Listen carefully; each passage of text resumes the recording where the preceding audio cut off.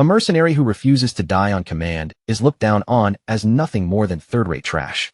Under a dark, suffocating sky, a ruined battlefield stretches endlessly, with bodies collapsed across the dirt while black crows wheel above them. And that very willingness to be thrown into death is exactly why mercenaries can demand such a high price. On the battlefield, a knight wrapped in heavy armor lifts his sword high, its blade blazing with fierce light, because men like him are ready to give their lives for their lord. The shining blade drives straight through a man's body, snuffing out his life in a single heartbeat. Even if it means enduring an employer's nonsense day after day, that is the kind of duty they are paid for. A stream of golden liquor spills out in a hard, wasteful pour, splashing down as if even the drink itself is being offered to the dead. Well, what else can a man do?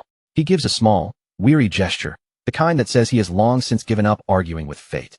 The man tips his flask and lets every last drop spill onto the ground beneath him, as though making a quiet toast to the brutal life of a mercenary. High atop the fortress wall, a lone man sits against the wind, staring out over a land scorched by fire and war. This is Jack, captain of the Fong Mercenary Corps. With a crooked, cynical look in his eyes, Jack thinks to himself that nobles are painfully easy to predict. The wind tugs through his hair as his thoughts continue to turn colder. Whenever they need your strength, they talk big, promising land, rewards, and favors so grand it almost sounds like they plan to raise you into the nobility. But once the work is done, every last one of them changes their story with perfect timing, suddenly inventing all kinds of excuses dressed up as clever reasoning. A bitter smile pulls at Jack's lips as he stands on the wall, the burning battlefield roaring behind him. Looking straight at the man before him, he says this time the words have gone beyond anything he expected. Jack lets out a smile full of disbelief, his red eyes flashing with defiance and mockery. In a sarcastic voice, he tells the man he must have heard him wrong. As the view widens, Jack stands on the castle wall beneath a purple-stained twilight sky, facing an armored commander. Before him is the army's commander-in-chief, a red-haired man carrying himself with the weight of authority. Jack challenges the order he has just been given, but the commander's face remains cold and unshaken. In an icy voice, the man confirms that Jack heard perfectly well. He has just been told to die.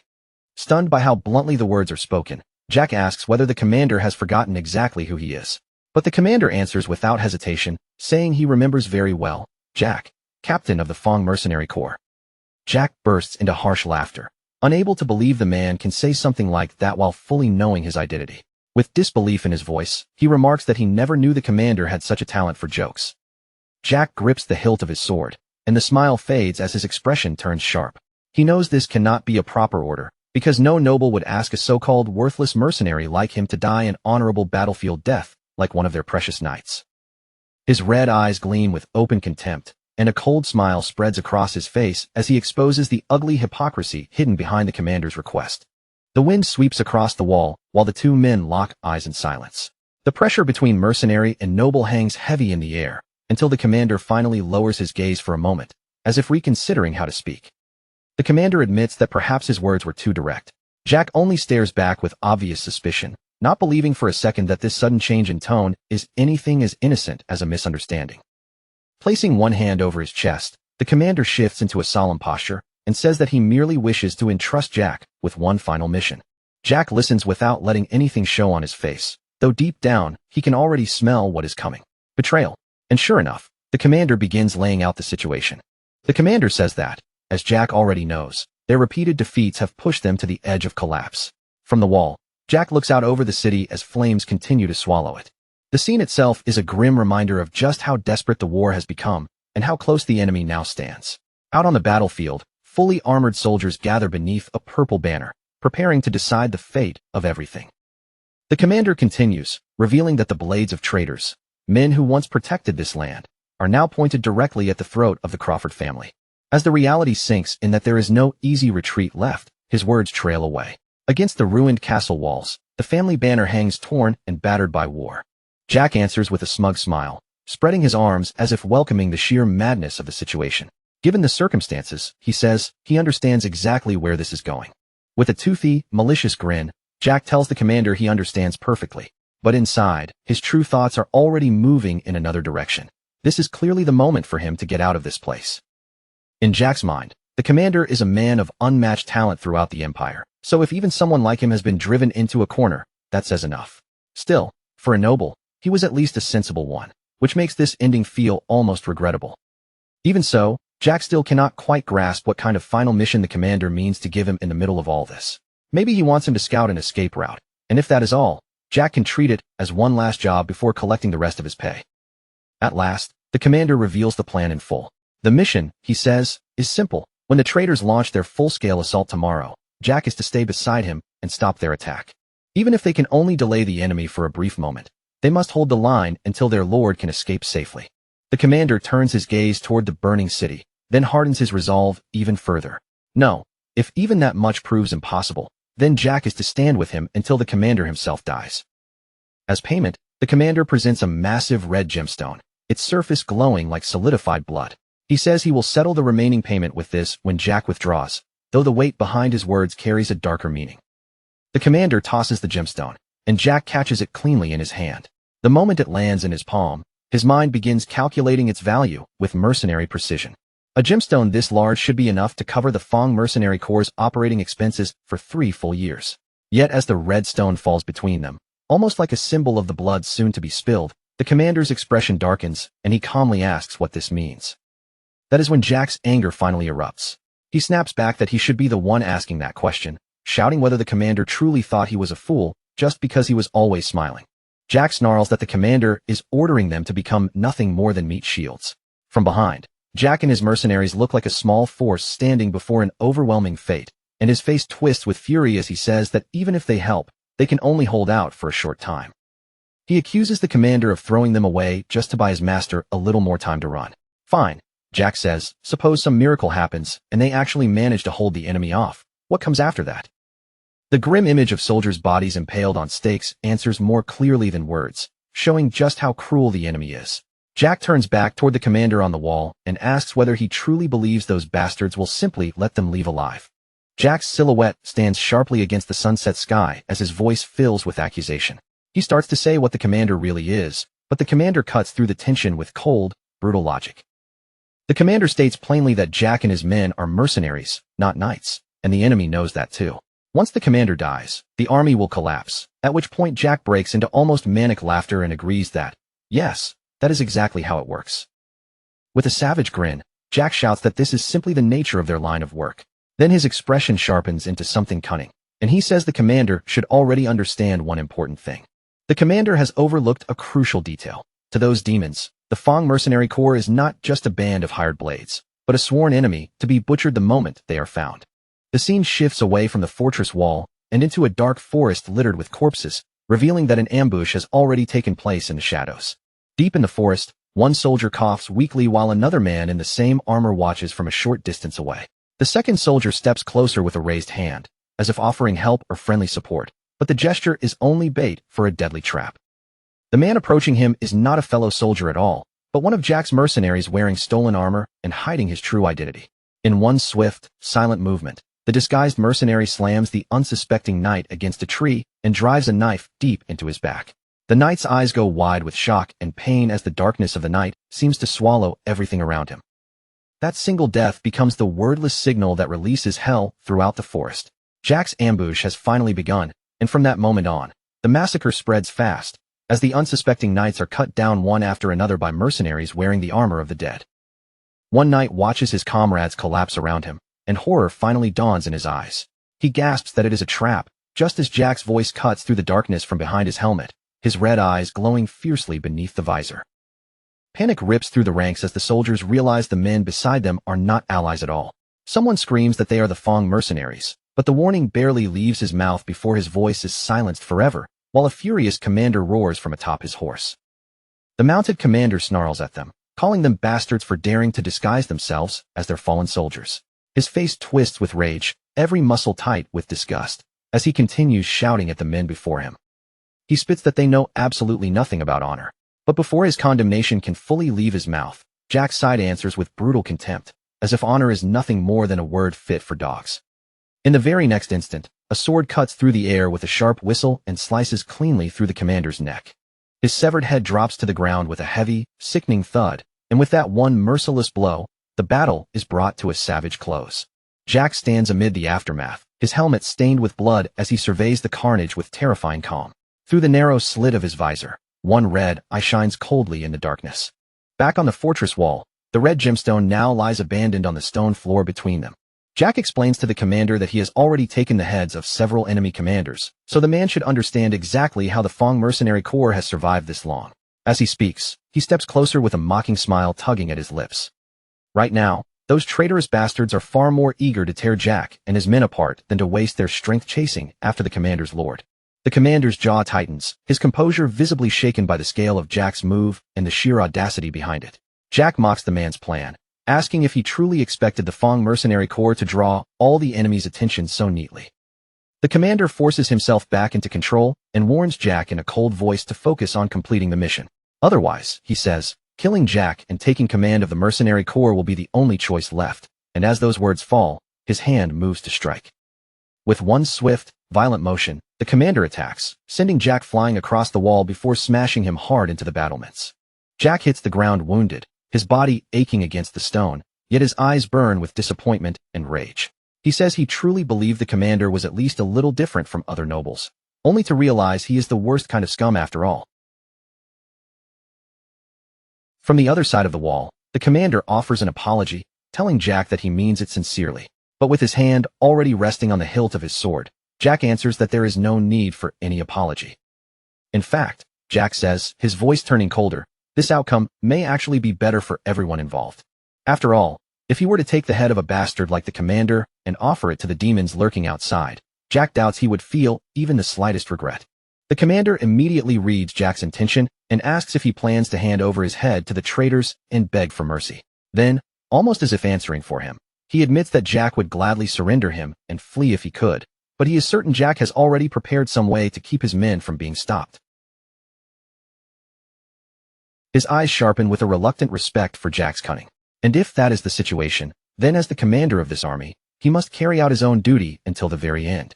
The rebels will be satisfied if they receive the heads of 2 commanders, and in exchange for that blood price, they will spare the lives of the commander's men. Jack freezes, staring at him in disbelief as he repeats the word 2. Then the terrible meaning sinks in.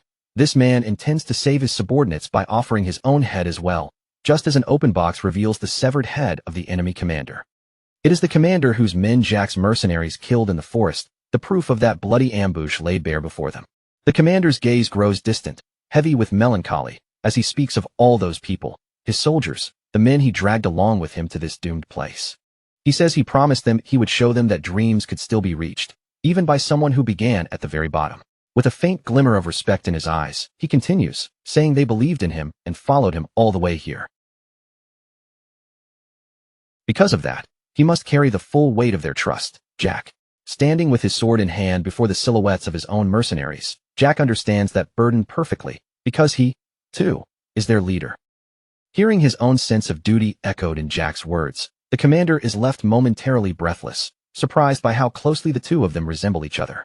A bitter laugh slips from Jack's lips, low and rough, as he admits that the commander is right after all. In the end, both of them are chained by the same loyalty, the responsibility they carry toward the men who place their lives in their hands. That, the commander realizes as he looks across the wall where their clash has reached its peak, is what marks a true leader. Covering his mouth with his gauntlet, he murmurs with genuine regret that it is such a pity. If only it had not been for Crawford, the commander says, his expression filled with deep, sincere remorse. And then he gives voice to his final wish. If only Jack had been his lord instead. Driven by duty and with no more room for hesitation, the commander lunges forward, his sword raised and ready to deliver the final blow. Jack is already wounded and unable to fully defend himself, so all he can do is cry out in rage and pain as the commander's attack crashes into him. The commander straightens in solemn silence, his duty now complete, while Jack's body lies motionless on the cold stone floor. His green eyes narrow with a painful mix of determination and sorrow, because he has done what he believed had to be done. In the heavy air that follows, his final plea lingers quietly. Do not forgive me, Jack. A sudden flash cuts through the moment, marking the fatal strike that seals Jack's fate. As the light in his eyes begins to fade, Jack thinks that he had expected this kind of ending, but he never imagined the difference between them would be so overwhelming. The force of the commander's last blow throws Jack's body backward. As he falls, his thoughts drift bitterly toward the unfairness of fate and the cruel thing people call talent. Still, Jack accepts that this is probably the end. With one final, strangely satisfied smile, he lets a quiet peace settle over him. He had already told his men to flee immediately if he failed to return by the appointed time, so even now, at the edge of death, He can let go without worrying about them. Blood drips onto the stone floor, each drop marking the final moments of Jack's life. After all, Jack had always been prepared for an ending like this. Even so, as his consciousness fades, there is still one question left in his heart. His awareness dissolves slowly into darkness, surrounded by drifting shapes that look like drops of blood, or perhaps fragments of old memories. If only he had been given the same opportunity as that man. From somewhere inside the darkness, a distant, pleading voice calls out to him, begging its master to wake. Jack's eyes begin to open, and in the next instant, blinding light floods everything. A voice keeps urging him to wake up. A young man lies in a luxurious bed while a servant leans over him in panic, and Jack, now inside the body of a blonde youth, looks around the unfamiliar room in complete confusion. In a weak, unsteady voice, he asks the person leaning over him who they are. Then he lifts one pale, delicate hand into view, the wrist trimmed with lace, and realizes with growing unease that this hand is not one he recognizes as his own. Suddenly, the desperate young servant slaps him across the face, begging him again to wake up. The servant shouts with anguish written all over his face, and Jack's eyes snap open from the impact. A sharp sting spreads across his cheek as he reels in confusion, wondering what just happened. What in the world is going on? His thoughts spin in complete confusion as the sting spreads across his cheek. He had just woken up, and out of nowhere, someone had slapped him hard enough to snap him back to his senses. What kind of bastard does that?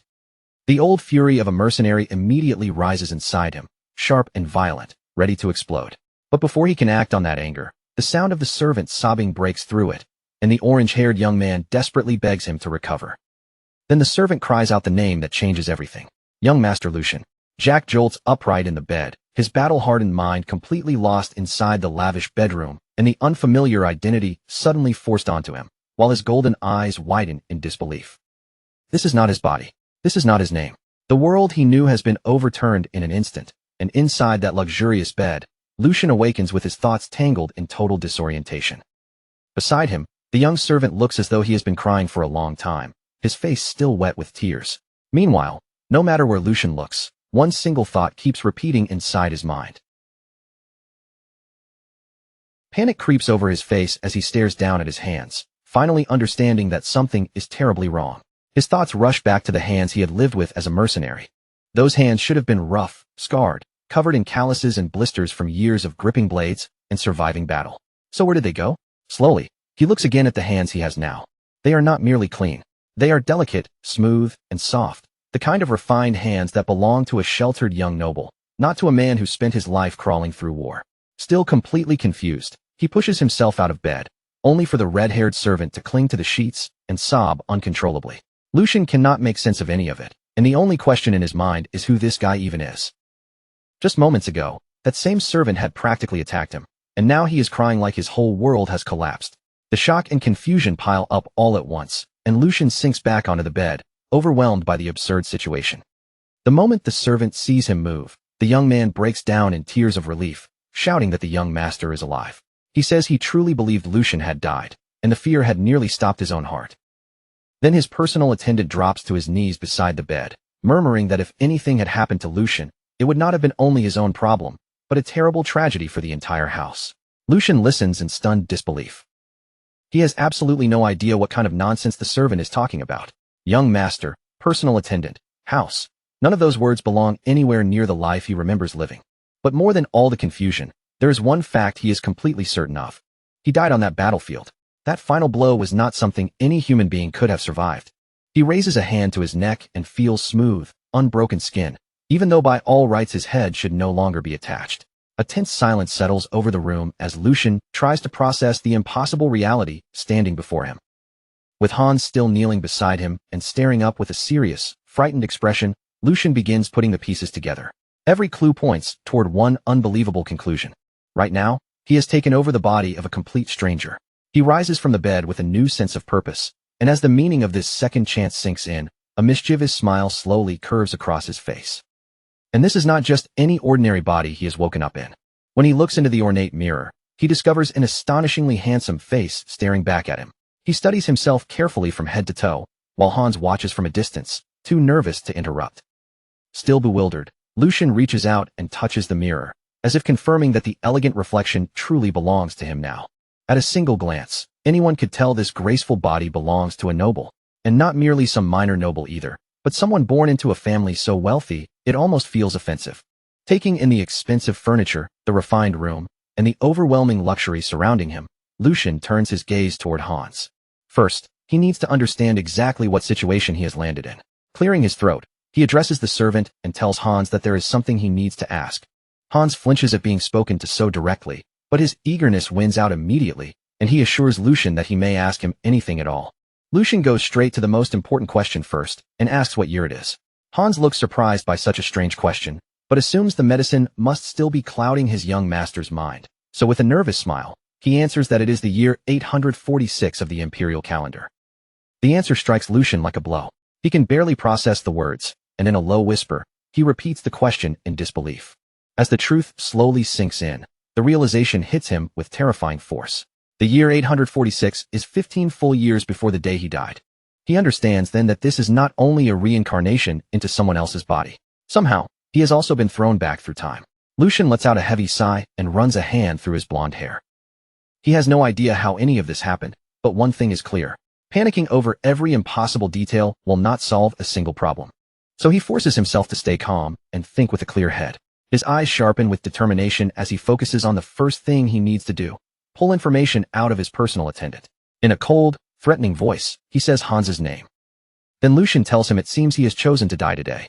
The poor servant freezes in terror, completely unable to understand his master's sudden shift, while Lucian grabs him and begins acting like an offended noble.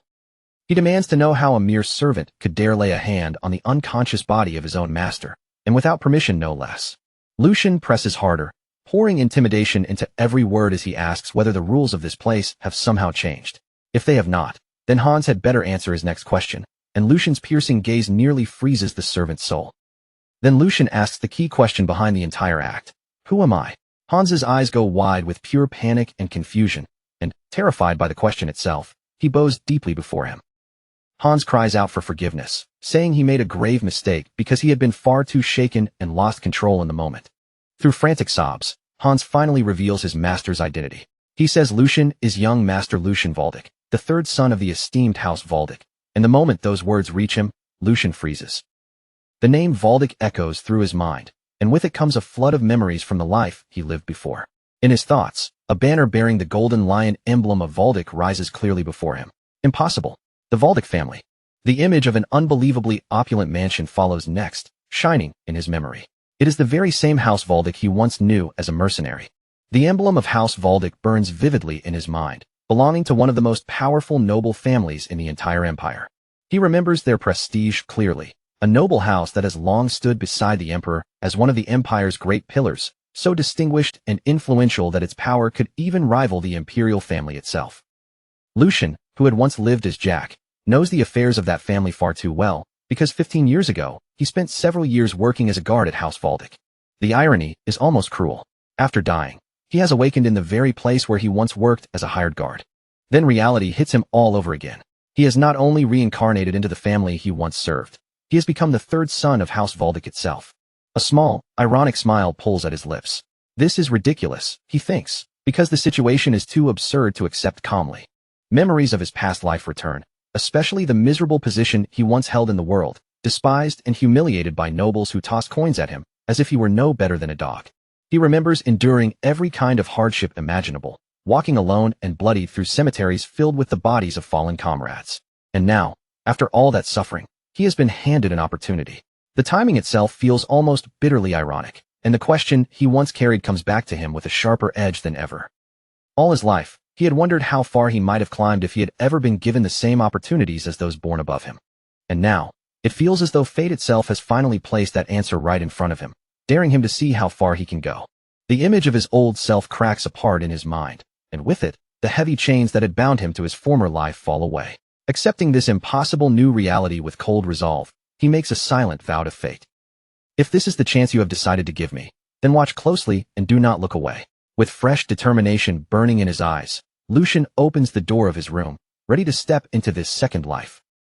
He walks out onto a balcony drenched in warm sunlight, the bright air wrapping around him like the first breath of a new beginning. With a confident smile, he makes a promise to himself and to the world waiting beyond those walls. Just watch and see how high I can climb, and what kind of life I will carve out with these new hands. As the view pulls farther back, the full grandeur of the Valdic estate comes into sight, a vast palace so magnificent that it makes everything Jack once knew seem small and crude by comparison. Now dressed in refined noble clothing, Lucian walks beside Hans through the dazzling corridors of the estate. As expected of House Valdic, he thinks, the wealth on display here is almost overwhelming. He has been to countless places in his years as a mercenary, from noble residences to battlefield camps. But this mansion is easily the most extravagant and shamelessly luxurious place he has ever laid eyes on. As he quietly watches the servants moving through the halls, Lucian realizes that this is the world he will have to blend into from now on, and he will need to adjust quickly. However, his sharp mercenary instincts soon catch something strange hanging in the air. Ever since he stepped out of his room, every servant they passed has been looking at him with an odd mixture of surprise and unease. Soft whispers ripple behind hands and lowered eyes, with some servants murmuring in disbelief, asking if that is truly young Master Lucian. Others stare from the corners of the hallway, muttering that he has finally come outside, and wondering just how long it has been since anyone last saw him. The shock on their faces is impossible to miss. Lucian feels the weight of the household staff watching from the shadows, their gazes filled with curiosity, caution, and quiet confusion. He turns to Hans and asks whether it is only his imagination, or if the atmosphere around them feels strange. Hans explains that it is only natural, because the young master locked himself away for an entire year and 2 months, seeing no one except him. That revelation lands heavily, and a grim image flashes through his mind. The original Lucian lying collapsed on the floor of a dark room, stained with red. Lucian cannot understand it at all. To shut himself away for more than a year. What could the son of a duke possibly lack so badly that he would destroy himself in such a pitiful way? Even if Lucian does not fully understand how nobles think, it should still have been impossible for a young master to behave so freely in a household this strict, especially with the head of the family being who he is. Archduke Sigmund is a giant among men, someone known for protecting the empire with unshakable principles and convictions that no one could easily bend. Lucian knows there is no way a man like the Archduke would casually allow his own son to rot away in some corner of the mansion. In his mind, the image of the Archduke watching over a bedridden Lucian surfaces, and from that, Lucian reaches a cold, logical conclusion. Either the original Lucian was such a troublesome son that he stood on the verge of being disinherited, or there was some powerful reason that forced the Archduke to look the other way. Until he uncovers the truth, Lucian decides he must avoid the Archduke at all costs. But at that exact moment, someone steps into their path and blocks the way. An older man approaches with calm composure, saying that it seems the reports of Lucian's complete recovery were true after all. Both Hans and Lucian stop at once, caught off guard by the sudden appearance. The man before them is the chief butler, a gray-haired gentleman wearing a gentle smile. He says he is overjoyed to see the young master's face again after a full year, addressing Lucian with flawless formality. Chief Butler Edwin politely asks whether young Master Lucian is having any difficulty moving. Lucian recognizes him as someone important within the household, while Hans visibly trembles at his side. This man is Chief Butler Edwin. Although he originally came to the mansion as a hostage from an enemy family, his outstanding talent was acknowledged, and he eventually rose to manage every domestic affair in the Valdic estate. The most dangerous thing about Edwin, however, is that beneath his kind smile and calm green eyes, he is the trusted right-hand man of Archduke Sigmund. The moment Lucian realizes this, he silently curses his rotten luck. This is bad. Of all the people he could have run into, Edwin is one of the very last he wanted to face. A man that Sharp would immediately notice the rough manners of someone who had lived on the streets and battlefields. Lucian's thoughts race quickly. His only advantage is that the chief butler likely has not seen the original Lucian for an entire year, meaning Edwin has no recent behavior to compare him against. In that case, his mercenary cunning gives him a way forward. He will have to imitate the most noble person he can remember from all his years of watching the upper class. Drawing on years of observation, Lucian puts on a perfectly practiced smile and addresses the butler with smooth politeness, thanking him for his concern. He calls him Chief Butler Edwin with an elegant tone, settling into the role as he lifts his posture. Then, with a charming expression, he says that he has improved greatly thanks to everyone's care. Playing the part of a grateful young noble almost flawlessly, he explains his sudden appearance by saying that since he has been shut away for so long, he came out to assess the state of the family.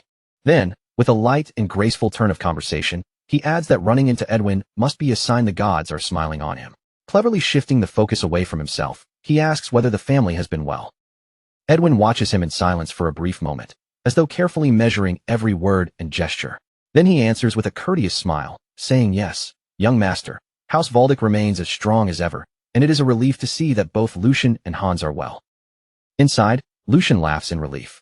Thinking about it now, How could there possibly be a problem in this household with someone like Edwin overseeing everything? From Edwin's reaction, Lucian decides the butler does not seem suspicious.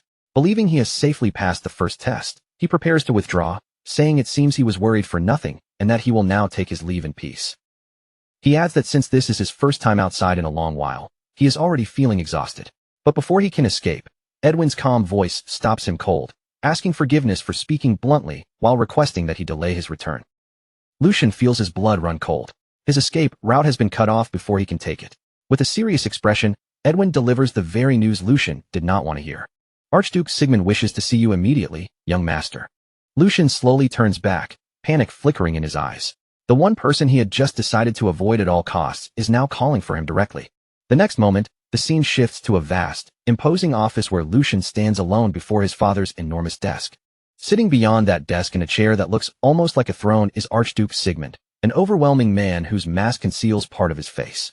A heavy silence fills the room before the Archduke finally calls out to his son, "Young master." Lucian stands stiff and motionless before the most powerful man he has ever faced, unable to relax even a single muscle. This man is his new father, and when the Archduke speaks, his voice seems to echo through the entire office. He says he will ask one question, Lucian Waldeck. Lucian's expression tightens with fear, cold sweat forming beneath his father's piercing gaze as the Archduke leans forward. The Archduke's visible eye gleams with a menacing light, and then he asks the one question Lucian least expected and feared most. How are you still alive? Lucian asks his father what he means by that, unable to understand the hostility being aimed at him so directly. Archduke Sigmund answers coldly, saying he had intended to overlook Lucian's actions until now. But the Duke's patience has clearly run out. He accuses Lucian of using his mother's death as an excuse to neglect his duties and behave like a spoiled child, and as those harsh words fall, the portrait of Lucian's deceased mother comes into view, making the accusation feel even heavier. Archduke Sigmund clenches his fist tightly, the anger in his posture growing heavier as he continues speaking, declaring that Lucian has finally crossed a line that cannot be ignored. He accuses Lucian of staging a protest by shutting himself away for more than a year, and his fury reaches its peak when he says Lucian treated his own life as if it were something cheap and meaningless. Then he brings up the attempt to harm himself, speaking of it like an undeniable accusation. Lucian is left completely bewildered, because Jack has no memory at all of what the original owner of this body actually did. He silently wonders what his father is even talking about. Then, all at once, a broken fragment flashes through Jack's mind, not one of his own memories, but something that must have belonged to the real Lucian, showing the young man collapsed in bed while someone panics beside him.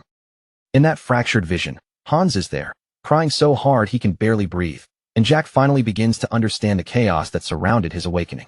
This was what really happened, an incident he had never known about until now. Back in the present, Lucian tries to steady the situation and addresses his father, suggesting that there must have been some kind of misunderstanding. But before he can explain any further, Archduke Sigmund cuts him off. His patience has clearly reached its limit, and the authority pressing down from him feels absolute. Archduke Sigmund demands that Lucian confess his true intentions and reveal the thoughts he has been hiding.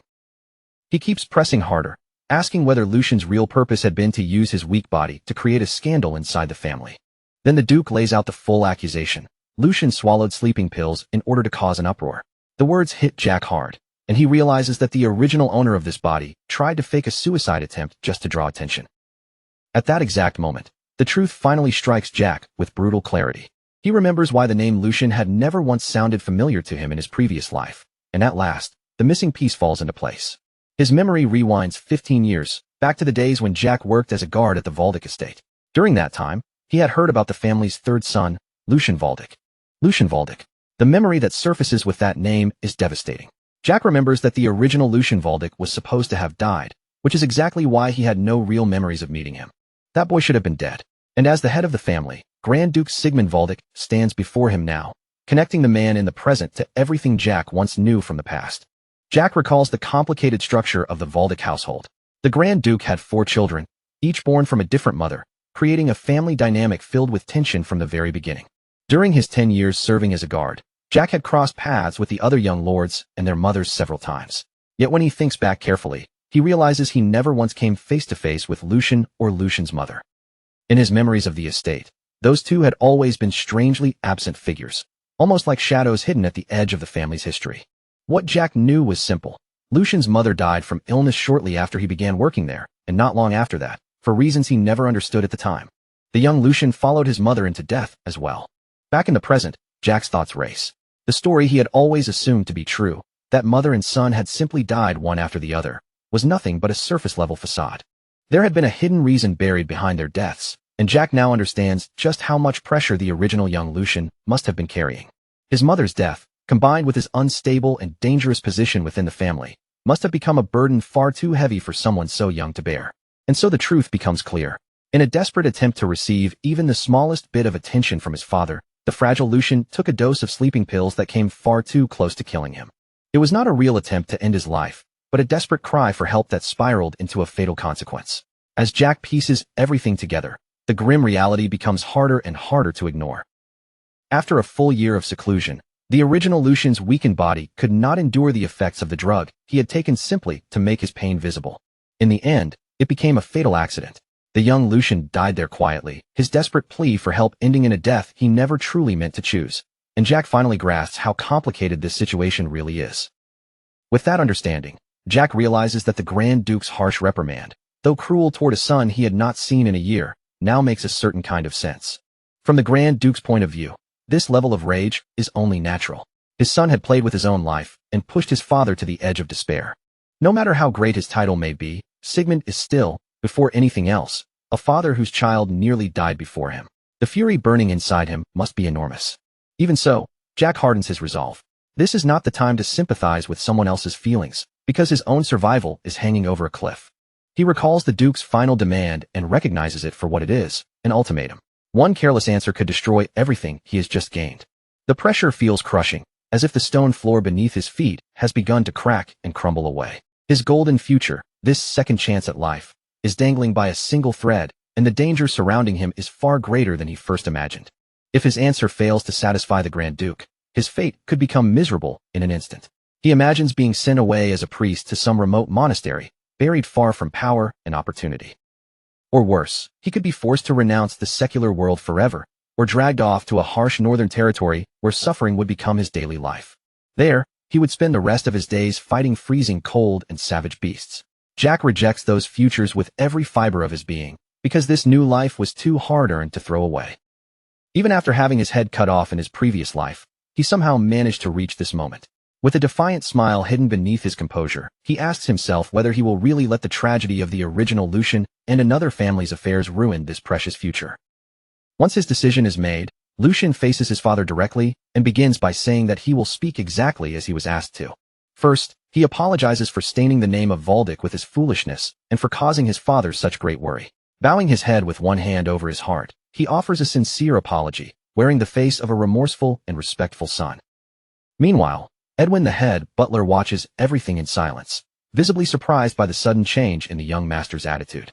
Lucian continues, declaring that the fault belongs to him alone and that he will make no excuses, accepting whatever punishment his father decides to give. But right after that, he shifts his approach. He argues that saying such things now cannot change what has already happened, and because of that, this is the moment when they should look toward what comes next. Boldly, he asks his father whether it would not be right to rejoice from the heart that the son he believed he might lose is still alive. The Grand Duke seems caught off guard by the sudden turn, quietly repeating Lucian's idea that what has happened has already happened. Lucian says the past cannot be reversed. Then he steps forward with confidence, insisting that instead of binding a life saved from the brink of death to yesterday's mistakes, they should move on. He brings his heels together with a new sense of determination, ready to declare the purpose of this life. In a clear, steady voice, he proclaims that he intends to live diligently for the future waiting ahead of him. Then, with a sly smile carefully hidden beneath respectful words, he makes his bold request. He asks Sigmund not as the Grand Duke, but as a father, to offer him just one word of encouragement. Sigmund listens in silence, his expression hard and unreadable as he measures every word coming from Lucian's mouth. Lucian then presents his final and most manipulative argument, claiming that a father's duty is to willingly embrace a child who has sincerely repented, appealing directly to the bond between parent and child rather than rank or authority. He finishes by framing his audacious request not as disrespect, but as a sacred duty joining father and son beneath the laws of heaven. Edwin, standing nearby, is left completely stunned by what he is witnessing. Incredible, Edwin thinks, unable to process the transformation before his eyes. He had sensed that something about Lucian's aura had changed, but this goes far beyond his expectations, especially when the Lucian he remembers was always a child trembling under fear and anxiety. The man standing before the Grand Duke now carried himself with a confidence so sharp and steady that he almost seemed like a completely different person. Edwin could only stare in disbelief, wondering if this was truly the same young Master Lucian he had always known. The change was so extreme, so sudden, that for a moment he even doubted what his own eyes were seeing. A heavy silence settled over the room as the Grand Duke absorbed every word his son had just spoken. The air between them grew tight, almost suffocating, as if one wrong breath could shatter the moment. Lucian stood still and waited, his heart pounding hard inside his chest, his eyes fixed on his father's face as he searched for the slightest clue about what the Grand Duke would do next. At last, the Grand Duke broke the silence. His voice carried a faint edge of anger as he began. "How dare you?" His tone rose as though he were about to deliver a stern lecture on what it meant to be a father. But in the very next moment, the severity on his face cracked. A faint smile tugged at the corner of his lips, and the Grand Duke leaned back with a low chuckle, his anger giving way to amusement. "I've lived long enough to think I had seen everything," he remarked, sounding far more entertained than furious at his son's reckless boldness. Inside, Lucian finally released the breath he had been holding. His gamble had landed perfectly, and he could barely keep the relief and joy from showing on his face. The pressure that had been crushing him only moments ago finally began to fade, and a bead of sweat slid down his forehead as the reality of his success washed over him. It worked, Lucian thought, his pulse still racing from the risk he had taken.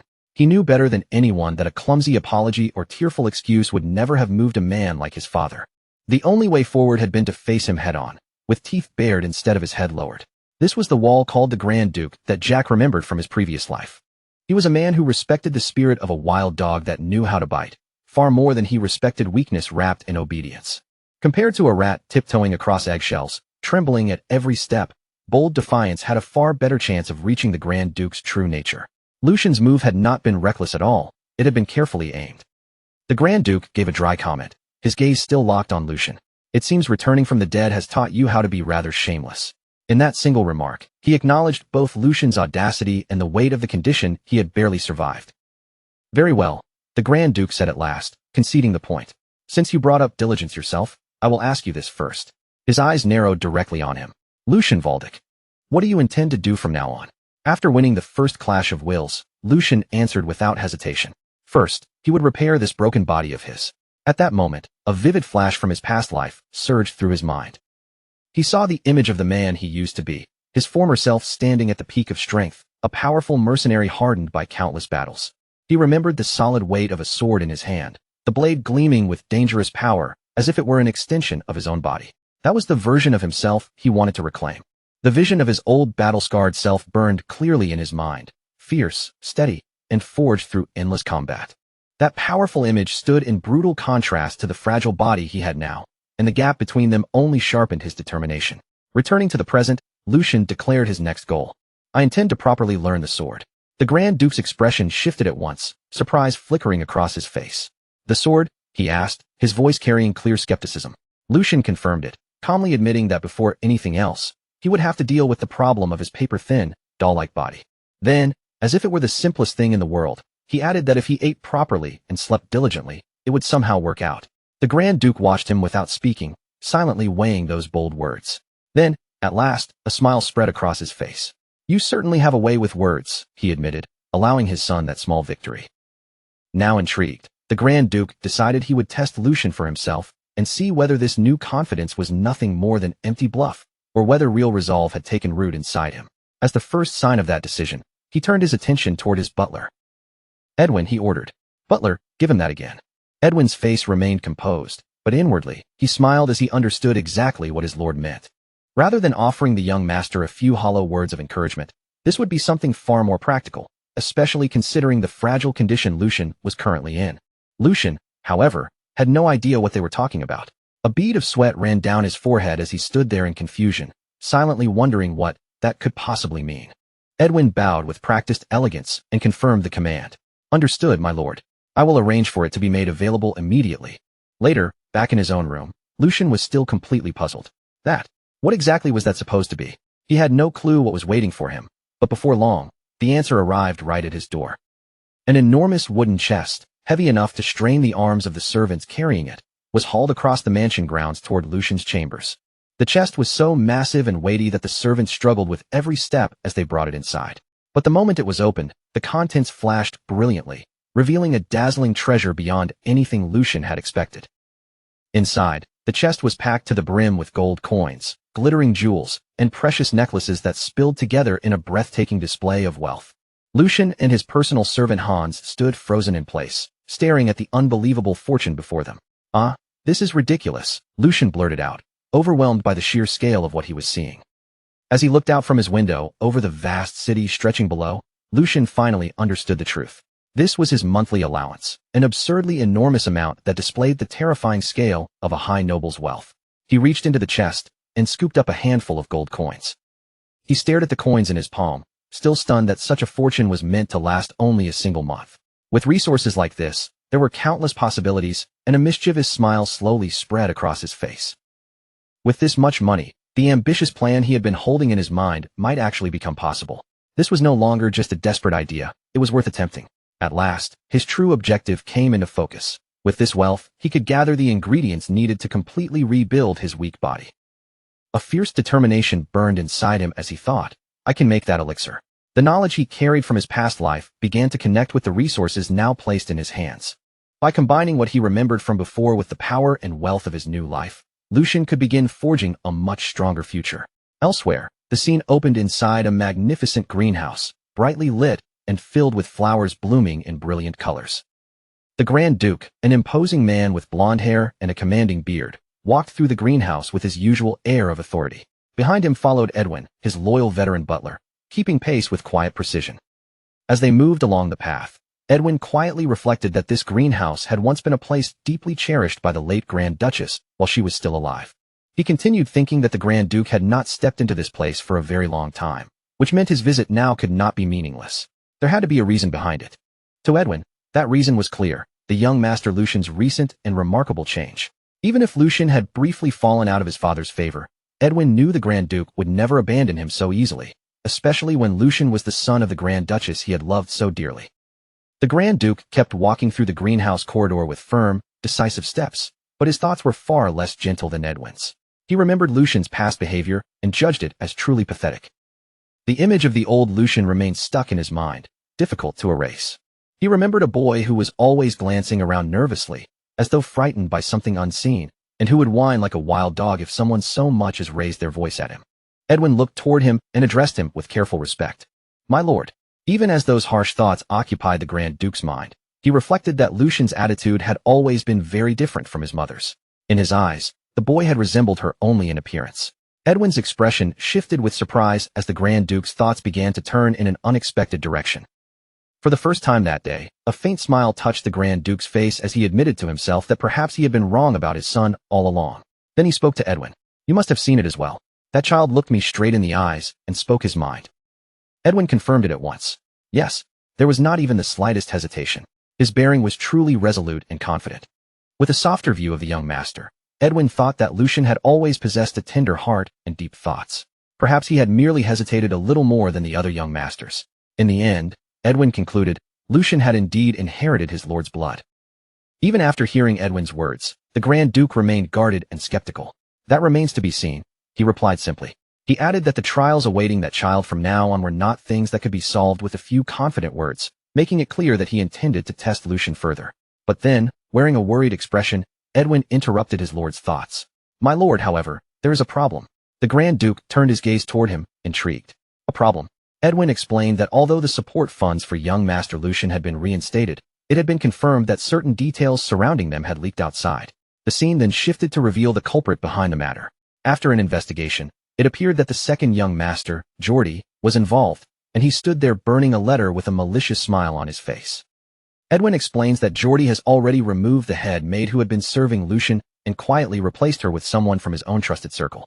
The move makes his true intention painfully obvious. He wants Lucian watched at every moment. Hearing this, the Duke clicks his tongue in mild irritation, admitting that while Geordie is undeniably capable, his thinking is far too narrow and petty. A shadow settles over the Duke's face as he falls into thought. He understands Geordie's feelings well enough, especially the deep resentment Geordie carries toward Lucian because of the tangled matters involving their maternal families. Even so, the Duke had not expected that grudge to drive him this far. or to make him cling to Lucian so persistently. Edwin carefully asks whether they should prepare a separate countermeasure, but the Duke cuts him off before he can go any further. No, he tells the butler, they are not to interfere in this matter. Edwin cannot completely hide his concern, and he questions whether that decision might be too severe for someone who has only just begun taking his first real steps forward. The Duke's gaze lowers toward the pawn before him, as if Geordie's little scheme is nothing more than a minor move on a board. To him, this kind of pressure is merely a small trick. He coldly states that even this is part of the price Lucian must pay for failing to come to his senses sooner. In the Duke's mind, the past year of Lucian's wasted time cannot simply be ignored, and this situation may serve as the perfect trial for his newly awakened resolve. With a calculating look in his eyes, he decides that the problem may actually be useful. Let's see how that child deals with this, he thinks. If Lucian cannot overcome even something this small, then there is no reason to expect anything from him. After all, real strength has to be shaped and seized with one's own hands. The Duke's thoughts end with the image of a proud and majestic lion, the very symbol of the Valdic family. Even if the blood flowing through the Valdic line can become the key to power, the door itself must always be pushed open by the person standing before it. Time moves forward, and the scene shifts with a sign making it clear that several days have quietly passed. Beneath a clear blue sky, the grand and luxurious mansion of the Valdic family stands with all its usual imposing dignity. Inside the corridors, two maids whisper among themselves while glancing toward Hans, who remains stationed like a guard outside Lucian's room. One of them quietly wonders just how many days that man has been standing there. The maids continue murmuring, saying that the young master has locked himself inside his room yet again. A closer look at Hans reveals his tense face, burning with anger and stubborn resolve, making it clear that no matter who comes near, he has no intention of letting anyone disturb his master. Hans' thoughts drift back into recent memories, and in that memory, he appears almost overwhelmed with panic and disbelief. It has now been 3 days since the support funds, which had once been cut off, finally started arriving again. In the memory, Lucian calmly assures Hans that the support had been restored because his conversation with the Grand Duke had gone well. Beside a large chest, both Hans and Lucian are shown visibly relieved, their faces softened with happiness as the weight on their shoulders finally begins to lift. When the chest is opened, it is not filled with gold coins alone. Glittering jewels and valuable treasures gleam inside as well, enough to show that this is a truly considerable fortune. Even so, Hans looks toward Lucian with worry still lingering in his eyes. Hans understands better than anyone that, with the strained relationship between father and son, that conversation could never have been simple or comfortable for his young master. Facing the Grand Duke must have taken far more than a casual request. At that moment, Hans realizes that Lucian must have gathered an incredible amount of courage to stand before his father like that. The warmth in Hans' expression makes his loyalty and deep affection for Lucian impossible to miss. Moved by the thought that his master is finally trying to walk forward, Hans wipes tears from his eyes. Even if Lucian has to leave old sorrow behind to do it, Hans can see that something has changed. Meanwhile, Lucian holds the gold coins with an almost indifferent calm. Behind him, Hans remains visibly emotional, still shaken by the transformation in his master. But Lucian's own expression begins to sharpen, and a stronger, colder intensity settles into his gaze. His eyes gleam with fierce determination, hiding the outline of a plan already forming in his mind. As he grips the coins in his hand, a sly and confident smile slowly rises across Lucian's face. With this much money, Lucian thinks, it is finally worth attempting. His goal is not small at all. He intends to completely rebuild this weak, ruined body from the inside out. He believes he can make that elixir. In his mind, the image of a radiant potion and a rare magical herb appears, giving shape to the bold plan he is preparing to carry out. The scene moves into Lucian's room, which now looks less like a noble's chamber and more like a cramped alchemy workshop. Books, tools, and ingredients surround him as he works steadily at his desk, until he pauses for a moment to wipe the sweat from his brow. His face is filled with pure concentration, the kind that only appears when someone is pouring everything they have into the task before them. Even while working, however, his thoughts briefly turn toward his loyal servant outside. Lucian figures that Hans must be practically bursting with curiosity by now. Still, the fact that Hans continues guarding the door exactly as ordered proves just how loyal and dependable he truly is. Lucian's desk is buried beneath alchemy books, strange preparation tools, and items that the son of a Grand Duke would normally never even think of touching. Among everything scattered across the surface, his attention eventually centers on one crucial ingredient. It is an extremely expensive herb, made rare by the fact that it only grows under moonlight. Its unusual nature alone is enough to make it valuable, but there is still more mystery surrounding the plant. Its common use has not even been properly established yet, which makes Lucian's investment feel even more reckless from the outside. At last, the name of this strange and mysterious plant is revealed: Moonlight Herb. Lucian remembers spending his entire allowance to buy it, staking everything on the future knowledge only he possesses. In a flashback, he is seen giving Hans a decisive order that would shape everything to come. Hans, it's not too late. Buy all the Moonlight Herb. Lucian knows exactly how insane that order must have sounded to anyone else watching him at the time. After all, pouring a fortune into sacks of an unknown herb would make him look like a madman to ordinary people. But Lucian's confidence does not come from blind impulse. It comes from a secret advantage no one around him could imagine: his knowledge of the future. His eyes shine with absolute certainty as he thinks about what will happen next. In just 1 year, the price of Moonlight Herb will increase tenfold. No, not merely tenfold. It will rise by more than 20 times its current value. The thought of the staggering profit waiting just ahead almost overwhelms him. A wild, nearly maniacal euphoria spreads across his face, his expression twisting with pure greed and anticipation as he imagines the fortune that is about to fall into his hands. Lucian rejoices inwardly, convinced that the price will skyrocket without limit. But after reining himself in, he reflects that, now that he thinks about it, he has to admit the Alchemist Guild had an almost frightening level of boldness. He remembers that, back then, even the success of their Moonlight Herb research must have been far from certain. There was no guarantee their efforts would pay off at all. Yet despite that uncertainty, the Alchemist Guild gathered every last Moonlight Herb they could find across the Empire and burned through them all for their research. It was a reckless gamble on a scale few people would ever dare to attempt. In truth, it was nothing less than a once-in-a-lifetime wager, one that placed the very fate of the entire guild on the line. Lucian reaches toward the potion he has created, fully aware that the guild's past audacity was what eventually led to success. From that gamble came an unprecedented elixir that shook the whole empire, a miraculous drink people came to call the drink of the gods, nectar. He also remembers the backlash that followed, because the guild dared to attach the word God to what was, in the end, still a drug. They nearly faced accusations of blasphemy. And yet, once the effects of nectar became known, the same people who had condemned them quickly rushed to praise it instead. The previous accusations vanished as if everyone had agreed to forget they had ever existed. Lucian smiles with smug satisfaction, because he knows the entire story behind that miracle and understands exactly what kind of power he is about to use. Nectar had shattered a fundamental belief that had stood firm for more than 1,000 years. For ages, everyone believed that a martial artist's realm was decided at birth. That limit was treated like an absolute law no one could challenge. A person's innate nature was their destiny, and their constitution was something that could never truly be changed.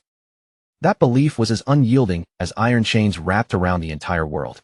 And the thing that broke those chains, the thing that overturned that supposedly unbreakable common sense, was none other than nectar. With nothing more than a single drink, nectar had the power to transform a person from the very foundation of their being, changing their potential at its deepest level. Even someone born with absolutely no talent could be reshaped into a swordsman useful enough to stand on the battlefield. It was an unprecedented miracle, the kind of achievement that defied everything people thought they knew. Lucian lowers his gaze to the potion he has made with his own hands. The liquid inside glows a bright red. Lucian admits to himself that what he created is nowhere near as powerful as the original nectar. At best, it is only a kind of mass-produced substitute, a weaker version made by piecing together the clues he remembered. Even so, Lucian rolls up his sleeves with firm resolve. For a body as broken and weak as this one, there is nothing better available right now. With a faint, ironic smile, he speaks as if addressing the former owner of the body itself, telling the noble young master to consider himself lucky. Then Lucian recalls how the story of nectar eventually ended. Later, when a chaotic era spread across the empire, the Alchemist Guild became the first target, because the recipe for nectar had shaken the balance of power so violently that its very existence became too dangerous. Because of that, the recipe disappeared from the world entirely. However, a secret gleam rises in Lucian's eyes, because he knows something that others do not. Through the clues he managed to gather, he somehow succeeded in creating something similar. Memories of his past life surface, painful experiments, brutal side effects, and test subjects who died far more often than they survived. But Lucian pushes those dark memories aside and decides that he has thought about it enough. Without hesitating any longer, Lucian lifts the elixir to his lips and drinks it all in a single gulp. The moment the liquid enters his body, a surge of blue energy erupts inside him, spreading through him like a violent wave. From here on, everything truly begins. The potion finally awakens inside Lucian, and the power hidden within that liquid starts to burst open through his body. Thin strands of energy begin curling through him like living threads, winding deeper into his flesh and veins. This is the first step, turning the raw power of nature into strength that belongs entirely to him. The vital force now stirring awake inside his body has a name, mana. Its real power depends on how smoothly it moves through the body, spreading outward, circulating through every pathway, and then being drawn back in again. The quality and output of the strength a person can use changes drastically depending on how well that circulation works. Right now, Lucian has used Nectar's power to forcibly widen the blocked pathways inside this body, forcing energy to flow through his astral form. But then, something unexpected happens. Lucian's eyes snap open in confusion, because the resistance and pain that should come when someone accepts mana for the first time are nowhere to be found. Instead, the mana spreads through him smoothly, without the slightest obstruction, as though it has finally returned to the place where it was always meant to belong. Currents of energy surge freely through his body, flowing with a force and clarity far beyond anything he expected. Lucian can only stare in disbelief, completely shaken by what he is feeling. Even his eye changes in that instant, the sharp glimmer inside it revealing just how deeply stunned he is by this impossible discovery. Normally, even a newborn baby's body carries impurities that interfere with mana circulation. Yet as Lucian realizes what is happening, an unbelievable truth begins taking shape in his mind. In a striking vision, he finds himself submerged beneath the water, staring upward with wide, disbelieving eyes. Don't tell me this guy. The realization crashes over him like a massive wave. Above him, a colossal celestial whale glides through the water with overwhelming majesty, symbolizing the terrifying scale of the potential he has just uncovered. This body belongs to the type of person the world would call a true genius. Morning sunlight spills warmly over the city, washing the streets in gold and quietly announcing the start of a new day. Meanwhile, inside the mansion, someone stands near a window, waiting with nerves stretched tight and anxiety written all over his face. It is Hans, Lucian's personal servant, pacing back and forth as worry for his master eats away at him. Then, all at once, a sound comes from the door, making him freeze in surprise. His heart seems to jump into his throat, caught between desperate hope and the fear that something might have gone terribly wrong. The door finally opens, and Lucian steps out with an unsettling calmness, as if nothing unusual has happened at all. He looks at Hans and casually asks whether anything happened while he was waiting. Hans, already on the verge of tears, rushes toward him the moment he sees him. "Young master," he cries, his voice shaking as relief and frustration hit him all at once. He demands to know whether Lucian has any idea how long he was locked inside that room. Through his sobs, Hans continues pouring out everything he had been holding back. Lucian had not answered no matter how many times Hans called for him, and on top of that, he had strictly ordered Hans not to enter under any circumstances. That left Hans terrified, convinced that something awful might have happened on the other side of the door. He wipes at his tears as he speaks, his face caught between anger, fear, and overwhelming relief now that Lucian is finally standing in front of him again. Lucian reaches out and places a hand on his servant's shoulder. That small gesture is enough to make Hans' emotions collapse completely, and he finally admits just how worried he truly was. But Lucian's face shows not even a trace of guilt. Instead, a sly and calculating smile slowly curves across his lips, and in a close-up, his eye sharpens with a strange, almost feline pupil. Something about the young master has undeniably changed, and the difference is far too strong to ignore. Hans takes a hesitant step back, unsettled by the strange aura coming from his lord. "Young master," he asks carefully, watching Lucian with growing unease as a troubling thought begins to form in his mind. It is definitely the young master standing there before him, and yet, for some reason, Hans cannot shake the disturbing feeling that the person in front of him is no longer quite the same. Inside that body, the mercenary now wearing Lucian's face smiles to himself. That sharp instinct of Hans is almost frightening. Because Hans had served Lucian more closely than anyone else, he was bound to notice the change before others did. His intuition as a loyal servant has not betrayed him at all. Lucian places a hand against his chest, calmly assessing the condition of this new vessel. The physical body itself will need time, food, and proper nourishment before any major change becomes visible. But the real transformation is happening inside. Deep within him, a mana heart glows with a turquoise light, pulsing steadily as newly awakened power gathers and circulates through his body. A smug smile settles on Lucian's face as he realizes how quickly his inner foundation is changing. All of this is possible because of the innate constitution Lucian was born with, a potential the original young master never even knew he possessed. Lucian becomes certain of it in that moment. Conviction burns bright in his golden eyes. This body's potential is on the same level as the legendary figures who once changed the world. In his mind, a massive chessboard stretches out before him, and he is standing at the center as the player who controls the next move. If he handles things properly, he believes he could easily surpass the peak he reached as a mercenary within a single year. That thought brings a dark, satisfied chuckle to his lips. With his plans already taking shape, Lucian turns toward the bewildered servant standing nearby. Hans. Now that he thinks about it, Lucian says, this opportunity exists because of Hans. Confusion spreads across Hans' face, because he has no idea what his master is talking about. Before he can even answer, Lucian grabs him firmly. After all, Lucian declares, rewards and punishments must always be made clear. His intense gaze locks onto Hans, and with that one look, he begins setting the stage for an order that could change Hans' entire life. Listen carefully, Hans. I'm only going to say this once. Lucian's expression grows almost wild, his eyes gleaming with a manic confidence that makes every word feel dangerous. He gives Hans his command. Gather everything he owns, sell even his underwear if that is what it takes, and bet it all on Lucian. Then, with absolute certainty, Lucian promises to guarantee him a smooth path all the way to the top. He says it with explosive laughter, his confidence overflowing so fiercely that it almost feels impossible to argue with him. Then Lucian throws his arms wide in a dramatic flourish and shouts that they should rise to the heavens together, leaving Hans completely frozen in disbelief.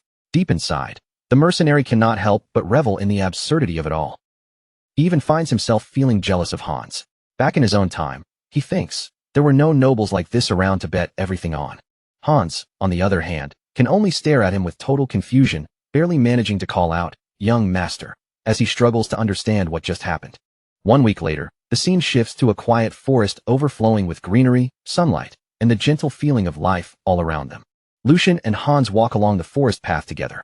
For the first time in what feels like ages, Lucian looks relaxed and genuinely at peace, strolling with his hands behind his head and whistling lightly, while Hans follows behind him with worry still written across his face. This is refreshing, Lucian thinks, a satisfied smile spreading over his face. For once, life feels almost unbelievably easy. He thinks back on the previous week, remembering banquets served with flawless timing and table after table of delicious food brought to him without pause. His room had been cleaned without him needing to lift a single finger, with a group of maids constantly attending to every little detail around him. They had even prepared a soft, comfortable bed for him, the kind of cozy luxury he had never once experienced in his former life. The contrast is almost painful when he remembers how hunger used to be part of his everyday routine. Thinking about it now, a bitter laugh slips out of him. Thanks to that comfortable life, he was able to focus completely on recovering his body. More than that, he finally had time to investigate the one thing that had been weighing heavily on his mind. His expression grows serious as he prepares to face the question tied to his own past. His thoughts turn to Jack, the man who should have been a guard of the Valdic family. That was the version of himself from a previous life, a life that now feels increasingly distant, blurry, and hard to grasp. Still, Lucian had looked into it carefully. He had confirmed it with the captain of the guards. No one matching Jack's description had ever applied for a position there, and even the shift Jack used to work in his memories was now being filled by a complete stranger. In other words, the past Lucian remembered simply did not exist in this reality. He clasps his hands together, quietly accepting the strange truth before him. Honestly, this is probably for the best. Lucian decides there is nothing to gain from searching for that version of himself, because finding him would only become another useless distraction. And right now, he does not have the time or energy to waste on something like that. More importantly, he admits to himself that he does not have the confidence to face his past self anyway. A bead of sweat forms as the thought crosses his mind, and he knows without a doubt that he would probably die from sheer embarrassment. Back in the present, Lucian suddenly comes to a stop. A cold thrill of determination runs through his body, sharpening the air around him in an instant. Hans notices the change immediately and looks toward him, sensing that the atmosphere has turned heavy. Lucian turns around with a firm, unwavering gaze, as if he has already made up his mind. Hans stiffens at once, panic spreading across his face as he nervously stammers, "Young Master Lucian." With his voice trembling, Hans asks whether Lucian is truly thinking of going inside. Ahead of them, the training grounds come into view, brightly lit and wide open, waiting like a place tied to painful memories. Hans' voice echoes almost like a plea as he reminds Lucian that he once swore he would never step anywhere near this place again. Back then, Lucian had said he hated the training hall with every part of his soul. Lucian blinks with almost innocent confusion and asks if he really said something like that. Hans, unable to hold back his frustration, immediately shouts that yes, he absolutely did. His voice still shaking, Hans reminds him that ever since the second young master beat him during training, Lucian had declared that he would never return. Hearing this, Lucian silently takes in the information and begins piecing the situation together.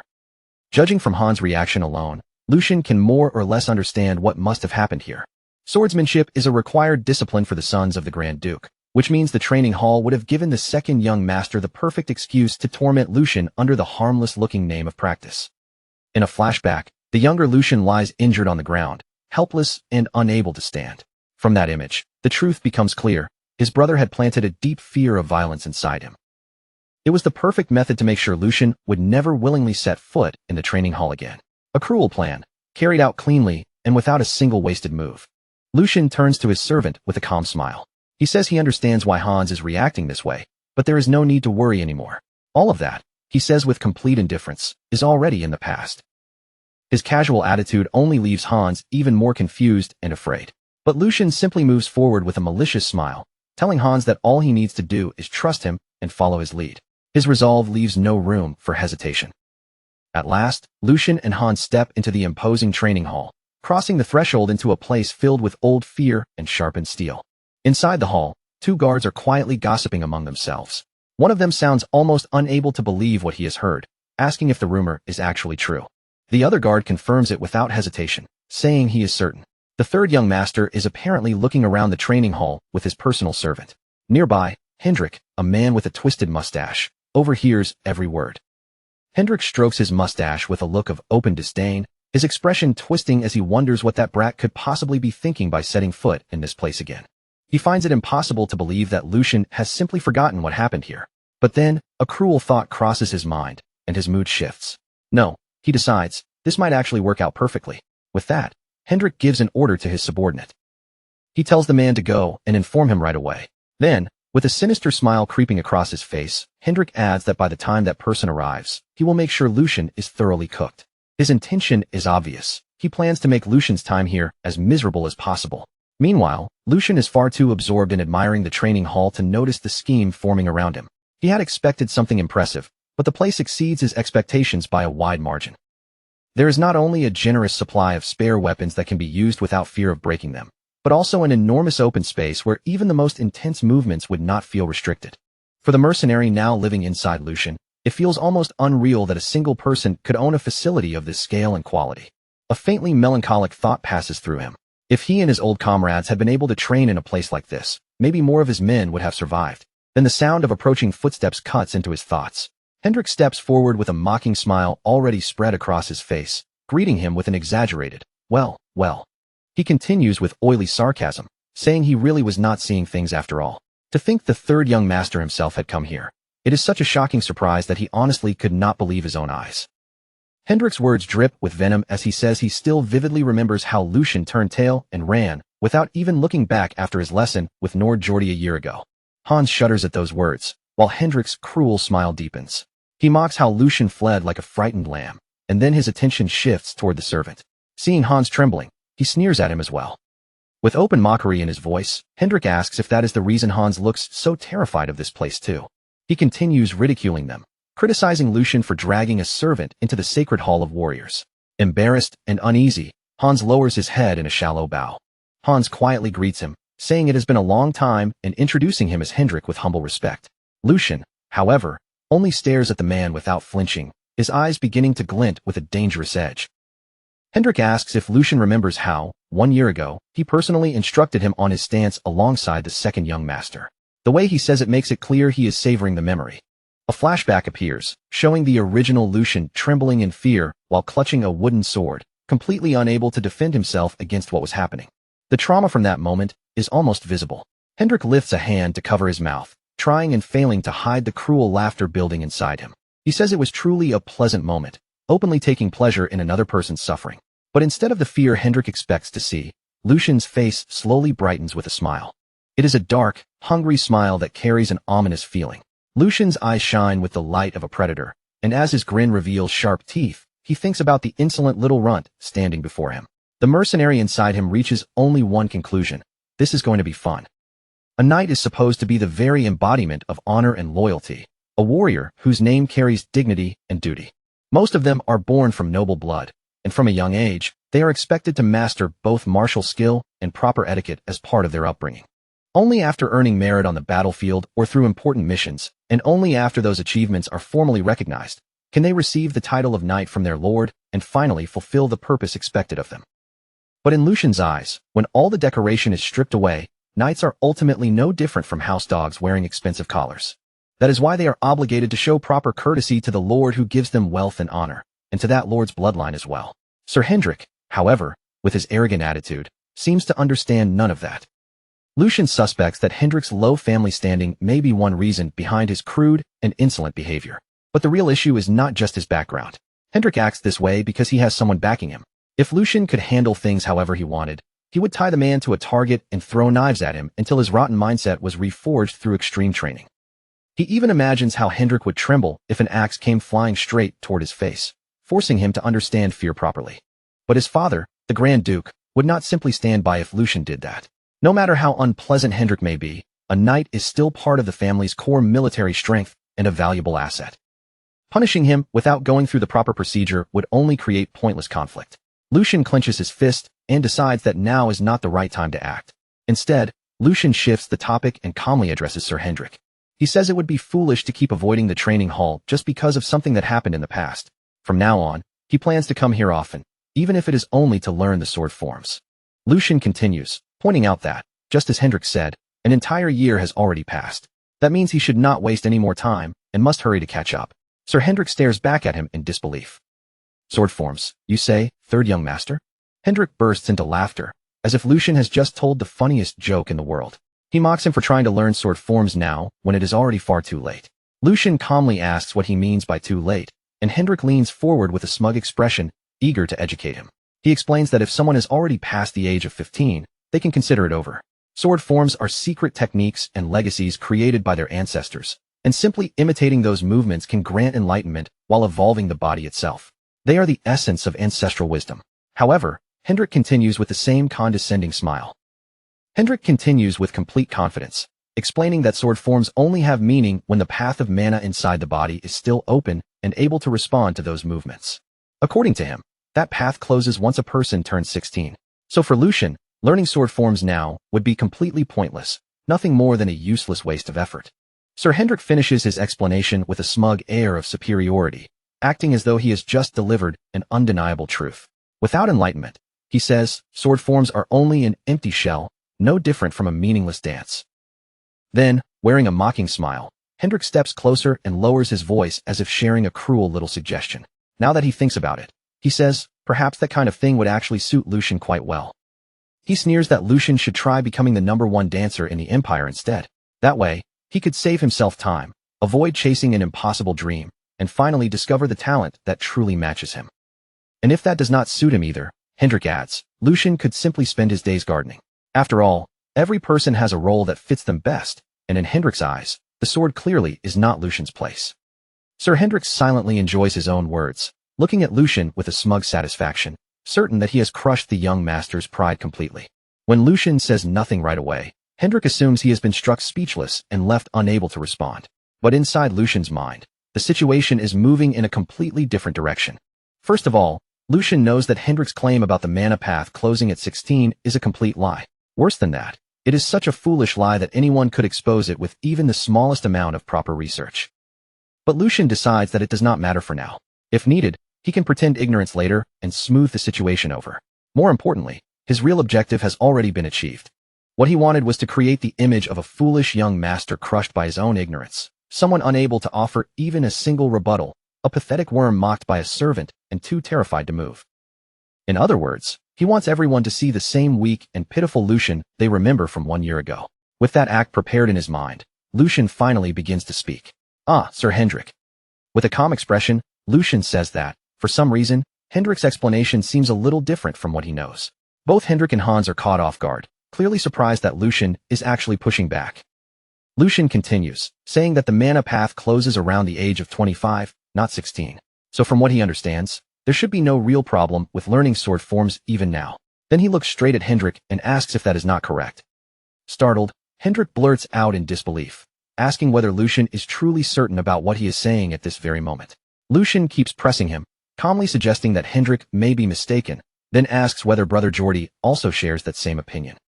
Now cornered, Sir Hendrik insists that of course Geordie thinks the same way, because it is such obvious common sense.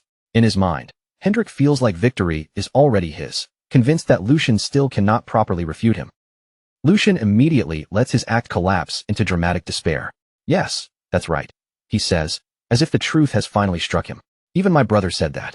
Then, without warning, he grabs Hans firmly by both shoulders and cries out his name. With exaggerated horror, Lucian declares that the Valdic family may truly be doomed. Lucian shouts at the terrified servant, asking if Hans thinks so too, insisting that he must feel the same way.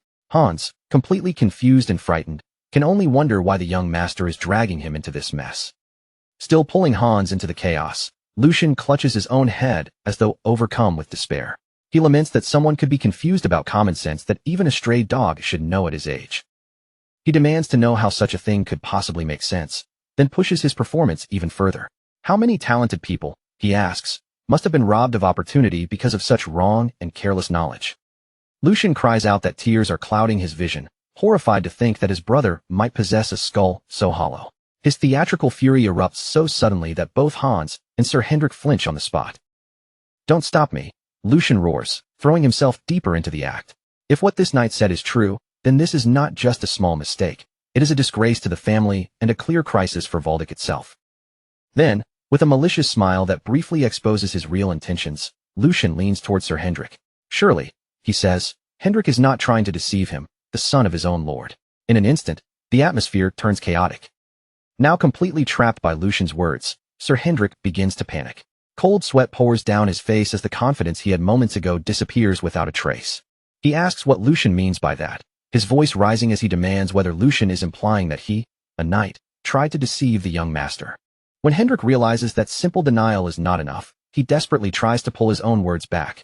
He asks Lucian to forget what he just said, claiming that he merely misspoke because he could not believe the situation in front of him. Lucian answers with a twisted smile, saying there is no way a knight of the Valdic family would ever do something so petty, right, Sir Hendrik? Hendrik is already sweating and stumbling over his own composure. Hendrik can only nod and agree, forcing out that of course he would never do such a thing. Lucian responds calmly, as if he expected that answer all along, and says he knew it. Then Lucian's tone sharpens. In that case, he says, this is not a matter they can simply overlook. Inside, his true purpose is clear. He intends to teach Sir Hendrik exactly what happens when a man carelessly moves his tongue in the wrong direction. Hendrik, still failing to understand how dangerous the situation has become, asks what Lucian means. Lucian explains that if Hendrik had only meant to humiliate him personally, he might have let the matter pass. Continuing the performance, Lucian admits that the reason Hendrik and the others look down on him is due to his own past shortcomings. He had forgotten his duty and wasted time in vain, and he speaks with a false humility that makes his words sound almost reasonable. Lucian then exclaims that, under those circumstances, how could he possibly reprimand anyone for criticizing him? But the moment those words leave his mouth, his tone changes completely. However, he says, that is a separate matter. If a knight of the family and his brother, the pillar of the Grand Duchy, are obstructing the recruitment of talented people with incorrect knowledge, then that is something he cannot simply ignore. Lucian argues that such misinformation could create cracks in the military strength of the Valdic knights. Strictly speaking, it could even become a serious danger to the safety of the people living in the territory. As someone who bears the Valdic name, he says, it is only natural for him to be outraged. While maintaining the act on the outside, Lucian thinks to himself that he has finally reached the heart of the matter. He turns his gaze back towards Sir Hendrik, who now stands frozen in place, fear tightening every part of his expression. By now, Sir Hendrik clearly understands just how serious this has become. Lucian lightly presses a hand against his chest and gives him a quiet warning. He tells Hendrik that he had better prepare himself. With a threatening look in his eyes, Lucian delivers the final strike. He declares that he intends to report the entire matter to his father and formally request an internal investigation. The words hit Hendrik like a blade, and panic seizes him immediately. Hendrik's thoughts spiral in disbelief. Wait, he thinks, this was the same boy who used to tremble just from hearing his name. So why is he suddenly turning this into such a massive problem? No, Hendrik tells himself, this brat was always like that, fragile in his fear, as helpless and delicate as a newborn lamb. But now, the Lucian standing before him no longer looks like a lamb at all. In Hendrik's eyes, he seems more like a massive, threatening beast emerging from the shadows of a dark forest. At that moment, a gloved hand calmly adjusts a ring set with a red gemstone, and a new voice cuts through the tension hanging over the training hall. The voice asks what exactly is going on to cause such a loud commotion in this place. Sir Hendrik looks up in shock, his face twisting with both fear and sudden relief. Lucian, however, smiles inwardly the moment he realizes who has arrived. Right on time, Lucian thinks.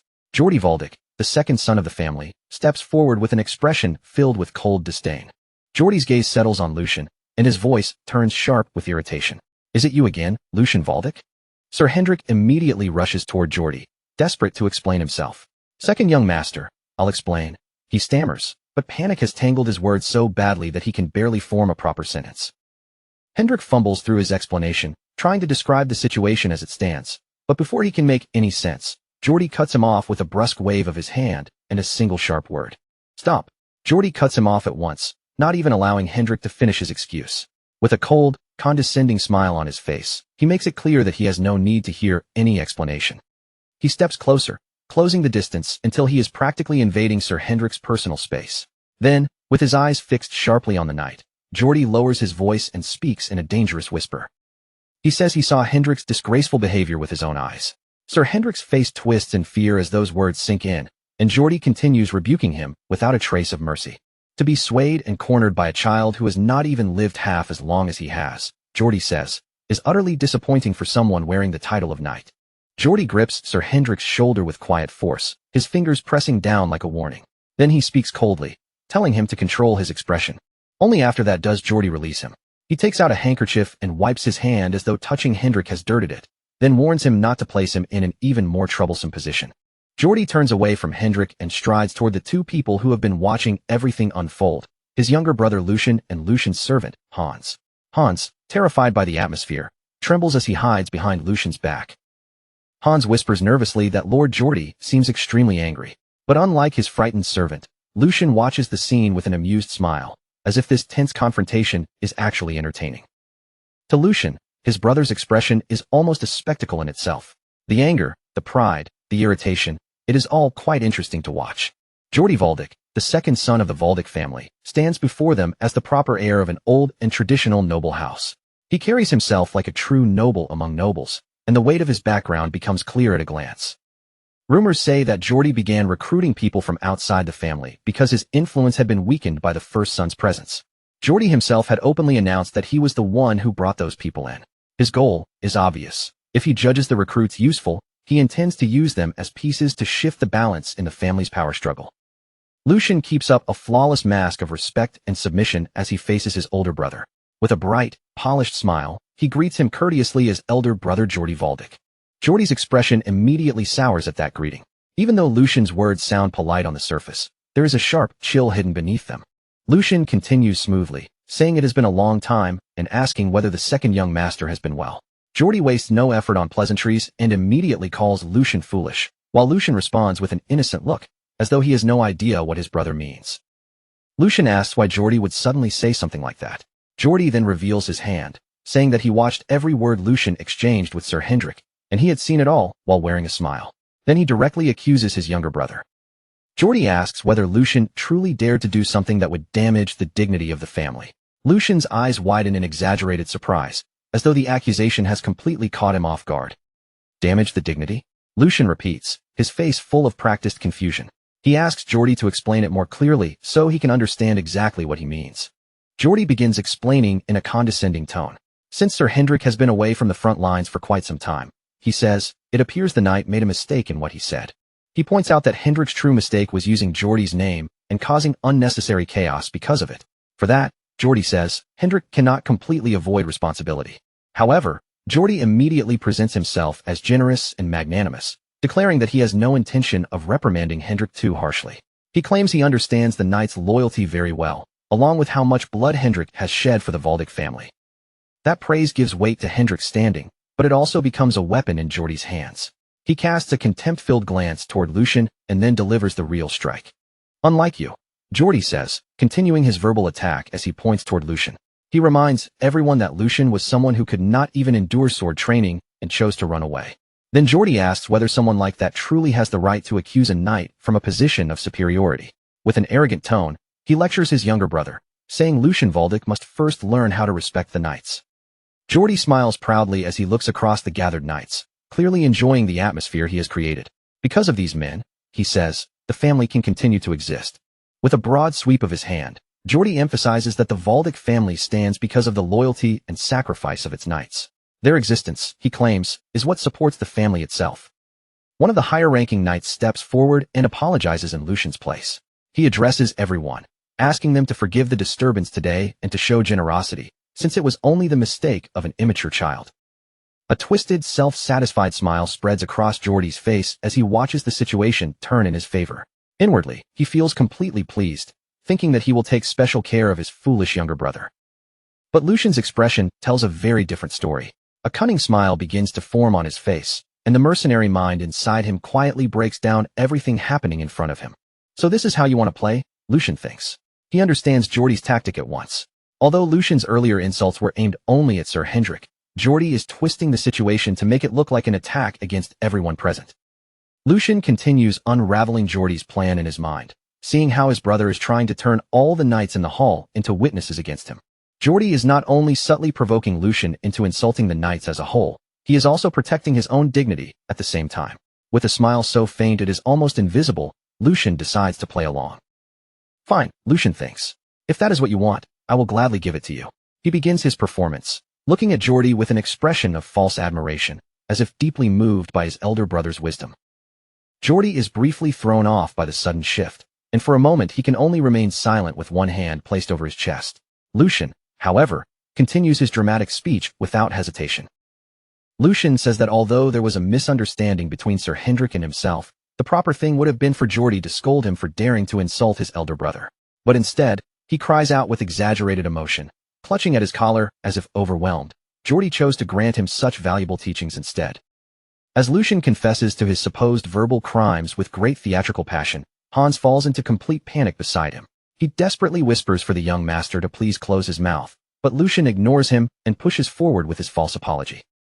Lucian declares that, in any case, he is deeply ashamed of himself for saying such disgraceful things. Geordie watches it all with a bright, satisfied smile, believing he has completely won this exchange. Then Lucian raises his fist and loudly announces his supposed awakening in front of everyone. Thanks to his elder brother's benevolence, he says, this foolish younger brother has learned another important lesson today. Lucian turns toward the knights and then shouts an order to Hans. He says he must record his elder brother's teachings as soon as possible, and ordinary paper will not be enough. No, teachings this precious should be written on the finest silk. Meanwhile, his true objective sharpens clearly in his mind. Lucian plans to use this moment to wipe away the weak image people still have of him. As Geordie continues smiling smugly, Lucian's thoughts move to the second part of his plan, to leave a clear and unforgettable impression in everyone's mind. His face twists with an almost manic intensity as he inwardly declares the truth he wants carved into the room. The third young master everyone remembers from the past no longer exists. The moment his act ends, Lucian's mask slips away, replaced by a chilling calm that makes the air around him feel colder. He turns as if to leave and asks the stunned Geordie for permission to take his leave. Then, as he begins walking away, Lucian adds one final provocation that makes the divide between them unmistakably clear. After all, he says, there is no benefit for either of them in staying together any longer. Geordie's composure finally cracks. Unable to calmly process Lucian's challenge, he explodes in fury, cursing under his breath before snapping that Lucian truly does not seem afraid. He demands to know whether Lucian thinks he can simply walk away as if nothing happened. A close-up of Lucian's golden eye shows no fear at all, only cold composure. In a steady voice, he reminds his brother of one crucial fact Geordie has forgotten. Lucian lays out his checkmate with calm precision. Their father is watching him closely right now, he says. As for Lucian himself, he has nothing left to lose. The warning is veiled, but its meaning is clear. Any scandal that breaks out here will hurt Geordie far more than it will hurt Lucian. Faced with Geordie's stunned silence, Lucian reads the room perfectly and turns the situation fully to his advantage. Lucian calmly turns around and begins walking away, saying he will take Geordie's silence as permission. Then, with one final dramatic farewell, he drags Hans along with him while the servant remains completely stunned. Lucian politely announces that he will take his leave now, elder brother Geordie. But in the next comedic beat, he hurriedly urges Hans to escape with him, while Hans cries out in panic for the young master to come back. Back in the training yard, the silence left behind is suffocating. Sir Hendrik cautiously approaches the furious Geordie, every step careful, as though he is walking toward a blade. With his back turned to the room, Sir Geordie stood completely still. Behind him, Sir Hendrik's voice shook as he carefully asked whether it had really been wise to let Lucian walk away that easily. But Geordie did not respond at all. That silence pressed down harder than any furious shout could have. As the view closed in on Geordie's face, the anger he had been holding back finally showed itself. His eyes burned with a cold, golden light, and his twisted expression made one thing clear. This humiliation would not be forgotten. The scene then moved to a quiet path stretching away from the mansion. With every step, Lucian and Hans put more distance between themselves and the conflict they had just escaped, leaving the tense atmosphere behind them. Lucian walked on with his usual calm expression, his posture steady and controlled. Hans, however, looked nothing like him. His shoulders were hunched, his body stiff, and his eyes kept darting from side to side as if danger might leap out at any moment. At last, Hans could no longer keep walking as if nothing had happened.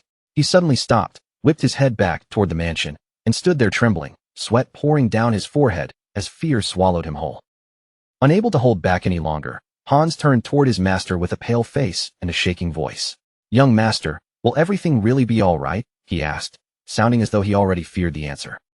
Lucian stopped in place and quietly listened as Hans continued, his voice still unsteady. Hans reminded him that no one understood Lord Geordie's cruel personality better than Lucian himself. Hans's panic finally burst out of him like a dam breaking.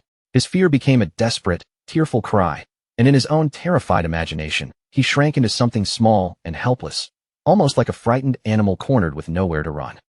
"I'm definitely going to be captured by that terrifying mustache knight," Hans cried, imagining himself disappearing without anyone ever finding out. Lucian, still perfectly composed, looked at him and told him to calm down first. But as Lucian watched Hans tremble, his own expression slowly turned serious. That fear stirred up a memory from his previous life as a mercenary. He knew exactly what it meant to suffer under someone with that kind of vicious temperament. A bleak image from the past rose in his mind.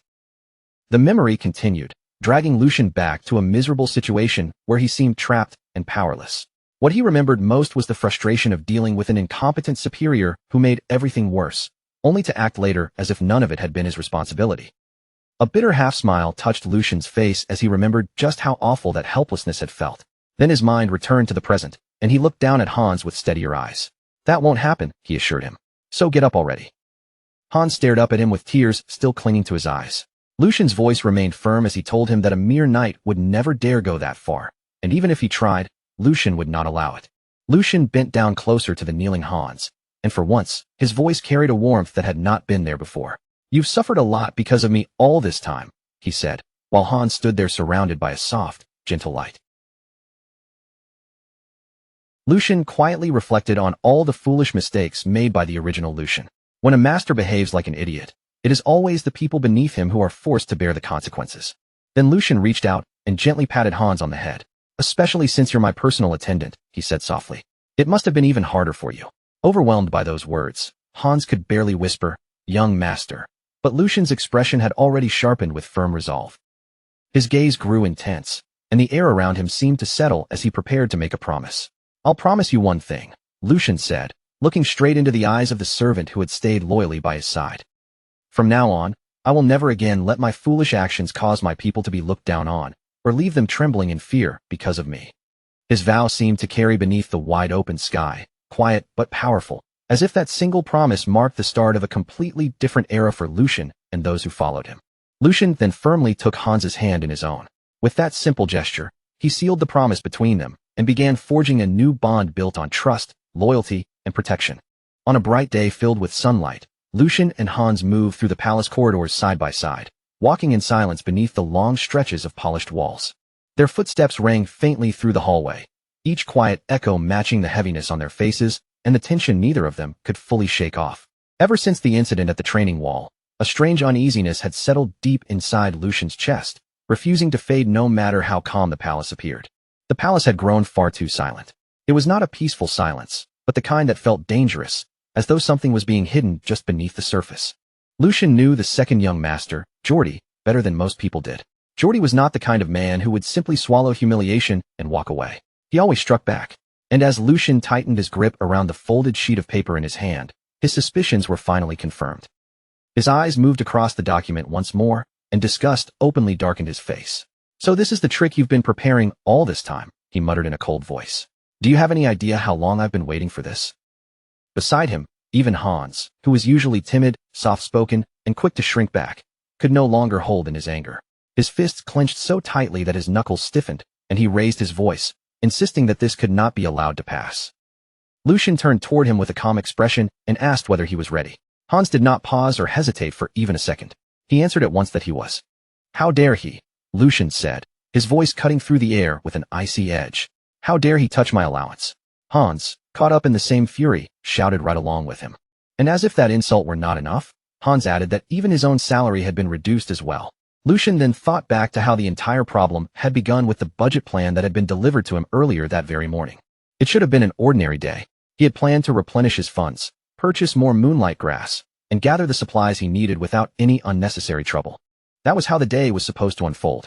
But the instant he opened the letter, his face went still. The sheet slipped from his fingers and drifted down to the floor, and at the top of the page, the words "Budget Summary" were printed in plain sight. Lucian's allowance had been cut by a staggering 75%, and Hans's salary had also been reduced by 30%. That bastard, Lucian said under his breath. Jordi, the second young master, had finally reached his hands into Lucian's allowance.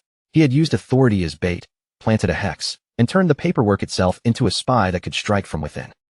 Even among nobles, embezzlement was no small offense. It was a crime severe enough to be punished by execution. Before long, they arrived at a private room. Lucian pushed the door open, his thoughts already settling into order. The only reason this absurd power play had worked at all was because there had been a clear opening in his defenses. After his mother passed away, Lucian had handed the management of his budget over to someone else, leaving that important responsibility outside his own direct control. That duty had originally belonged to Dana, the former head maid who had served him faithfully for many years. But now, that authority had slipped away from Dana and ended up in the hands of someone completely different. A woman stepped forward from inside the room and lowered her head in a polite bow. She greeted Lucian formally, saying that this was the first time she had ever met him face to face. Her name was Jenny, the newly appointed head maid who had been assigned to take Dana's place. Jenny added that she had wanted to greet him sooner, but at the time, Lucian had shown no intention of leaving his room. As she spoke, a faint mocking smile tugged at her lips. Then she remarked that his long period of shutting himself away finally seemed to have come to an end. Hans immediately bristled at her tone, his face tightening as he stepped forward and began to protest on Lucian's behalf. But before Hans could go any further, Lucian calmly raised one hand, silently signaling for him to stop. With an even voice and a composed expression, Lucian told Jenny that she was mistaken. Then Lucian allowed a faint smile of his own to appear. He said they would keep this conversation brief, because there was a far more important matter that needed to be dealt with first. His fingers tightened around the sheet of paper, the edges crumpling slightly under his grip. Then Lucian lifted it in front of her face and asked her straight out if she was the one who had drawn up this budget plan. For a brief moment, Jenny's eyes widened, as if the question had caught her completely off guard. But that surprise quickly melted into a smile, and before long, a soft laugh slipped from her lips. She said she honestly couldn't understand why Lucian had gone out of his way to call her and over something as insignificant as a simple budget matter. Then, without trying to hide it, Jenny admitted that yes, she was the one who had prepared the document. She explained that since Lucian had handed full authority over to the former head maid, that authority had naturally passed down to her afterward. From her point of view, she had done nothing more than carry out the responsibilities that came with the position. With her smile still perfectly calm, Jenny added that this kind of work was something Lucian should have been handling himself from the very beginning. Lucian's face tightened ever so slightly, his expression growing colder. He had already guessed she would answer like this, and worse than that, she was not entirely wrong. Part of this mess had been created by his own negligence. After accepting that much, Lucian gave a small nod and said he understood. Even so, there was still one thing about the situation that felt deeply wrong to him. Keeping his voice calm, Lucian pointed out that most of the money his father had assigned to the household had been meant to increase the servants' wages, specifically to make up for the neglect they had suffered in the past. The moment those words left his mouth, the maids standing nearby began to tremble. Their nervous eyes flickered back and forth, unable to decide whether to look at Lucian or at Jenny. Then Lucian asked her one very simple question, his tone steady and impossible to ignore. If that was true, he said, then why had Hans' salary been reduced instead of raised? As the question settled in the air, Lucian's gaze grew sharper. Wasn't that a little too obvious? Jenny's lips curved into another smile, as if she had been waiting for a chance to answer. Pretending to be surprised, she claimed that it must have been some sort of mistake. After all, running an entire household came with so many tasks that no one could possibly keep track of every tiny detail perfectly. Then she turned slightly toward the surrounding staff and asked whether they could all testify to just how overworked she had been. Almost immediately, the servants around her began nodding one after another, each of them quickly falling in line with her words. In awkward, hesitant voices, they backed her up, even shifting the blame onto themselves as they insisted it must have been a simple oversight. Lucian stayed silent, watching every one of them with a calm, unreadable stare. Then his voice cut through the room. Enough. The word was quiet, but it carried a weight that made everyone understand he was no longer entertaining excuses. In an instant, the entire room went still, and not a single servant dared to make another sound. Lucian stepped forward and said that while the body might appear to belong to one master, its hands and feet were clearly moving according to someone else's orders. He walked toward the door as if he was about to leave, but then he stopped. Slowly, he turned back and fixed his eyes directly on Jenny. He told her he would ask one final question, and warned her to choose her answer carefully. As he spoke, his eyes narrowed with a cold, dangerous focus. Did she know who the master she was truly supposed to serve was? At that question, the smile on Jenny's face finally disappeared. Her answer came out sharp, cold, and without hesitation. If Lucian wanted that answer, she said, then he would have to ask Lord Geordie himself. The scene changed to a dark alleyway, narrow and damp, stretching forward under the gloom like a passage leading into something dangerous. Lucian walked ahead through the alley, his thoughts steady and controlled, yet there was a ruthless edge beneath that calm surface. Rotting flesh had to be cut away if the rest of the body was going to survive, even if the knife caused pain. With every step, his heartbeat grew heavier, and at the end of the alley, a rowdy bar came into view. Loud voices spilled out from inside, crashing into the street along with the smell of alcohol and sweat. Lucian and Hans entered together, both hidden beneath cloaks and disguises, while Hans looked around with a deep frown. Hans muttered that he thought Lucian had said they were going fishing to clear his head. This place, with all its noise and filth, did not exactly match that peaceful image. Lucian gave him no response. Instead, Lucian's eyes locked onto the center of the bar, where fighters were beating each other brutally as the crowd roared around them. Spectators shouted their bets, screaming for blood, victory, and more violence. Hans gave a faint smile and leaned in closer, quietly saying that this place looked perfect for catching a truly big fish. Together, Lucian and Hans made their way through the noise and headed toward the counter. Behind the counter, the bartender was wiping down a glass while eyeing them with obvious suspicion. He warned them that this was not the kind of place where shady-looking figures should hang around. Lucian did not answer him with words. Instead, he simply placed a heavy sack onto the counter, and the moment it landed, the bartender froze. Then Lucian removed his disguise and calmly asked why a gambling bar was acting so selective about the kind of customers it accepted. He questioned whether the man even wanted to make money. There were several reasons Lucian had chosen not to deal with the head made recklessly right away. The first reason was that Jenny was not just some ordinary maid in the household. She was the daughter of the nanny who had raised Geordie from the time he was an infant. If Lucian acted against her carelessly, it would only make the situation worse and bring unnecessary backlash down on him. The second reason, and the more important one, was that the entire situation had begun because of Lucian's own mistakes after reincarnating and taking over this body. Back then, he simply had not known how to handle household matters like these. Without fully understanding what could happen afterward, he had handed over authority too easily. He had assumed that such an unreasonable situation could never actually happen, but reality had proved that assumption completely wrong. Now Lucian understood that this problem had already gone far beyond simple common sense. It needed to be handled properly, and this time, he had no intention of showing mercy. More importantly, there was no possible way the Archduke was unaware of what had been happening behind the scenes. In other words, cleaning up this mess was not only necessary, it was also part of a test. And if that was the case, Lucian would make sure the Archduke saw exactly what he could do. While those thoughts moved through his mind, the same staff member from earlier guided him deeper into the bar once again and respectfully seated him at a comfortable table. Cards were scattered across the tabletop, leaving clear traces of the countless gambling rounds that had already taken place there. Lucian reached out and picked up the deck, his face remaining calm and unreadable. Since he had already come all the way here, he figured he might as well earn some money while he was at it. Before long, the man sitting across from Lucian was trembling so badly it was impossible to miss. A large crowd had gathered around the table, staring in stunned disbelief as they wondered how many rounds Lucian had already won in a row. His opponent was supposed to be an experienced gambler, someone who knew this world inside and out, yet now he looked completely broken. Finally, with his voice shaking, the man lowered his head and said he quit. Lucian casually rolled a coin across his fingers, letting it flash between them as the defeated man hurried away from the table like he could not leave fast enough. Lucian spoke in a light, almost playful tone, saying this was only the beginning and that things were finally about to become interesting. Why leave so soon when the fun had barely started? But the man's face turned pale on the spot, and he immediately refused, insisting it would be much better for him to leave right now. Standing beside Lucian, Hans had gone completely stiff, both hands clutching his head as if he could barely process what he had just witnessed. Since when had the young master learned to gamble with such terrifying skill? Lucian, looking as if the entire game had already bored him, leaned back lazily in his chair and casually propped one leg up on the table.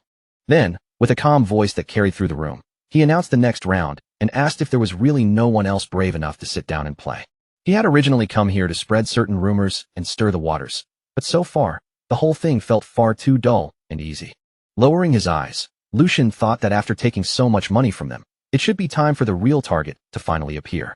Almost as if answering that thought, the door opened. Lucian glanced sideways and saw a man stepping inside, while calmly adjusting the buttons of his clothing. The man wore a polite, well-practiced smile, but the instant he entered, the entire atmosphere inside the bar seemed to shift around him.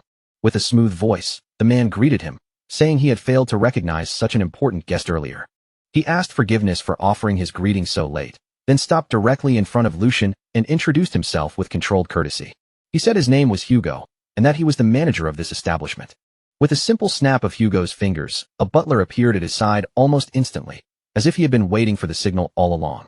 The butler bowed deeply before announcing that, due to unavoidable circumstances, the bar would be closing for the rest of the day. Right away, servants moved quickly through the noisy room, repeating the announcement to every guest, and politely, but firmly guiding them toward the exit. As they escorted the customers out, they promised that everyone would receive generous compensation the next time they visited.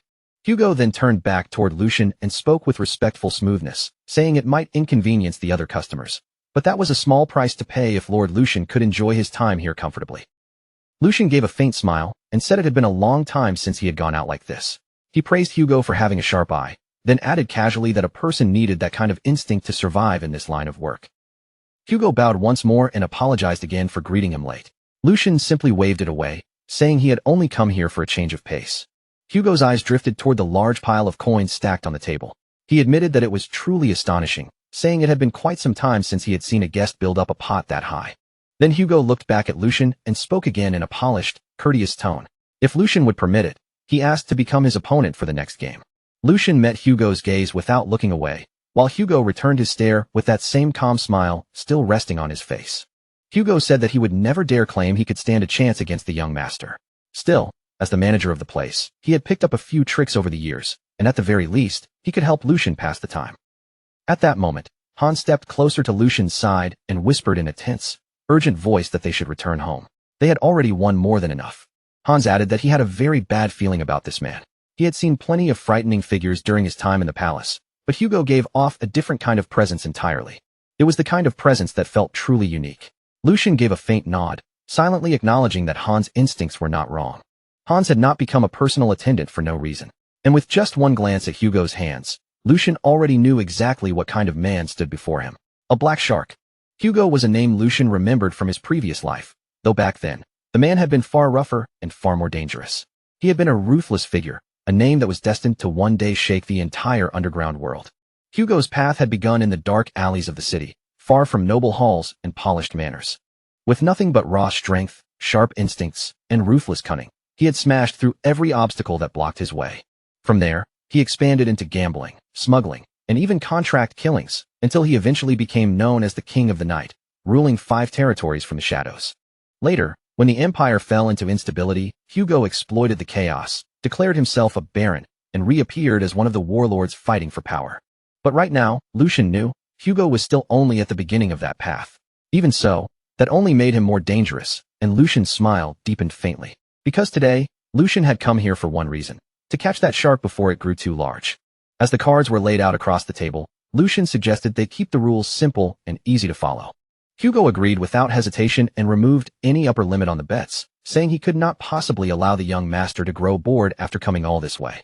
His words were perfectly polite, and Lucian's expression brightened as soon as he heard them. Lucian smiled and said that finally, someone understood him. Behind him, however, Hans only grew more anxious with every passing second. Hugo kept his polite smile in place, but deep down, he had already dismissed Lucian as nothing more than a spoiled noble brat leaning on his family name. What Hugo did not realize was that the words exchanged at that table would soon become the very foundation of his own downfall. As the dealer began preparing the cards, Hugo thought the timing could not have been better. Even though his plan involving the gambler's losses had not gone exactly as intended, he subtly tapped the table with his finger. The dealer noticed the signal at once. Hugo believed that a person like Lucian would only sink deeper into the game the more he lost. He intended to devour Lucian down to the bone. But across the table, Lucian was smiling brightly, looking as cheerful and carefree as if nothing suspicious were happening at all. Hugo, sensing something strange, asked if there was a problem. Lucian answered casually that it was nothing, but before they started, there was one question he wanted to ask. Hugo assured him with a courteous smile that he would answer honestly. Lucian leaned back in his chair, a faint smile resting on his lips. Lucian said that although this was their first meeting, he had to admit he had already taken quite a liking to Hugo. After all, a leader could be judged by the people working under him. To manage an operation of this size, even if it existed outside the law, was not something just anyone could accomplish. And if Hugo had truly crossed a line he should never have touched, then someone would have removed him from the board long ago. Hugo's smile stayed courteous on the surface, but his shoulders stiffened for just a moment. Choosing his words carefully, he said he understood his place and always made sure never to offend those above him. Lucian let out a soft chuckle and told him not to be so tense. Even though he came from House Weldon, that did not mean his family was so rigid that they could not understand certain things. He lowered his eyes to the cards in his hand for a moment, studying them as if this were just casual conversation. Then, in a calm voice, he asked when Hugo planned to begin large-scale production. Hugo froze at once. His polite mask cracked for a split second as he asked what Lucian was talking about. Lucian only leaned back in his chair, a faint smile resting on his face. Lucian told him not to pretend ignorance, because the signs were already there. As he spoke Hugo's name, his gaze sharpened, and the next words carried a chilling weight. Illegal drugs. The moment Lucian let those words fall into the room, the air around the table turned heavy, as if the whole bar had suddenly become harder to breathe in. Even the servants standing nearby began to sweat, their faces tightening as nervous glances passed between them. Hans stiffened at Lucian's side as well, his eyes widening with unease as he realized just how dangerous this conversation had become. Hugo went completely still, his body turning rigid as though an invisible blade had stopped him in place. Trying desperately to keep his composure, he forced another smile and cautiously asked what Lucian meant. Pretending not to understand, Hugo claimed he knew nothing about it and insisted he had never heard of anything involving illegal drugs. Lucian did not answer right away. Instead, he calmly placed more coins onto the table, each deliberate movement making the silence feel even more unsettling. In a soft voice, Lucian told him there was no need to keep pretending. He had already heard enough clearly, so asking again was nothing more than a useless feint. A nearly invisible smile tugged at the corner of Lucian's mouth as he began revealing the truth Hugo had tried to keep buried. Hugo had been commissioned by the Marquis Logren family to shake the stability of Valdic territory by spreading illegal drugs through it. The accusation hung in the room like a blade over his neck. Lucian's eyes turned cold, and with one lazy but decisive wave of his hand, he said that for a Marquis family to give such cheap, reckless orders showed a complete lack of respect. Lucian continued that there was a line no one should ever cross, and Hugo had already stepped over it. Then he looked straight at him and asked if he agreed. Hugo could not answer. Sweat slid down his face, and his breathing grew rough and uneven, while Lucian's calm eyes stayed fixed on him without the slightest hint of mercy. Lucian admitted that, in a certain sense, there was something almost impressive about Hugo's behavior. That level of audacity was not ordinary. Smuggling illegal drugs into another city, especially into Valdic territory, required a frightening amount of nerve. But the so-called praise was as sharp as a knife, and Lucian warned him that the moment something went wrong and Hugo was caught, everyone connected to Valdic would tear him apart. Not one of them would hesitate, and not a single person would show him mercy. The pressure in the room grew thicker with every word, while Lucian quietly observed the panic beginning to churn inside Hugo's mind. For Hugo, failure at this point meant only one thing: death. His plan had been exposed before it had even truly begun, and the opponent standing across from him was the Valdic family, one of the most dangerous forces he could possibly provoke. Under normal circumstances, this operation should have stayed hidden for another 2 full years. By the time reports about the drug distribution finally reached the Grand Duke, Hugo would have already escaped the city. But Lucian's experience from his previous life allowed him to recognize the danger long before the situation could spiral out of control. At last, Hugo managed to force out a shaky response, claiming that this was all just a misunderstanding.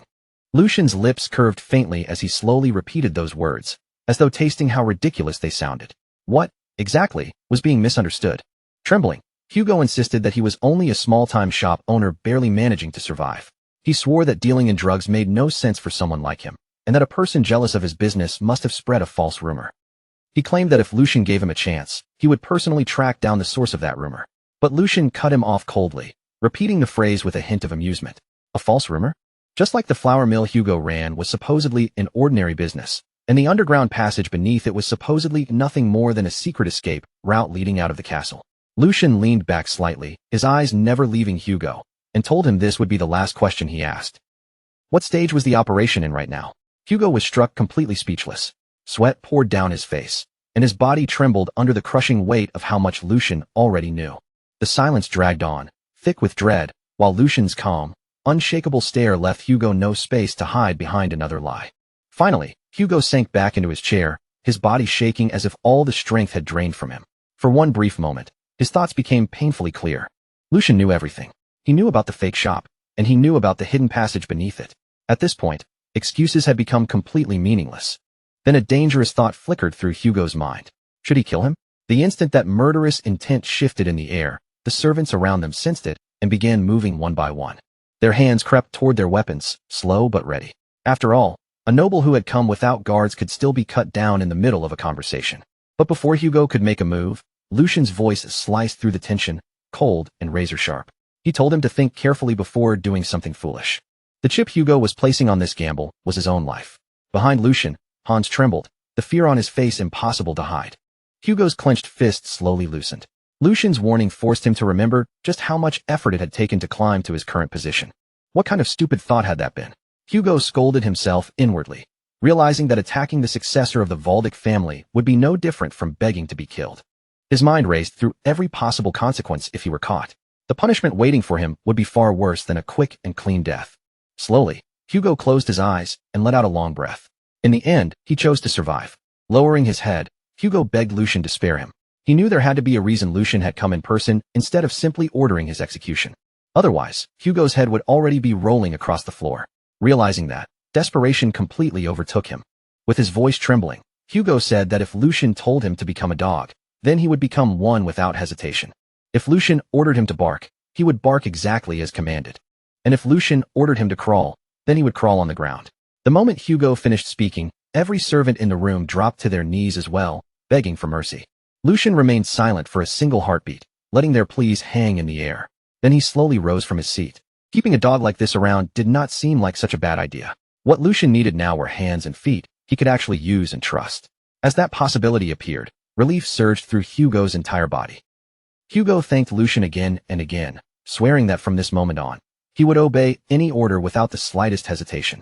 Lucian stepped closer to him, but then suddenly came to a stop, as if a new thought had crossed his mind. He said thoughtfully that simply keeping Hugo as a hunting dog sounded rather boring. After all, Hugo was not the kind of man who would stay satisfied with that role forever. Lucian placed one hand on Hugo's shoulder, the gesture calm but heavy with meaning. Then he asked a question so unexpected that it cut straight through the tense air. Did Hugo want to try becoming a knight? Hugo's eyes widened at once, as if those words had struck something buried deep inside him. For a brief moment, the entire room fell into complete silence. Every gaze in the room turned toward Hugo, but he barely seemed to notice them. Becoming a knight had once been the dream he carried more seriously than anything else.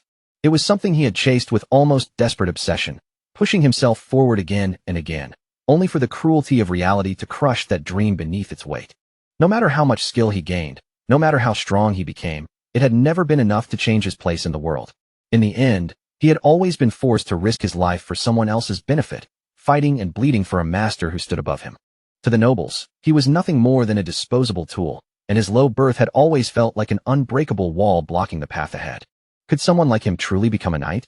The question echoed inside Hugo's mind, shaking him harder than any threat had. Hugo pressed his forehead down against the floor, his posture filled with desperation. In a strained voice, he said that if such a chance truly existed, he would even sell his soul for it. He begged Lucian to tell him it was possible. Without the slightest hesitation, Lucian answered that he swore it on the honor of the Valdic family. If Hugo held on to integrity and honor, and if he never disgraced himself in the future, then his status would never be allowed to stand in his way. Lucian leaned closer, his voice low but carrying absolute command. Then he asked one last question. Did Hugo want to live as a human being, instead of as someone else's tool? Hope filled Hugo's chest, something warm and unfamiliar that he had not allowed himself to feel in years. A few days later, inside the palace, the servants gathered together, their faces tense and curious as they waited to see what Lucian intended to do. Lucian appeared at the front of the room, drawing every eye toward him the moment he arrived. He sat casually with one leg resting on the table, looking completely at ease, while Hans and Hugo stood behind him like silent guards. Lucian shifted his gaze toward Hugo and, in a calm but commanding voice, told him to introduce himself. Hugo stiffened slightly, then clasped his hands behind his back as he prepared to step forward. He moved out in front of the servants and introduced himself in a controlled, even tone. His name was Hugo, and from today onward, he would be assisting the Lord. As he spoke, a sharp, restrained smile appeared on his face, like a hunter quietly measuring the room. He added that he looked forward to working with everyone. Sometime later, still inside the palace, Lucian sat calmly at the center of the room as all attention gathered around him. The servants formed a loose semicircle in front of him, and Lucian lightly clapped his hands, the small sound cutting through their uneasy murmurs. Now that the introductions were over, Lucian said in an even voice, they should bring the head maid in. One of the servants hesitated, visibly unsure whether he should speak up or keep his mouth shut. Finally, he asked why the head maid needed to be summoned so suddenly. Lucian answered by casually swinging one finger, as if the matter were obvious. The head maid needed to come and greet him properly, Lucian said. For a moment, his mind drifted back to the previous day, when she had scolded him with no restraint at all. That kind of behavior could not be allowed to happen again. No matter how busy she was, the servants needed to report properly to him first. Lucian quietly watched the servants' faces, observing each small reaction with calm interest. As expected, the servants looked deeply uneasy. The one who had questioned him glanced around nervously and muttered for everyone not to do anything rash. Another servant quickly agreed, saying they did not want to get dragged into trouble. At that moment, Lucian understood that their fear had already gone too deep for simple words to change their minds. In their eyes, he must have looked like a weak and disposable figure, like a rotten rope no one wanted to hold on to. If that was how they saw him, then he would make them understand how wrong they were. A servant stepped forward from the middle of the room and spoke carefully, asking Lord Lucian to consider their position. Lord Geordie, he said, paid special attention to the headmaid. What authority could mere servants like them possibly have in a matter like this?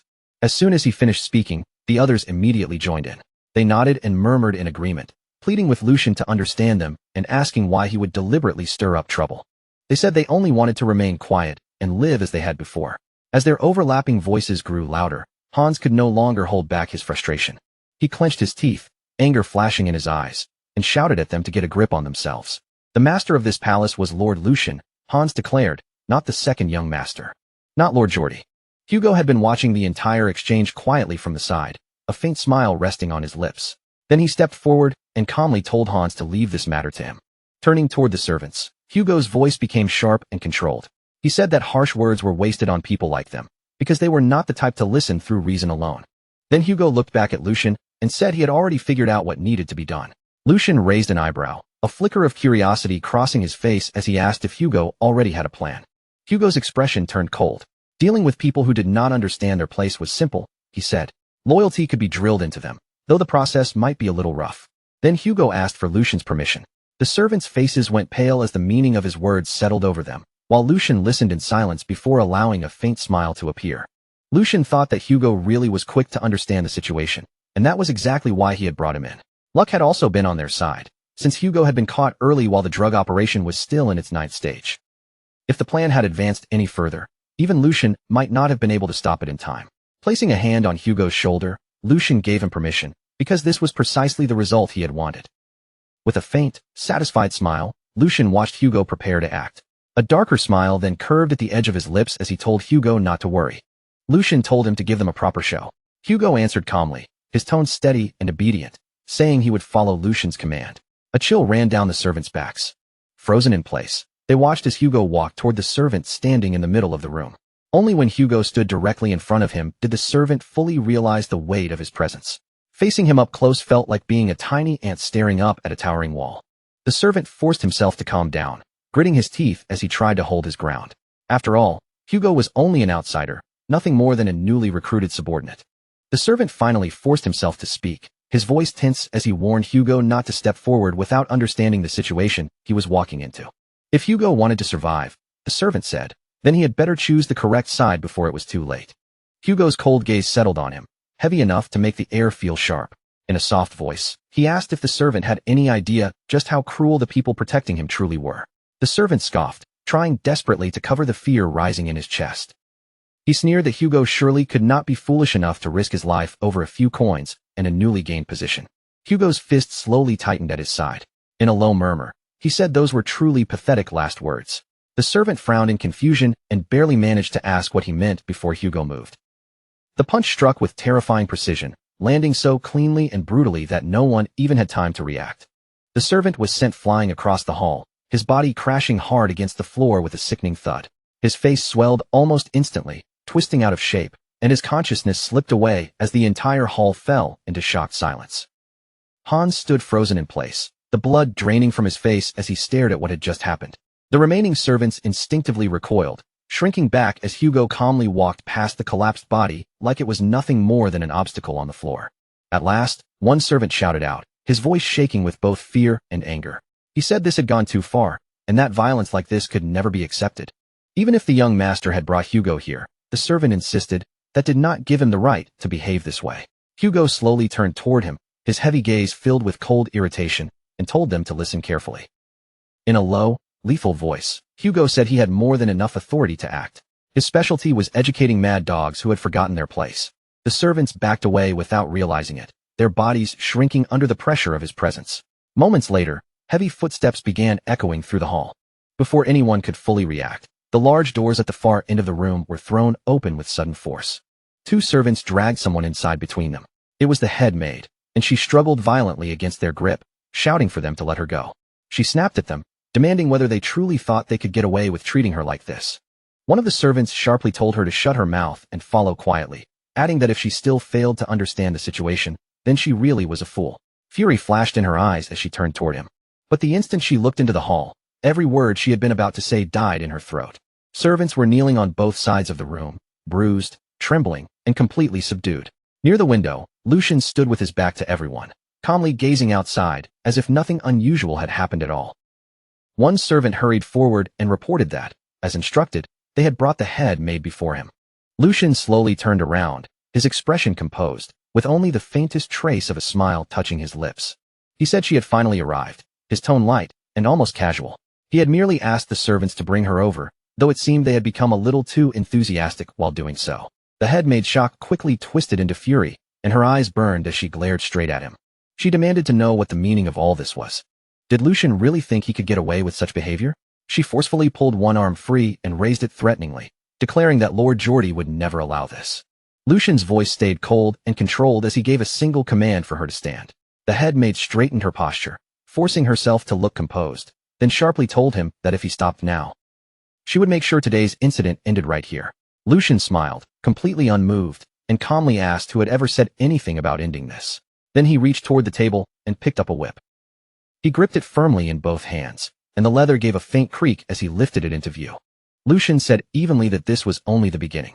The moment the head maid saw the whip, the confidence on her face shattered. Color drained from her cheeks, her lips began to tremble, and she hurriedly spoke in a cracking voice, saying he could say whatever he wanted. She took back everything she had said earlier.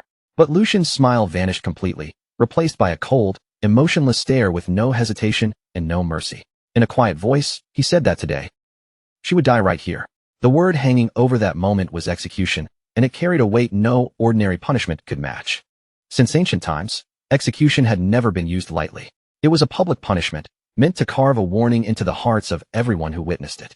It was efficient, brutal, and impossible to forget. More importantly, it always came with a clear reason. It had a defined target, a clear purpose, and above all, it left behind a lasting impression. For Lucian, that alone was enough. At that same moment, Lucian began walking straight toward Jenny. Instinctively, she took a step back, her body reacting before her pride could stop it. The two of them locked eyes face to face in complete silence. An unnatural calm settled between them, so heavy and cold it felt, as if even breathing too loudly would disturb the room. But beneath that outward stillness, the tension on Jenny's face was impossible to hide. Her lips parted, and she forced herself to speak again.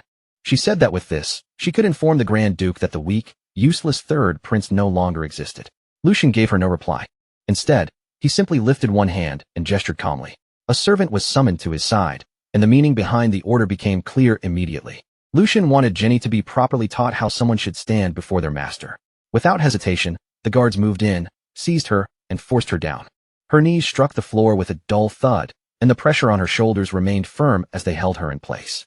Even then, Jenny did not panic right away. She lifted her head and spoke again. She told the young master that he should think this through carefully. He had said he would kill her, but if he harmed her even a little, did he truly believe Lord Geordie would remain quiet? Her voice was low and calm, almost indifferent, with no obvious fear in it. Then she continued slowly, choosing each word with deliberate weight. More importantly, her mother was Lord Geordie's wet nurse. And since she was that wet nurse's child, Jenny said, she was technically like his sibling. Those words settled over the room, heavy and dangerous. It was a single sentence meant to challenge everyone there and stop them from taking another step. After hearing her out, Lucian finally answered by asking if that was all she had to say. Even at the very end, he said, she still repeated the same excuse. As he spoke, the temperature in his voice dropped sharply. The coldness was unmistakable as he asked whether it was not pathetic to keep bringing up her so-called brother while she was dying. If she had anything else to say, he told her, she should say it now. Hearing that, Jenny froze completely. Her confidence shattered in an instant, her eyes widening as her expression changed. Panic flashed clearly across her face, breaking through the pride she had tried so hard to hold on to. So, as I was saying, Lord Geordie, before Jenny can force the rest of her words out, Lucian steps in closer. The space between them disappears little by little, until his silent pressure alone feels heavy enough to choke her. Then, in a low voice, he cuts her off. Do you? No. You seem to have made a very serious mistake about your situation, he continues, his tone calm, even, and merciless. I already have more than enough reasons to put you to death right here. Insulting a noble, abandoning your duties, stirring up disorder, embezzling money, and plenty more besides. As he lists each crime, his gaze grows sharper, like it is piercing straight through her defenses. But somehow, you forgot where you stand, all because you happen to be raised by the same wet nurse. Lucian leans forward just slightly, his shadow seeming to press down over her. Do you honestly believe the Geordie you keep throwing around can protect you from me? His voice drops even colder. At most, he might strike me a few times. And after that, everything would simply end there. Then, with a cruel calm that makes the entire room feel colder, Lucian adds, or perhaps, for your sake, it would be even worse. His words stop halfway, but the silence after them is more frightening than any direct threat. If Father becomes involved, Geordie will not even be allowed to do that much. Lucian lets the words hang in the air for a brief instant. Then, almost as if correcting himself, he continues. Rather, Father might even reward me. As he speaks, the expression on his face begins to change, only a little at first. Whatever faint trace of warmth had remained in his eyes slowly disappears. In its place comes something colder, something brutally detached. After all, I would simply be taking proper action against a troublesome person. His eyes settle directly on Jenny, pinning her in place. Geordie is only one of the heirs, nothing more. The person standing in front of me is the same. Each word from Lucian feels heavier than the last. I already gave you your chance. But you were the one who chose to walk toward this ending. By then, Jenny can no longer keep herself composed. Her hands shake violently, trembling as if all strength has left them. Fear rises from deep within her chest and swallows every last bit of pride she had left. Her breathing breaks apart, turning quick and uneven, until panic finally bursts out of her. I was wrong, young master, she cries, her voice desperate and shaking. Please forgive me. Lucian gives her no answer. There is no hesitation in him, no flicker of pity, not even a pause. He remains perfectly composed. Then, all at once, his energy surges, and in the very next instant, he moves to strike. Blame your own bad luck. The blow lands hard. Blood spills out in a horrifying rush, far too much of it splattering across the floor. As Jenny's body loses its strength and goes limp, an absolute silence falls over the room. Then the scene shifts. Outside the residence, everything erupts into chaos as Prince Geordie rushes forward, sprinting toward Lucian's estate with his knights following close behind him. His breathing is rough and ragged as he shouts, "This cannot be happening." His thoughts race wildly. Only a few days ago, Lucian was the one who lowered his head and backed down. He was the one who swallowed humiliation after Jenny looked down on him and pushed him around. But now, all of a sudden, he is acting like a madman, even declaring that he will kill me. Geordie clenches his teeth so hard his jaw tightens, while dread coils deeper around his heart. Something about Lucian has changed, and by the time he realizes it, he may already be too late to stop anything. As Geordie keeps running, his mind continues racing. And that is not the only strange thing. I prepared for something like this, just in case. I stationed servants at the separate estate where Lucian lives. His breath grows heavier with every step. Those servants should have held Lucian back before anything could happen. But if the situation has already reached this point, then there is only one explanation. By now, Geordie has arrived at the door of the room. His body is nearly spent, sweat pouring down his face as his legs tremble from the desperate sprint. At the same moment, the truth cuts through his mind like a blade. Lucian has taken control of the servants. Before Geordie can react any further, one of the knights steps closer and speaks in a careful voice. "Young master, that report must be mistaken. Perhaps you should calm yourself for a moment." Another knight quickly follows, trying to steady him. That is right. Someone like him would never actually raise a hand against anyone. A third knight joins in as well, doing his best to reassure Geordie. Besides, he is afraid of Lord Geordie. Geordie lets out a sharp breath. Right, just as I thought. It has to be a mistake. But even while he says it, anger churns violently inside him. And then, from beyond the door, a scream rips through the air, sharp and piercing. It is filled with unmistakable agony, echoing clearly from inside the room. Geordie's expression freezes on the spot. In that single instant, he understands exactly what has happened to Jenny. The scene shifts again. Inside the room, blood drips slowly down to the floor, one heavy drop after another. There stands the hunter, the very same one from before. His body is soaked in blood, with dark trails running down him and gathering beneath his feet. At the same time, Hugo has Ginny locked in his grip, restraining her with crushing strength. She struggles weakly against him, but it is completely useless. Even after witnessing all of this, Lucian shows no reaction whatsoever. His expression does not shift, and his breathing stays steady. To him, the bloody scene unfolding right before his eyes changes nothing. He simply stands there, calm, cold, and unmoving, like an executioner who has already delivered the sentence. And in that moment, one thing becomes painfully clear. Whatever fear Lucian once carried has vanished completely. What remains now is control, absolute and unshaken. Seeing the situation unfold before him, Jordy finally snaps. Rage explodes out of him as he shouts, "What the hell are you doing?" Lucian only turns his head slightly, his face still calm and unreadable. He almost looks bored as he replies in a cool voice, "What brings my esteemed brother here? Sorry, but I am rather busy right now. Please come back later." Then his voice hardens, losing even the faintest trace of courtesy. "Today, I will tear out the root of this rebellion." Without hesitation, he gives another order. "Hugo, put her back on her feet." Hugo answers immediately, "Yes, master." At the same time, Jordy whips his head toward his knights, his voice shaking with fury. "Save Ginny right now." The two knights respond at once and rush forward, charging straight toward Lucian to free her. But before they can take another step, Lucian speaks again, his voice icy and merciless. "If anyone comes within 3 feet of us, cut her throat." Those words slice through the room like a drawn blade. Ginny freezes instantly. Terror swallows her whole, her body going stiff as fear seems to close around her throat. Lucian continues without the slightest tremor in his voice. "I will take full responsibility." The instant those words leave his mouth, both knights stop in their tracks. They halt at the exact same place, as if an invisible wall has appeared before them. Confusion spreads across their faces.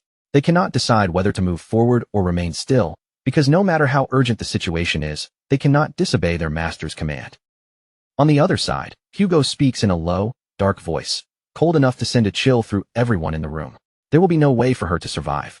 Leave it to me." As he says this, the knife is already pressed firmly against Ginny's throat. With just one wrong movement, everything will be over.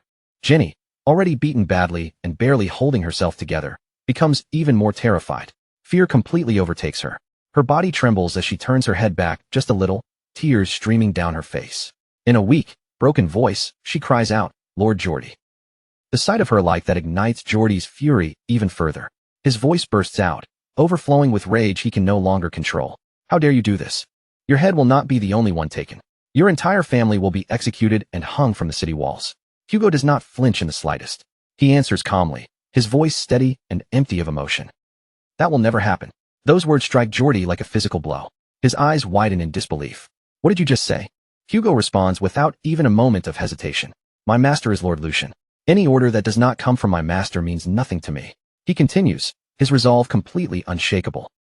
"No matter what happens from this point forward, if it is my master's order, then carrying it out is my duty." As Hugo speaks, his expression stays firm and immovable, like iron that will not bend. Seeing that unwavering loyalty, Jordy's hands begin to shake violently. Rage surges through him so fiercely that it nearly steals away his reason. Grinding his teeth, he roars, "Lucian, what did Ginny ever do to deserve being treated like this?" Lucian answers in a cold voice, still holding his hunter in his hand. "She insulted her superior, disobeyed orders, and interfered with financial matters." His tone remains completely flat. "I simply gave her the punishment she had earned." Then Lucian's glare sharpens on Jordy, anger burning deep in his eyes. "Do you still not understand the difference between duty and personal emotion?" Those words only pour more fuel onto Jordy's fury. His chest rises and falls heavily, his whole body shaking with rage. Yet even with all that anger, he can do absolutely nothing, and that helplessness burns more painfully than any wound. At that moment, the situation within House Valdic becomes clearer. The current line of succession places the young master, Tristan Valdic, in the first position, standing between the two brothers. Because of that, a deeply rooted rivalry between the two opposing sides has already formed, splitting the household into a tense, two-sided power struggle. In other words, until Ur finally makes his decisive move, the balance of power inside House Valdic will remain unstable. For now, the most important task in front of him is obvious. He must strengthen his own faction and secure it even more firmly. However, the reputation he has built has just suffered a devastating blow. Lucian had humiliated him in front of everyone, and the sting of it cut even deeper because it came from a younger brother Jordy had once dismissed as harmless. On top of that, he had already lost his loyal knight, Ser Hunter Picaria. Geordie's jaw tightened hard, the muscles in his face twitching as he forced down his rage. And now, if he failed to protect Ginny, someone who served him as closely as his own hands and feet, the damage would be far worse. His authority would begin to crack, and this moment would almost certainly become the turning point where his position started to shake. Once that happened, distrust would slowly spread among the people who had chosen to stand behind him. The thought alone made Geordie's fist curl tighter in frustration. In the end, there was no clever escape left for him. This was checkmate. He had been driven completely into a corner. With every path cut off, Geordie had no choice but to lower his pride. From a distance, he finally gave in, his voice carrying across the hall as he shouted, "You win. Let her go." The moment those words left his mouth, everyone knew he had surrendered. One of Lucian's men immediately broke into a smug smile, savoring the sight, as if he had been waiting for this exact moment. Meanwhile, Geordie's followers stood frozen in place, stunned that their master had actually been forced to admit defeat. The young servant standing beside Geordie could not hide the shock on his face. His expression twisted with disbelief and despair as he watched the master he trusted bow under pressure. The reason Geordie had yielded was Jenny, his loyal maid, while Hugo stood at the center of the hostage situation. Lucian's hired kidnapper held Jenny firmly in place, keeping a dagger pressed close against her throat. Tears streamed down her frightened face as she trembled, too terrified to move even an inch. And Lucian, the one who had orchestrated this entire humiliation, simply walked away with the calm arrogance of someone who had already won. A cruel smile curved across his face as he looked back and mocked Geordie's surrender without the slightest trace of mercy. "That is not even funny," Lucian sneered, his tone dripping with scorn. "Do you seriously think this can all be swept under the rug with one single word?" He kept pressing the accusation, dragging Jenny's supposed crime into the open. According to Lucian, she had plundered someone else's precious means of survival, and that was not something he intended to let disappear quietly. Lucian's eyes glittered with contempt as he scoffed at his brother's attempt to talk his way out of this. "What? Do you think your tongue is coated in gold just because you are a noble?" Then, with biting sarcasm, Lucian turned fully toward Geordie and put on an expression of exaggerated innocence. "What are you even talking about, brother?" "Winning." Geordie ground his teeth so hard it looked as if his anger might burst through his restraint at any second, while Lucian continued his performance without shame. "I merely carried out my duty as the third young master." Besides, Lucian added coldly, "embezzlement is a crime that no one can escape, no matter what status they hold." He stamped his foot against the floor, using the sharp sound to reinforce his authority throughout the hall. "If we simply covered this up and moved on, what would everyone here think?" Lucian looked down at his defeated brother as if he were speaking out of sincere conviction, pretending every word came from righteous passion. "Since my respected brother is begging so desperately, I would personally like to end the matter here." But as those words left Lucian's mouth, a dark smile slowly spread across his face, exposing the malice he had been hiding beneath that polished tone.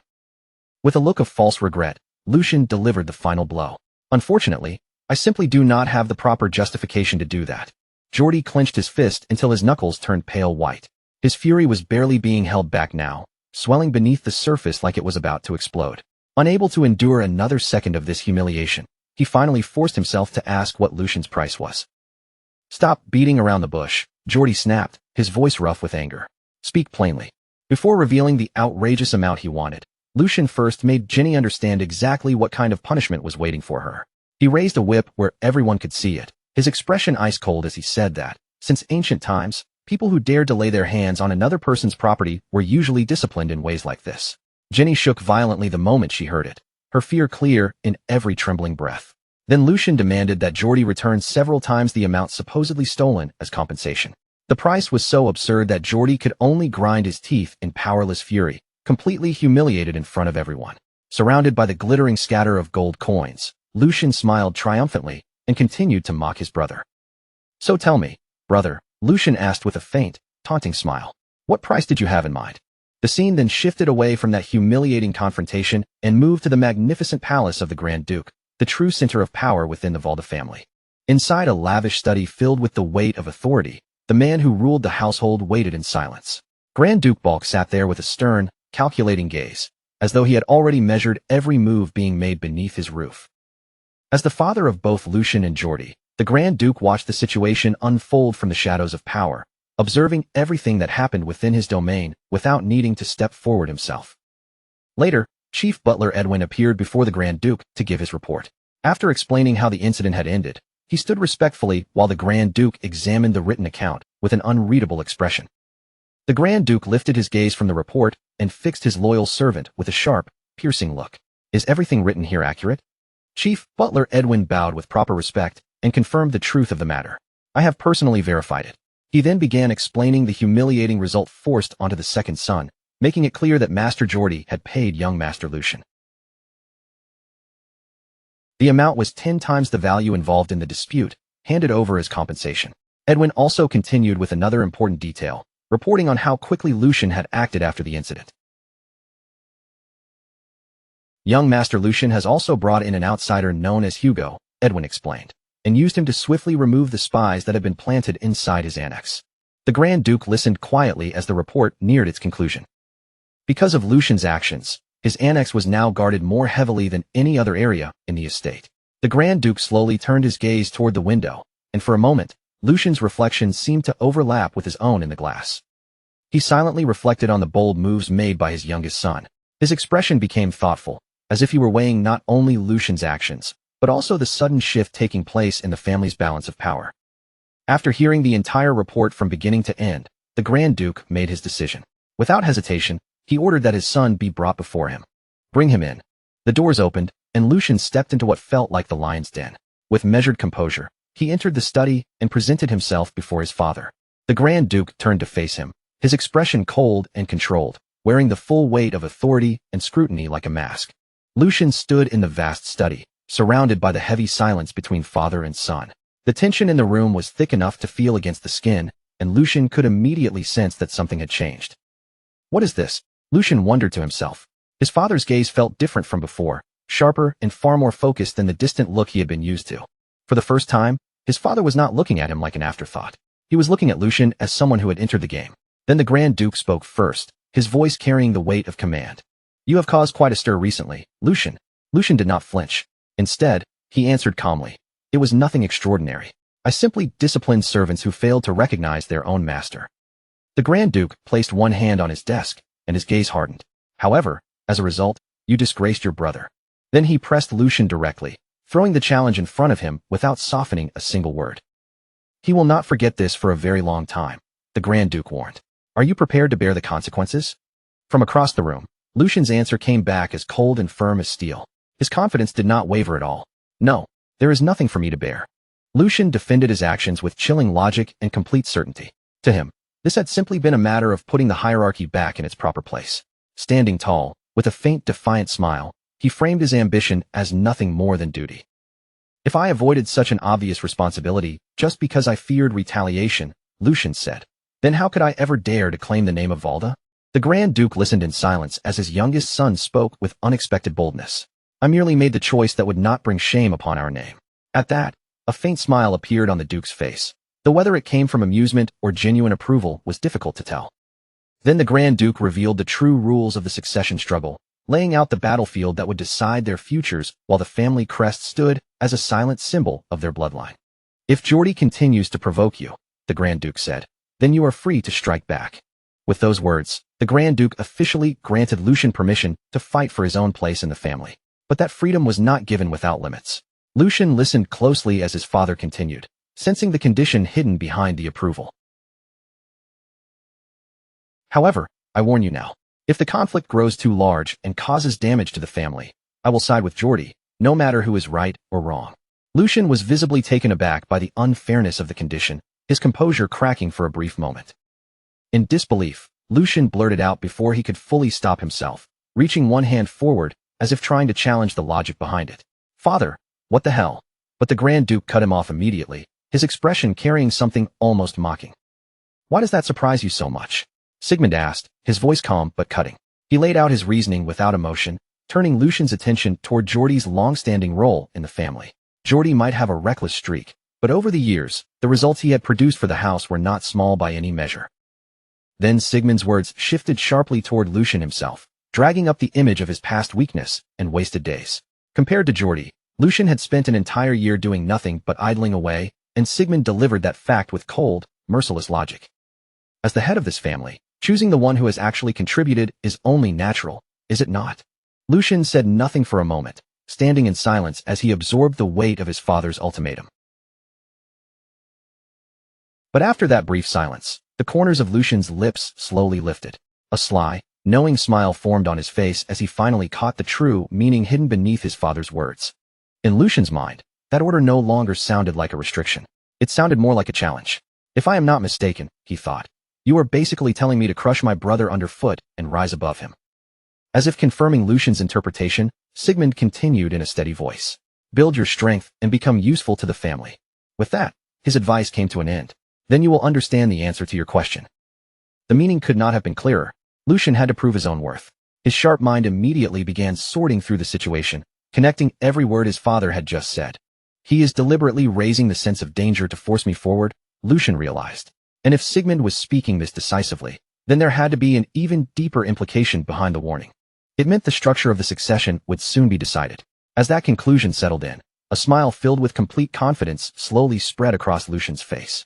At that moment, Lucian understood his father's game with perfect clarity. That was why Sigmund wanted him to move quickly and seize the opportunity before it slipped out of reach. Lucian almost found it amusing, seeing how his father pushed him forward through pressure and manipulation. With an ironic smile, he wondered whether all fathers were usually this troublesome. Then, reaching into his jacket, he pulled out a document and thought that if his father cared so deeply about his son's future, he would have to live up to those expectations. Drawing Sigmund's attention once more, Lucian spoke. By the way, father. Sigmund's eyes shifted, clearly not expecting him to have anything else prepared. Lucian boldly placed the document on the desk before him and asked, what if I have already prepared my move? Then Lucian's smile sharpened with triumph as he added, and it is a very big one.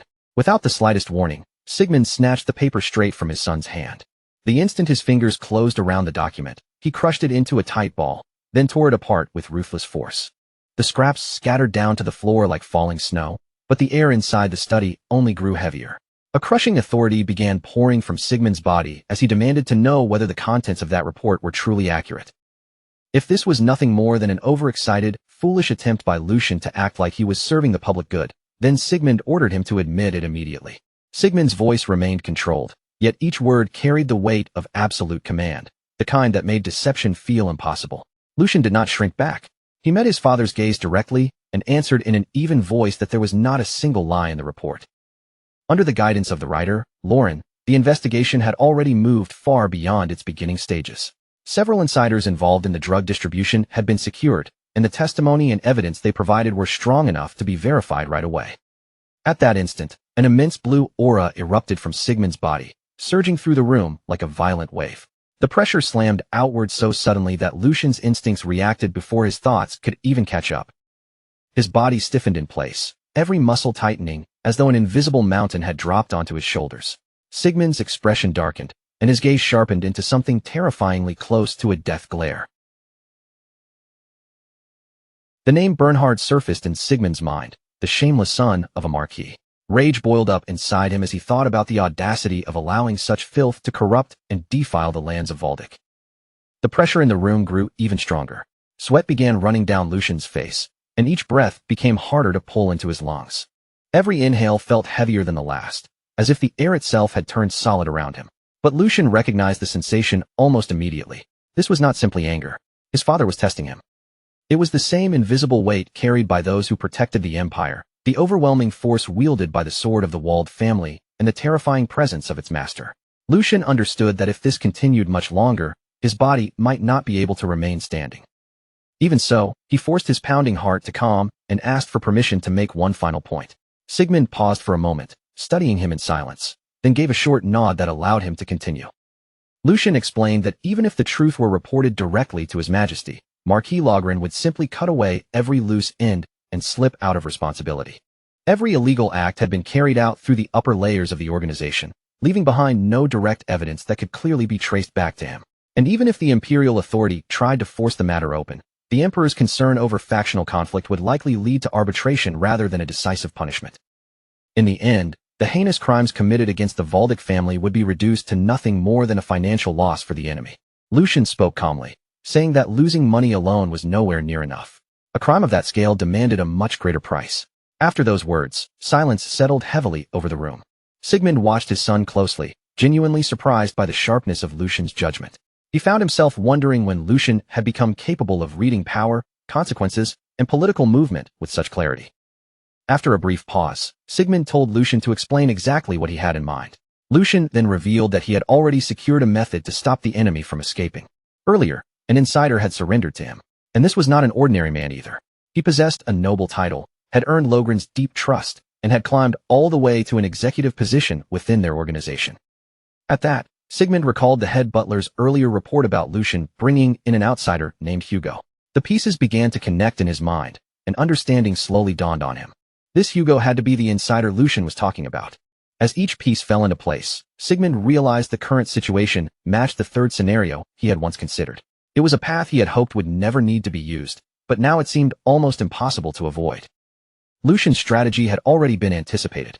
He intended to use the traitor as bait, turning what looked like the enemy's advantage into a reverse trap.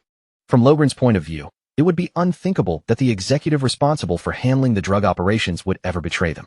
Lucian had arranged the details carefully, making sure the negotiation plan appeared to be moving forward smoothly, without even the smallest sign of danger. Sooner or later, Logren's core figures would have no choice but to step out into the open themselves. Sigmund admitted that a strategy like this could not be brushed aside. Even so, he immediately pointed out the greatest weakness in the plan. Everything depended on one single variable. The entire plan rested on a man who had crawled out from the back alleys. Human nature, Sigmund said, could never be trusted completely. A man like that would always carry uncertainty with him, and even walking one step beside such a person was already dangerous. Lucian went quiet for a moment, letting his father's warning hang in the heavy air between them. Then he answered calmly. He was not trusting the man himself. What he trusted was the man's desire, and that desire was not weak or vague. It was a burning ambition.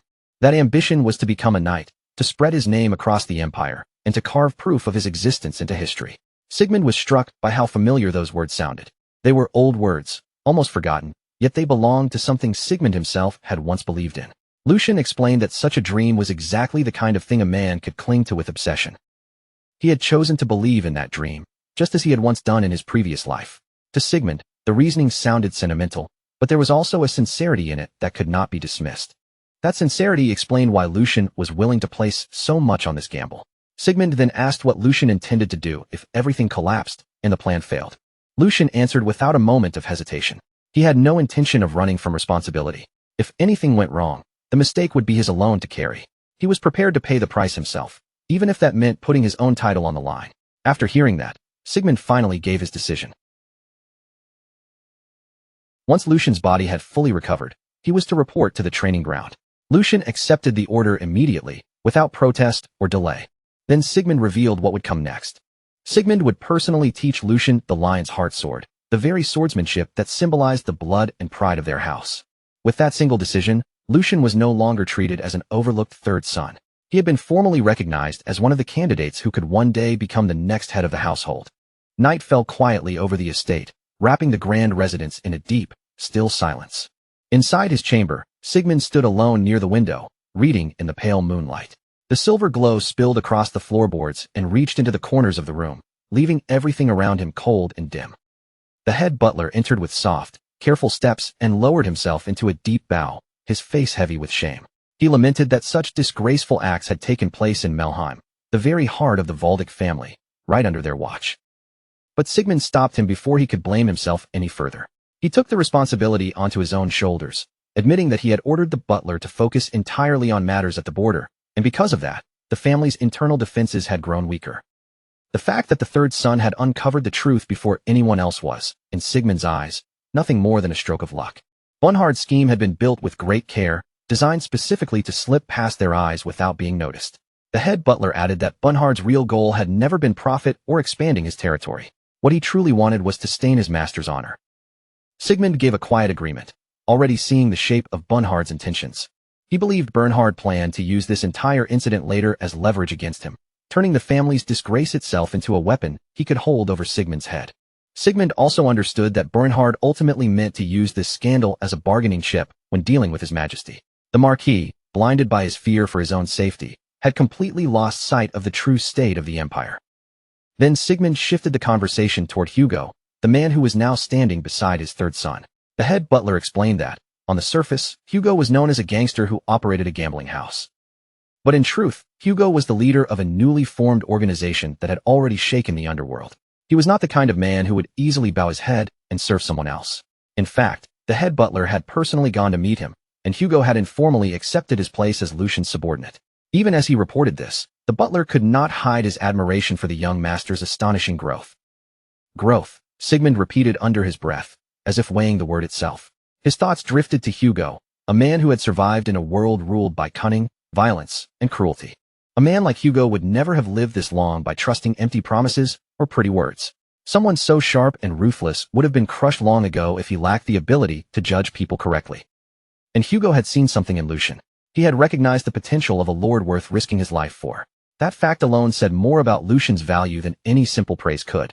Sigmund then told the head butler that although the timing was earlier than he had originally planned, he intended to open the path for his third child.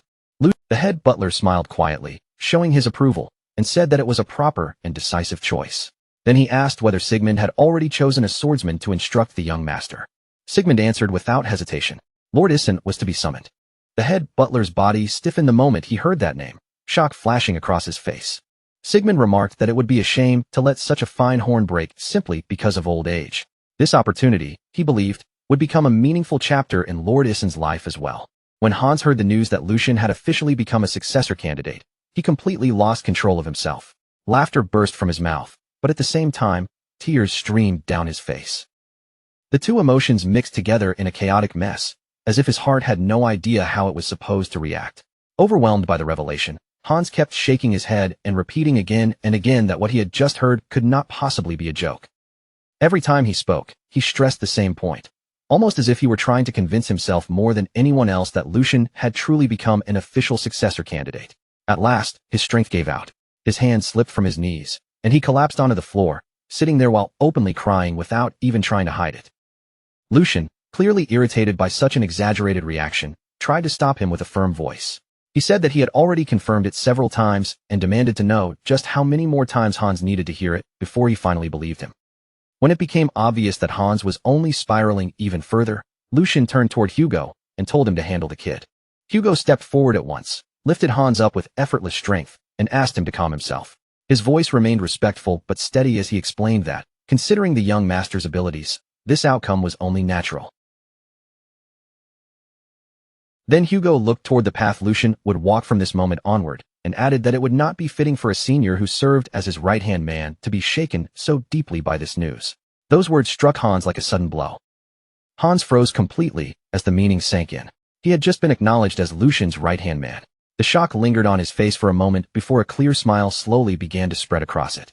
Pride rose inside him so visibly that he could not fully hide it.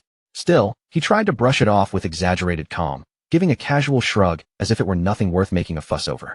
After a brief pause and a small gesture, Hans tried to downplay himself. He admitted that although he had served the young master the longest, he still lacked ability in many areas. And with someone as outstanding as Hugo beside them, he claimed there was no way he could boldly assume such a position for himself. Hearing that, Hugo smiled calmly and said Hans was as humble as ever, exactly as expected of Senior Hans. Hans returned the smile, clearly pleased despite his attempt to act modest. Then Hans teased Hugo right back, asking why he kept saying things like that, and jokingly calling him the left-hand man Jr. As Lucian watched their exchange, a quiet smile appeared on his face. Experienced retainers really were different, he thought. Their composure, their mutual understanding, and the effortless balance between them stood apart from anything else. After that brief reflection, Lucian crossed his arms and addressed Hans more seriously. He said that what Hugo had mentioned earlier was not wrong. Before the matter was officially announced throughout the house, it was only natural to inform the two of them first, and the reasoning behind that decision was sound. As he spoke, Lucian glanced toward Hans, who still looked visibly thrilled. Even though Hans tried to keep himself composed, he could not fully conceal the excitement shining on his face. Watching him closely, Lucian's thoughts became more measured. Hans was timid by nature, and his physical frailty could easily become a weakness if left as it was. Even so, Lucian also understood that Hans genuinely cared for him. More importantly, Hans had the grit to remain firmly by his side even when the situation was harsh and unfavorable. That kind of loyalty was something Lucian could evaluate with certainty. Lucian continued assessing him in silence. If Hans gained more experience, matured properly, and learned how to manage internal affairs, he could eventually become a rearguard more dependable than anyone else. Then Lucian's gaze naturally shifted toward Hugo, and when it came to him, there was no hesitation at all. Hugo's abilities left no room for doubt. All that remained was to open the proper path for Hugo and help him become a knight. Only then could his talents be drawn out to their fullest, allowing him to stand beside Lucian in the future as a powerful sword under his command. With that realization, Lucian strengthened his resolve once more. From this point forward, it was time to focus on quality over quantity. One by one, he only needed to build his people properly. Once that thought settled in his mind, the scene shifted to the following morning inside the peaceful castle. Warm sunlight poured through the quiet halls, slipping past the tall windows and stretching deep into the interior like soft golden ribbons. Lucian stood alone in that gentle light, his eyes closed and his breathing calm, while his thoughts slowly drifted somewhere far away. Before he even realized it, his mind had returned to the memories of his previous life. They were memories from a time when he had searched every corner of the continent, chasing after one single goal with everything he had. That goal had been the very essence of the ancestors' martial arts, a power said to elevate the realm of the sword itself beyond ordinary limits. Those teachings were centered around sword forms, structured paths of mastery that shaped and defined the growth of a swordsman. Among those forms, there existed a realm standing one step above the rest, a higher level known as advanced sword forms. And yet, no matter how desperately Lucian struggled, no matter how many hardships he endured, and no matter how deeply he humbled himself, even living like a dog just to survive, what he finally obtained was still nowhere near what he had been seeking. He had never obtained the advanced sword forms he had dreamed of for so long. In fact, he had not even managed to reach the intermediate sword forms that were normally reserved for knight captains. What he finally managed to get his hands on was nothing more than a degraded version, a lower form meant for apprentice knights who were still standing at the very beginning of the path. But in truth, for someone like him, a mere mercenary without noble blood, even learning any sword form at all should have been impossible from the start. Being granted even the smallest chance to touch a sword form was already something close to a miracle. And yet, even with that miracle in his hands, reality had still treated him with merciless cruelty. People weaker than him continued to move ahead, learning higher-ranking sword forms for no reason other than the status they were born with. One after another, they surpassed him, and on the battlefield, they crushed him with techniques he could not copy, could not understand, and could not properly defend against. Every time that gap kept him from protecting the members of his squad, his hunger for true sword forms carved itself deeper into his heart. That longing never faded. It only sharpened, growing more painful with each failure until it became a constant torment he could never escape. As those old memories rose back to the surface, Lucian unconsciously clenched his fist.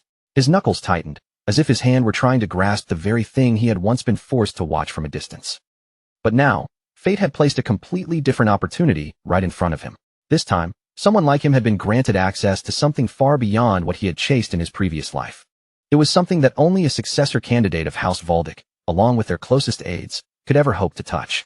An ancient sword form, a legacy so profound that it stood far above even advanced sword forms. The Lion's Heart Sword. Even the name alone carried a heavy, overwhelming weight. Just thinking about the scale of that swordsmanship filled Lucian with awe, and a quiet tension began to build throughout his entire body. The training had not even begun yet, and the time set for the lesson was still some distance away. Even so, his excitement was already rising so fiercely that he could barely contain it. Lucian let out a quiet, self-aware smile when he realized he had been pacing around since dawn without even noticing it. He was too restless to stay still, his anticipation pushing him to move before the lesson had even started.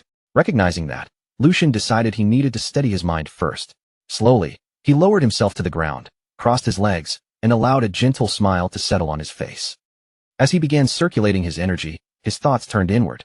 In his previous life, he had learned swordsmanship without anything that could truly be called a proper system. There had been no teacher guiding him, no solid foundation beneath his feet, only stolen techniques and scattered fragments of knowledge, gathered wherever he could survive long enough to seize them.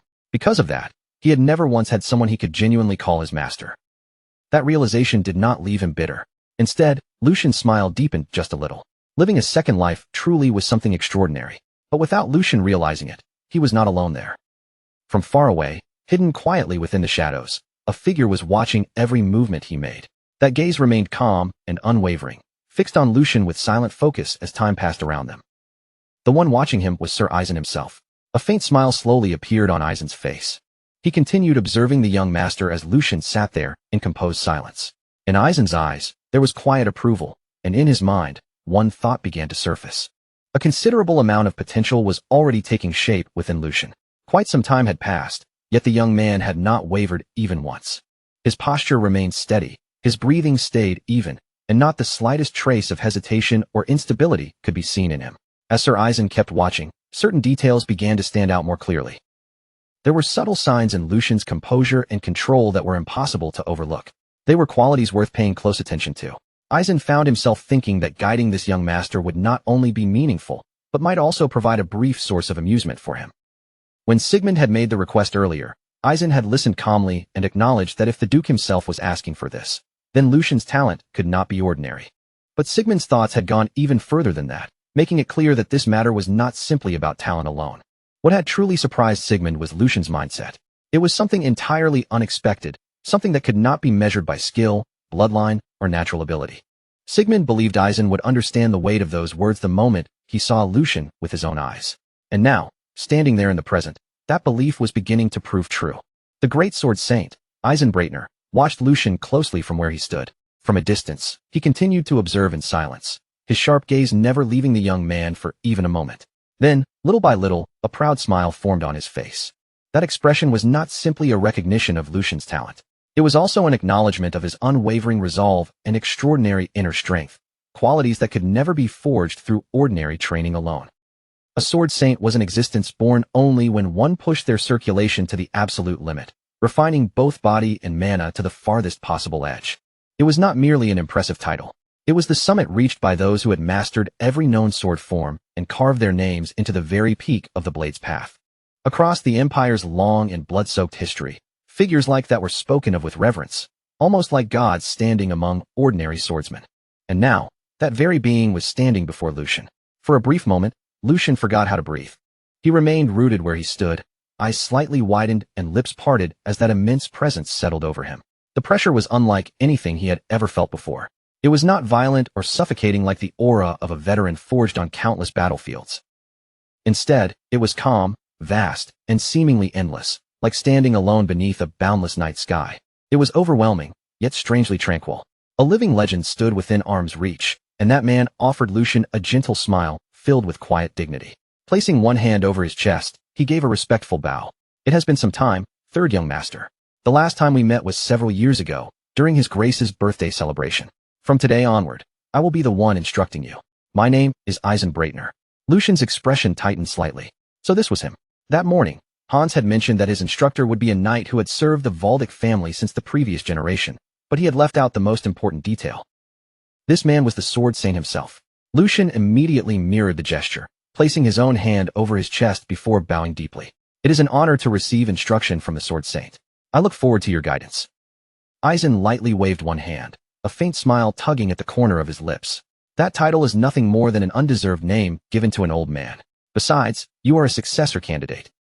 You should not lower your head so easily. Lucian straightened at once, his posture composed and firm. I will not lower the dignity of my family. But that does not mean I should neglect proper respect. Setting aside status and position, you are someone worthy of it. For one quiet heartbeat, Aizen studied him without saying anything. Then he let out a soft laugh, the sharpness in his expression easing slightly. If you insist, then do as you feel comfortable, young master. Lucian inclined his head a little. Thank you for your understanding. The warmth in Aizen's expression soon faded, replaced by a focused sharpness that signaled the lesson was about to begin. Then let us begin the training immediately. Without hesitation, Lucian stepped forward and answered, yes, that sounds good. Aizen then gestured toward the outdoor training grounds. Sunlight spilled across the wide perimeter of the training field as Aizen calmly asked, young master, would you like to run around the perimeter? The moment those words left Aizen's mouth, Lucian dropped straight into a runner's stance, his body lowering with practiced readiness, every muscle coiled to move. Should I start right now? Lucian asked, already prepared to launch forward. Aizen blinked, visibly caught off guard by the immediate reaction. Third young master, please wait a moment. Lucian straightened again, a flicker of confusion crossing his face. Is something wrong? Aizen regarded him carefully, as if trying to understand the way his mind worked. Do you not have any questions about why you are running, or what purpose this exercise is supposed to serve? Lucian offered him a small, easy smile. Of course I am curious, Lucian replied calmly. But if you ordered it, then it must be necessary. And if you did not explain it, there must be a reason you felt no explanation was needed. Lucian placed one hand over his chest, his posture straight, and his voice steady with firm conviction. A student who receives instruction simply follows. The master's words are enough for me. As Lucian said that, Aizen's gaze sharpened slightly. This reaction, this clarity shining in his eyes, was completely different from what he had seen in the other young masters. There was no hesitation in Lucian, no wounded pride over being given such a simple task, and no demand for an explanation. What Aizen saw in him was only a pure and straightforward longing for the sword itself. A faint smile slowly curved across Aizen's lips as understanding finally dawned on him.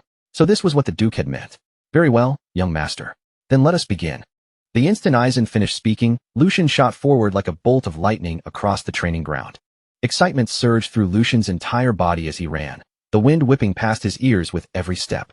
From above, Aizen watched him closely, not missing even the smallest movement. With his arms folded behind his back, Aizen continued to observe in silence. Lucian's speed did not drop at all. If anything, it only grew faster with every lap he completed. His strides became lighter and smoother, each step flowing into the next with surprising ease. It almost looked as if the ground itself were pushing him forward. Even so, Lucian's thoughts remained sharp, calm, and deliberate beneath that rushing motion. There was another reason he had obeyed without asking a single question. This run was not just simple training. It was an evaluation, a test to measure whether he had the qualifications to become a disciple, just like the test he had once given during his previous life as a mercenary captain. Back then, he had used this very same method many times. Give a rookie a task that seemed ordinary, even meaningless, and then watch how they reacted. Their mindset, patience, and resolve would all reveal themselves naturally through that one simple order. Lucian had already shown his attitude. Now there was only one thing left for him to prove, his tenacity. He would keep running until his body finally gave out. And just like that, an hour passed. Lucian's brows drew together slightly as he continued moving. Something felt strange. He had been running without stopping for all that time, and yet fatigue still refused to come. Instead of exhaustion weighing him down, a strange lightness spread through his body. Every breath came easily, and every step felt almost weightless, as if his body had forgotten what strain was supposed to feel like. His speed rose even further, until faint afterimages began trailing behind him like flickering shadows left in the air. It made no sense at all. He had done nothing special to rebuild his body except consume mass-produced nectar, and recently, his only real activity had been light walks. By all normal logic, he should have been drenched in sweat by now. From above, Aizen's expression gradually began to change. The run had originally been meant only to check Lucian's general condition. Aizen had expected very little from him in terms of raw physical ability, yet not a single drop of sweat could be seen on Lucian's skin. His breathing remained steady, as calm as the surface of a still lake. Aizen had seen trained knights struggle to maintain mana output at this intensity, and yet Lucian showed no sign of strain. A flicker of concern passed through Aizen's eyes. Could it be? Without wasting another moment, Aizen descended to the training ground and called out firmly, "Stop. In the run here." Lucian halted immediately and turned back toward him, clear confusion showing on his face. Huh? Did something happen? Aizen stared at him, his gaze sharp and piercing. "Third young master. I have one question for you. The method you used earlier this morning to calm your body and mind. That was circulation, not meditation, correct?" Lucian nodded without hiding it. "If you are referring to what I did in the indoor training hall, then yes. It was circulation. There is nothing better for clearing one's thoughts." The moment Lucian answered so casually, Aizen froze. A thin sheen of sweat formed along Aizen's brow. His suspicion had been correct after all. He stepped closer, keeping his voice firm but controlled. "Forgive me, but I must examine your physical condition. Even if something feels strange, do not move." Aizen placed a hand on Lucian's shoulder and carefully guided his mana into the young master's body. Slowly and meticulously, he began tracing the internal flow. With the precision of a master craftsman inspecting a priceless blade, Aizen followed the pathways of Lucian's circulation one by one. Several moments passed in heavy silence.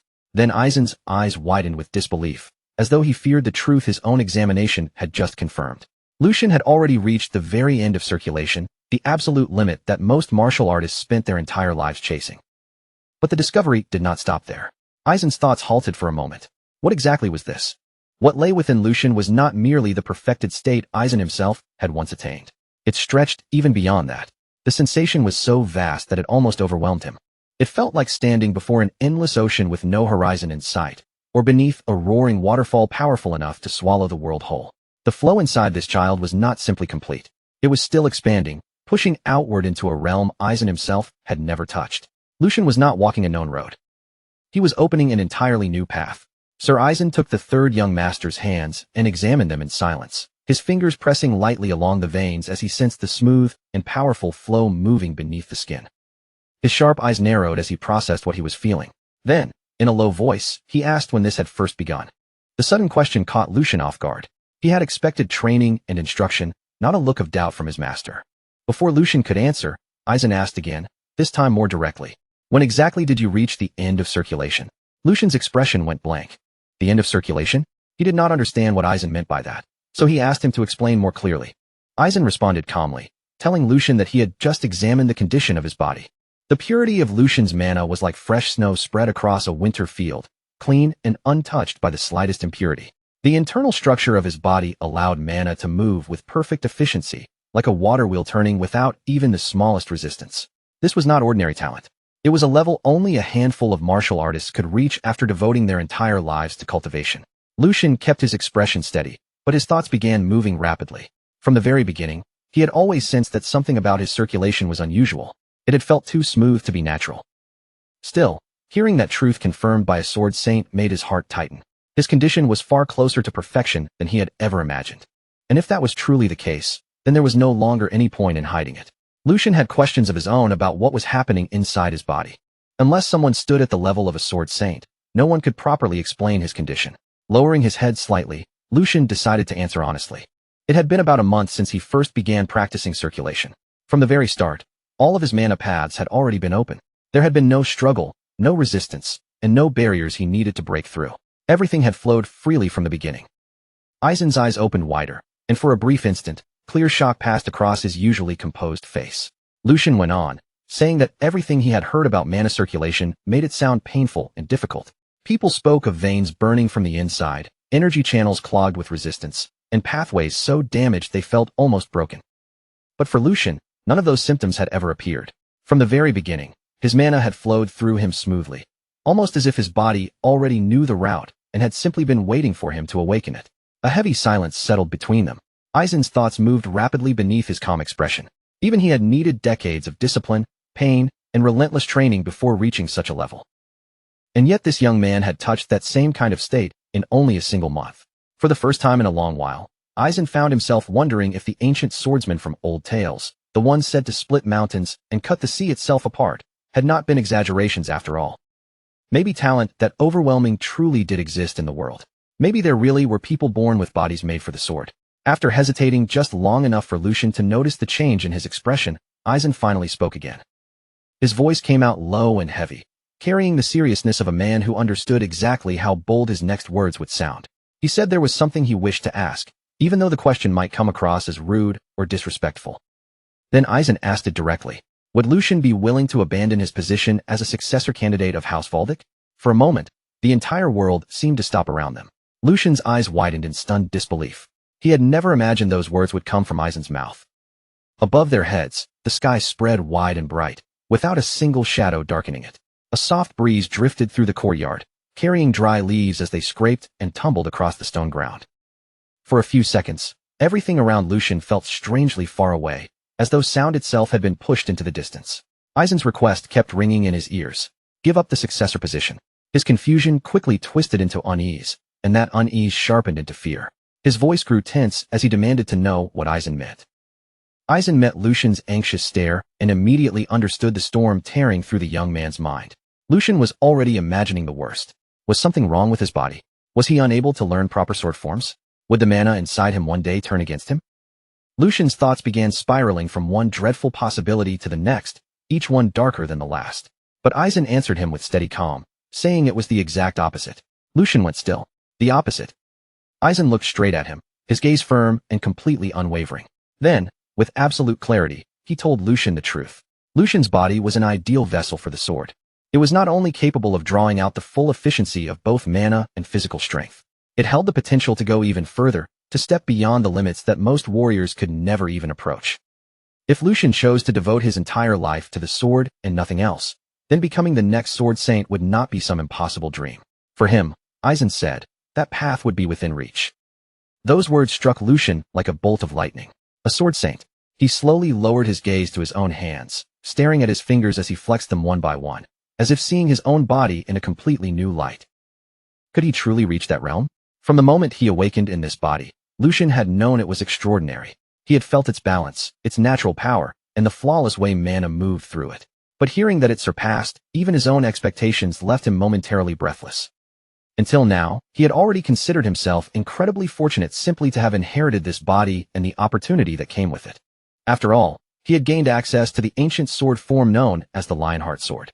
Just that alone had been enough to change everything for him.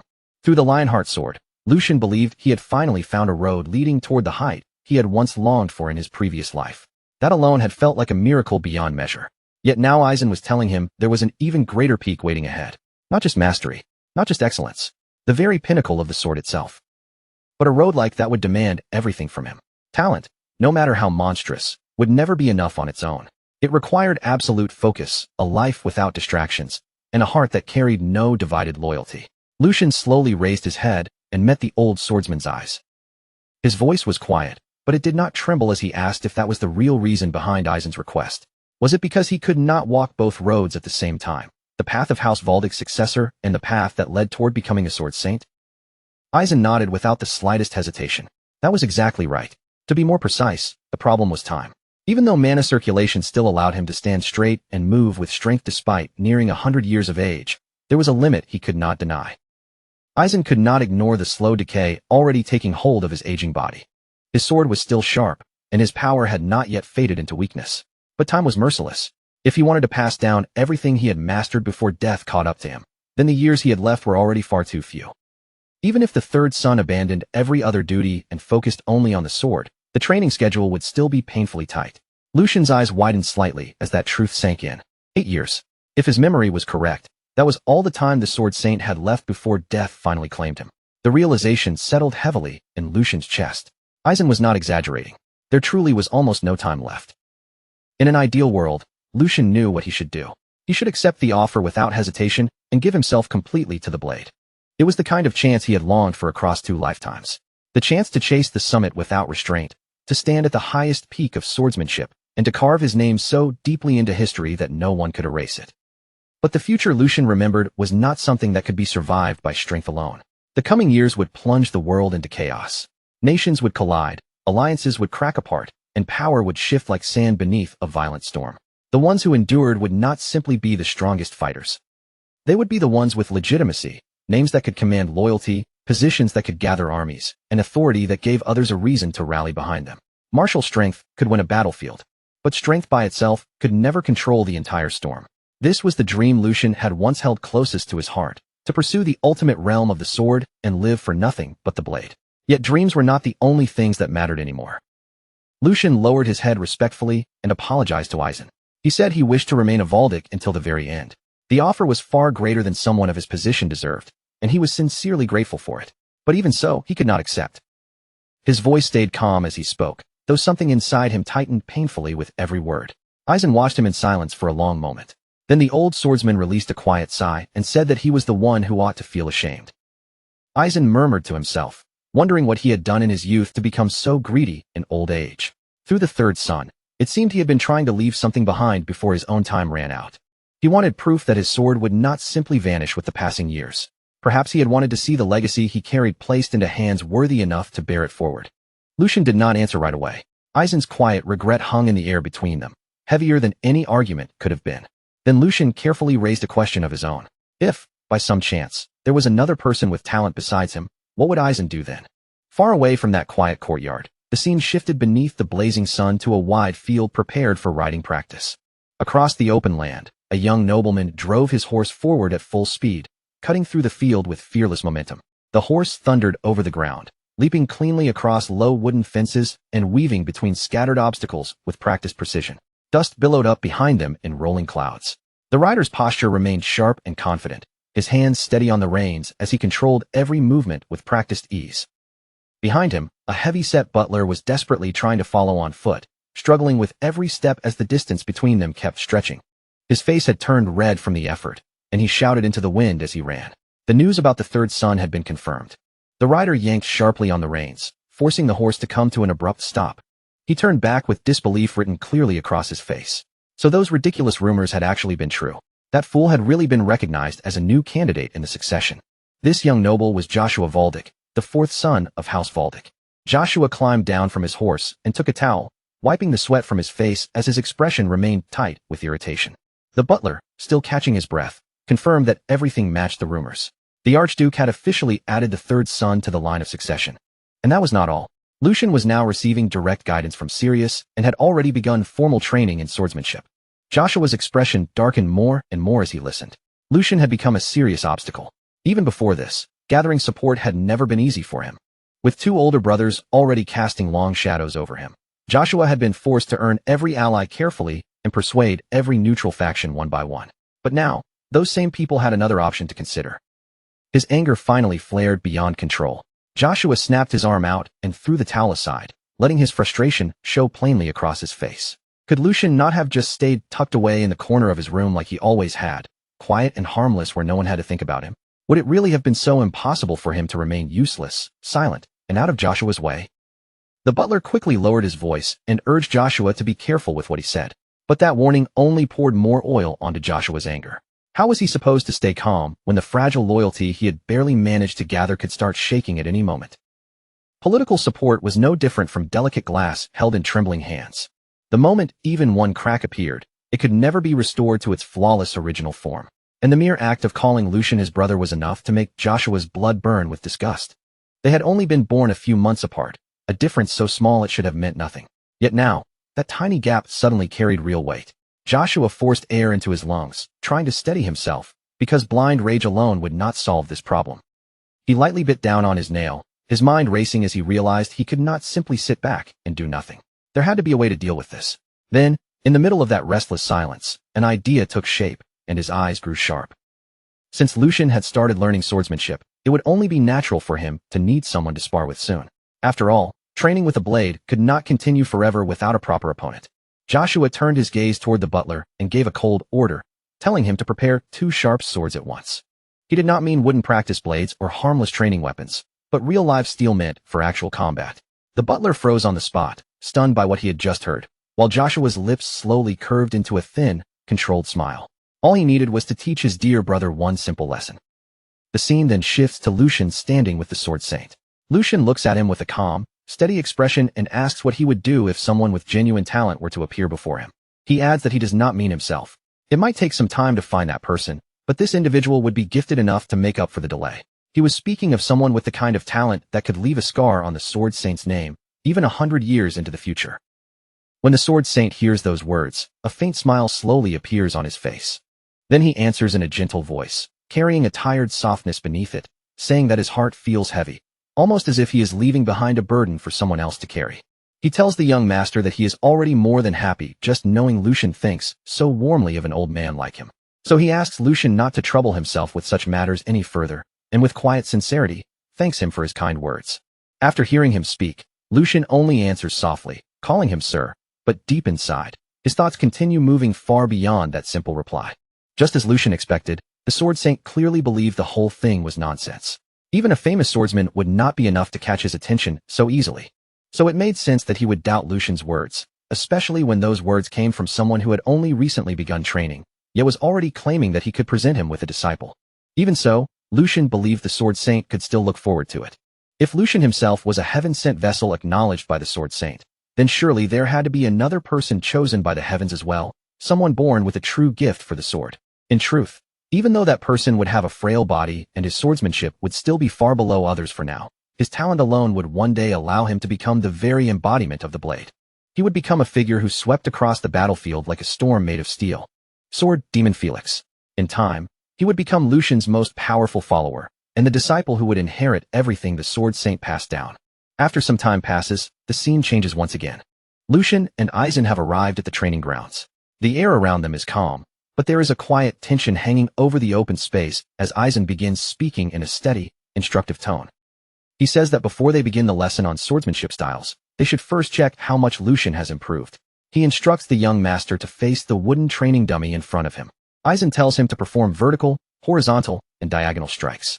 And if Lucian has truly practiced mana circulation, then he should also be able to control and manipulate mana through the sword. He carefully lays out every point Lucian needs to show, making sure no important detail is left unsaid. Then, after a short pause, he adds one final instruction. He tells Lucian to show him a strike infused with mana. Hearing that, Lucian quietly turns his thoughts inward. This would be the first time he had ever held a sword using Lucian's body, so he knew he had to control his strength carefully. But since Lucian had apparently studied swordsmanship before, that thought helped steady his mind a little. With that decision made, Lucian prepares himself, his fingers tightening firmly around the sword's hilt. His stance lowers and settles into place. Then, without a trace of hesitation, he brings the blade down in a clean vertical strike, making the wooden dummy tremble slightly from the impact. Right after that, he follows through with a precise horizontal slash, then a sharp diagonal cut, each movement connecting more smoothly and naturally than the one before it. At last, Lucian draws in a quiet breath and concentrates, letting mana flow into the blade in his hands. A powerful surge of energy begins gathering around him, but it is not only the sword that reacts to the force. A fierce light seems to flare inside his eyes as well, as though the energy itself is burning behind his gaze. In the very next instant, he steps forward and releases the final attack. The mana-filled blade cuts through the air with a force far beyond an ordinary swing. The training statue, standing before him, cannot endure the impact. It shakes violently from the blow before finally collapsing to the ground. Brought down by the sheer power behind Lucian's strike, the fallen training dummy lies at his feet as a faint smile slowly spreads across his face. At that moment, Lucian feels as if he has performed quite well, especially considering this was his very first attempt using this body. Inside, a quiet sense of satisfaction rises in him. Since this was his first try in Lucian's body, he admits to himself that his movements were still somewhat lacking. Even so, he wonders if his form was decent enough for a beginner, and whether Sir Eisen had expected anything more than that. A small flicker of doubt begins slipping into his mind, though he still believes his performance was fairly good.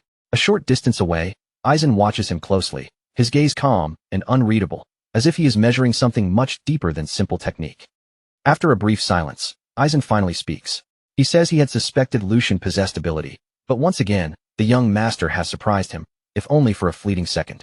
Lucian feels a spark of pride rise in his chest at those words, but it is extinguished almost immediately by what comes next. Eisen states plainly that, to put it simply, the performance was pathetic, and the blunt judgment lands harder than any sword strike. Lucian's eyes widen in complete shock, his earlier confidence breaking apart in an instant. Unable to hide his disbelief, he asks what Eisen means by that. Eisen meets his gaze without hesitation, his expression unchanged, and tells him that he did not mishear. The sword saint continues in the same steady voice, mercilessly honest. He says he does not know the reason, but terrible habits are clouding every swing Lucian makes. By ignoring the fundamentals, his sword resembles that of a mercenary desperately struggling just to survive. He explains that Lucian is focusing only on power and speed, while there is no proper balance between his body and his mana. Because of that imbalance, even a sharp sword becomes dull in his hands, and openings appear in every movement he makes. Then Eisen goes even further, asking how long Lucian thinks it took him to coat the blade in mana during that final blow. Lucian listens carefully, each word pressing down on him with increasing weight. After a short pause, Lucian gives an honest answer. He says that since he was channeling mana into the sword, it seemed to take around 1 or 2 seconds. Upon hearing this, Eisen repeats those words back to him in a low, pointed tone. Eisen quietly repeats the 1 to 2 seconds Lucian had mentioned so casually, letting the weight of those words hang in the air. Lucian blinks in confusion, unable to immediately understand why such a short delay could matter so much. Before Lucian can fully process what he means, Eisen suddenly lifts his wooden sword and points it straight toward him. The movement is sharp, deliberate, and controlled, as if he wants Lucian to feel just how dangerous even 1 or 2 careless seconds can truly become. Eisen's wooden blade remains fixed steadily at Lucian's throat, close enough to make the warning impossible to ignore. Then he finishes in a calm voice, telling him that this amount of time is more than enough for an enemy to kill him. His voice is not loud, and there is no anger in his expression, but that calmness only makes the truth sink in even deeper. Eisen tells him that this lesson must begin with understanding the weight of that burden. An enemy would never let such an opening pass by. As Lucian feels the wooden sword's tip resting lightly against his neck, the realization finally hits him. He had not even sensed when Eisen moved, and that cold fact echoes sharply through his mind. He had not noticed anything until the blade was already touching his neck. The thought makes him feel foolish, and a deeper chill follows right after. He could have died without even realizing his head had fallen, and yet somehow, he is still thinking with frightening calm. Fragments of old memories begin to rise in his mind, pieces of battles, brushes with death, and moments where survival had balanced on the thinnest edge. Between staying alive and being defeated, the difference could be nothing more than a single heartbeat, or 1 careless second. Slowly, Lucian lowers his gaze in acknowledgement before looking up again with a much more serious expression. He firmly says that he will keep Eisen's words in mind, and that before anything else, he will correct both his bad habits and his mindset. In front of him, Eisen watches quietly, measuring not only Lucian's skill, but the resolve now forming behind his eyes. After hearing Lucian's determination, Eisen speaks once more, his voice firm and unwavering. He tells the young master that even a naturally talented body cannot accomplish everything, and that physical strength alone will never be enough to defeat an experienced mana user. He continues by explaining that if the body cannot properly support the mana, then all that energy will simply be wasted and create openings. And on a battlefield, those openings are nothing less than an invitation for death. Every word carries the heaviness of experience as Aizen explains how to draw out the sword's true power. As he speaks, mana begins rising from his blade, not wildly or explosively, but with a smooth current-like flow beneath perfect control. The air around him tightens as the energy gathers, and he states that internal strength and external strength may be different, but they must move together as one single flow. Aizen says true greatness is born from harmony. The moment those words leave his mouth, he steps forward and releases a mana-charged strike toward the training dummy. At first glance, the attack looks almost ordinary, clean and simple, without a single unnecessary motion. For a brief moment, it even seems as if nothing has happened at all, and the dummy remains standing there completely untouched.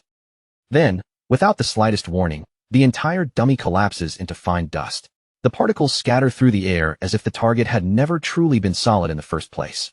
Aizen calmly lowers his sword and turns his steady gaze back to Lucian. He tells the young master that this is the path of the sword he must walk from now on. A few days later, the training continues in a new scene. Inside the training hall, the swordsmen have locked themselves in for another grueling round of practice. The session is intense from the very beginning, and the atmosphere feels heavy, filled with the sharp, repeated echoes of blades clashing against one another. At the center of the hall, Lucian and the Sword Saint continue their practice. Aizen speaks firmly, his voice calm, yet commanding, instructing the third young master that the flow of mana must never be interrupted. He explains that just as training the body allows each movement to become precise, mana control must also be refined until it can reach that same level of accuracy. Aizen's words remain steady, each one carrying the weight of long experience. In front of him, Lucian is clearly struggling, forcing his body to keep up while exchanging blows with a master far beyond him. Their swords collide again as Lucian launches another attack, only for Aizen to block it effortlessly. Without missing a beat, Aizen continues his lesson as if the exchange itself is part of the explanation. He tells Lucian that when reinforcing the entire body with mana, he must still leave enough power to circulate separately, so it can be released in the right place at the right moment. Aizen's blade moves with flawless precision, every motion controlled and every strike calculated. Lucian grits his teeth, gathers his strength, and then unleashes an incredibly powerful attack, driving all of his force forward. The force behind Lucian's blow is overwhelming, yet the Sword Saint calmly blocks it and redirects its energy straight back toward him. With that single exchange, Aizen displays complete dominance over both swordsmanship and mana control, and as the clash settles, his unwavering voice continues. He tells Lucian that only when all of these factors mesh together into proper balance will he truly understand the power of the sword. Lucian lands skillfully a short distance away, managing to keep himself from being completely thrown off. Even under that immense pressure, Lucian steadies his stance. Sweat runs down his face, his breathing rough, but he raises his sword again and prepares himself for the next exchange. Across the hall from him, the Sword Saint stands in silence. His blade now radiates an immense and terrifying energy, far stronger than before, and even the air around him seems to tremble beneath it. With sharp focus in his eyes, Aizen declares that Lucian must now apply what he has just learned and try to defend himself. Then he adds that this time, they will introduce a slightly more advanced step. With those words, master and disciple face each other once again, and the tension between them rises as the next stage of training is about to begin. Immediately after that, the Sword Saint suddenly moves from his position with unbelievable speed. His body shifts so quickly that his movement becomes almost impossible to follow with the naked eye. In the blink of an eye, Aizen appears directly in front of Lucian. In a firm and composed voice, he tells him to consider the enemy's speed and movements, then respond with the appropriate amount of force. At the same time, a powerful aura surges out from Aizen's body, making the air around him feel heavy and sharp. He raises his sword in one smooth motion, and in the very next instant, releases an extremely powerful and terrifying attack. As Lucian sees that monstrous wave of energy rushing toward him, his mind begins racing. Even in that critical moment, he remembers the core of Sir Aizen's teachings. He thinks to himself that the essence of Sir Aizen's instruction lies in naturalness, moving like the flow of water. And while that thought passes through his mind, the attack is already closing in dangerously fast. Even so, Lucian's thoughts continue moving at high speed. Through that flow, he can overcome the gap, reduce the loss of power, and draw out the greatest possible force. He tells himself not to be overwhelmed and to look straight at the attack. With that realization, Lucian gathers every bit of strength inside him, and mana bursts from his body, surging violently as he concentrates it into his blade. Lucian steps forward and launches his own attack straight ahead. Their swords collide head-on, and the instant the blades meet, an explosive shockwave erupts from the impact. The force released from that clash is immense and destructive, shaking the entire training hall as if the room itself might come apart. On the other side of the clash, the Sword Saint watches Lucian with calm eyes. From his expression alone, it looks as though he has not used even the slightest bit of true strength. Lucian, however, is the complete opposite. His whole body is visibly strained as he struggles just to block the overwhelming power pressing down on him. After holding the clash for a brief moment, the Sword Saint finally pulls his blade back and lowers it. His voice returns to its usual composed tone. He says they can end today's training there, and tells Lucian to engrave the sensation he felt today deep into his body. The Sword Saint looks at Lucian one last time, and calmly says that doing just that will be enough to make him a first-rate swordsman. Hearing those words, Lucian cannot help but smile. His body is exhausted, his breathing is heavy, and his arms are still trembling from the intensity of their clash. Even while he struggles to steady himself, there is clear satisfaction in his eyes, the kind that only comes after pushing himself past his limits. Lucian then lowers his head respectfully and thanks Aizen for the lesson. With that, the day's training officially comes to an end. The servants quickly begin clearing the training hall, which has suffered heavy damage from the violent shockwaves and powerful collisions, with broken tiles, cracked walls, and scattered debris spread everywhere. One servant looks around at the ruined hall in disbelief and mutters, wondering just what kind of training Lucian had gone through. Another servant glances worriedly in Lucian's direction and quietly asks whether the young master will be all right. The scene then shifts to Lucian, who is sitting alone off to the side, quietly trying to recover from the brutal training. Lucian's condition is clearly awful. His clothes are soaked through with sweat, his muscles throb with pain, and every breath leaving his chest feels heavy and strained. Even so, there is a strange calm resting on his face, as if his mind has already accepted this exhaustion. Somehow, he thinks to himself, he managed to survive today's training as well. It almost feels absurd, but Aizen's harsh methods are clearly meant to tear away the bad habits he carried over from his past life. And if this is what it takes to correct those flaws, then there is nothing he can do except endure it and keep moving forward. Lucian closes his eyes for a brief moment, quietly going back over everything he just experienced. Because of that brutal training, he can feel himself grasping the sensation much faster than before. The more he watches Aizen, the more deeply impressed he becomes. Aizen keeps creating dangerous situations perfectly matched to Lucian's current level, then gives him precise instructions that pull the correct reaction out of him at the exact moment it is needed. That is something far easier to say than to actually do. Unless Aizen could see through Lucian's body, its condition, its limits, and even its weaknesses, such training would be impossible. Lucian slightly clenches his fist, still feeling the lingering trace of mana circulating through his body. He may only be entrusting himself to Aizen's guidance for now, but he can clearly feel his own growth through every aching muscle and every breath. Until now, Lucian had believed that the secret forms and refined techniques of excellent swordsmanship were the only true path toward reaching a higher realm. But today's training has made him realize something much deeper. Real strength is not only about mastering techniques, but about rebuilding the foundation itself, breaking apart old flaws, and reshaping everything from the core. He had never thought this deeply about balance, reserve power, and flow before. As Lucian lowers his gaze, a quiet thought begins to echo through his mind. What truly mattered had been inside him all along. And if only he had understood these teachings back in his past life, things might have been different. For a brief instant, faint images from his previous life flashed before his eyes, blurred battlefields rising out of memory like shadows. Unfinished duels, chances he failed to seize, and the crushing regret of never reaching the height he once desperately chased all passed through his mind. Those memories feel distant, yet painfully clear at the same time. Then, little by little, Lucian's awareness returns to the present. He exhales slowly and continues thinking. If he had learned this sooner, perhaps he could have at least exchanged a few proper blows back then. Ending things like this today feels a little shameful to him. As that thought lingers, he wonders whether there might be a perfect opponent for him somewhere. Then a certain person comes to mind. But before Lucian can fully settle on that thought, the sound of footsteps echoes through the training hall. The fourth young master has arrived. Joshua walks forward with confident steps, then offers a slight bow as if every movement has been carefully polished. He greets Aizen respectfully, asking whether he has been well, and introduces himself as his disciple, Joshua. Aizen answers in his usual composed tone, welcoming the fourth young master before asking what has brought him here so unexpectedly. He adds that he is currently training the third young master, so if Joshua has something to say to this old man, he should come back later. Joshua simply gives a faint smile and shakes his head.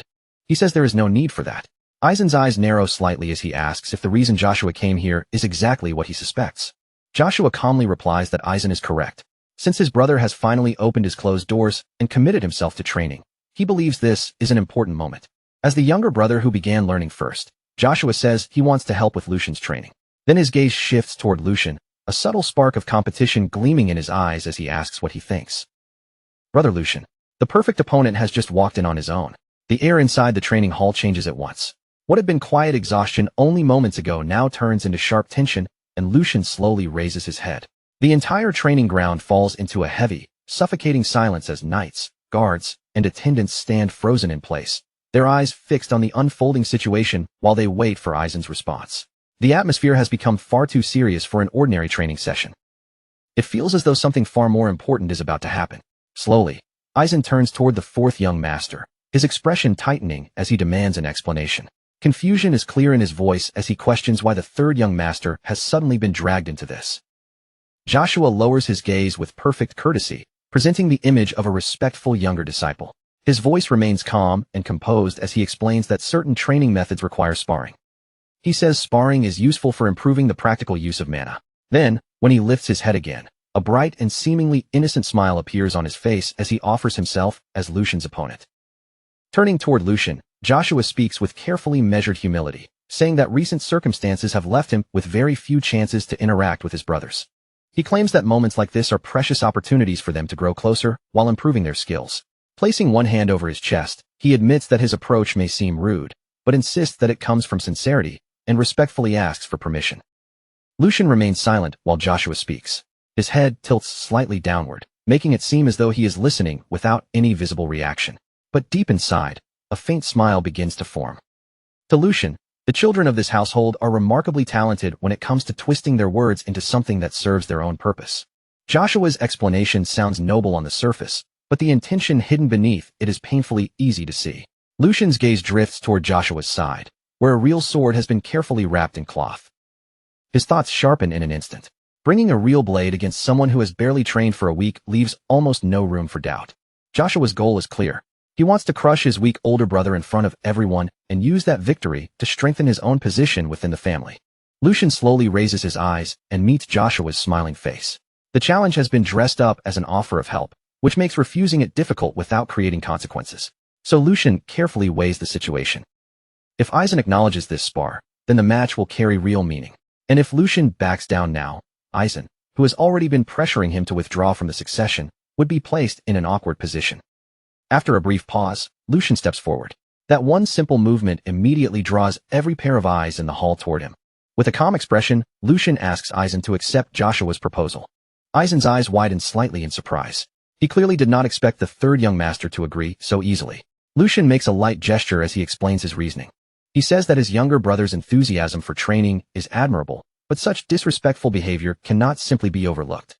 As he speaks, his gaze shifts directly toward Joshua.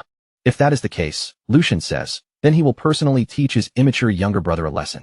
At those words, Joshua's expression stiffens. Lucian's calm statement strikes straight at Joshua's pride.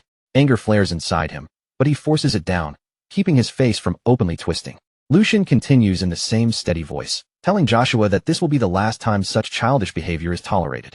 If he causes further trouble, it will only place Aizen in a difficult position. As the exchange continues, Aizen watches the brothers carefully. He understands Joshua's intentions completely, yet the third young master has chosen to walk straight into the trap rather than avoid it. After thinking for a moment, Aizen grants permission, but only under strict conditions.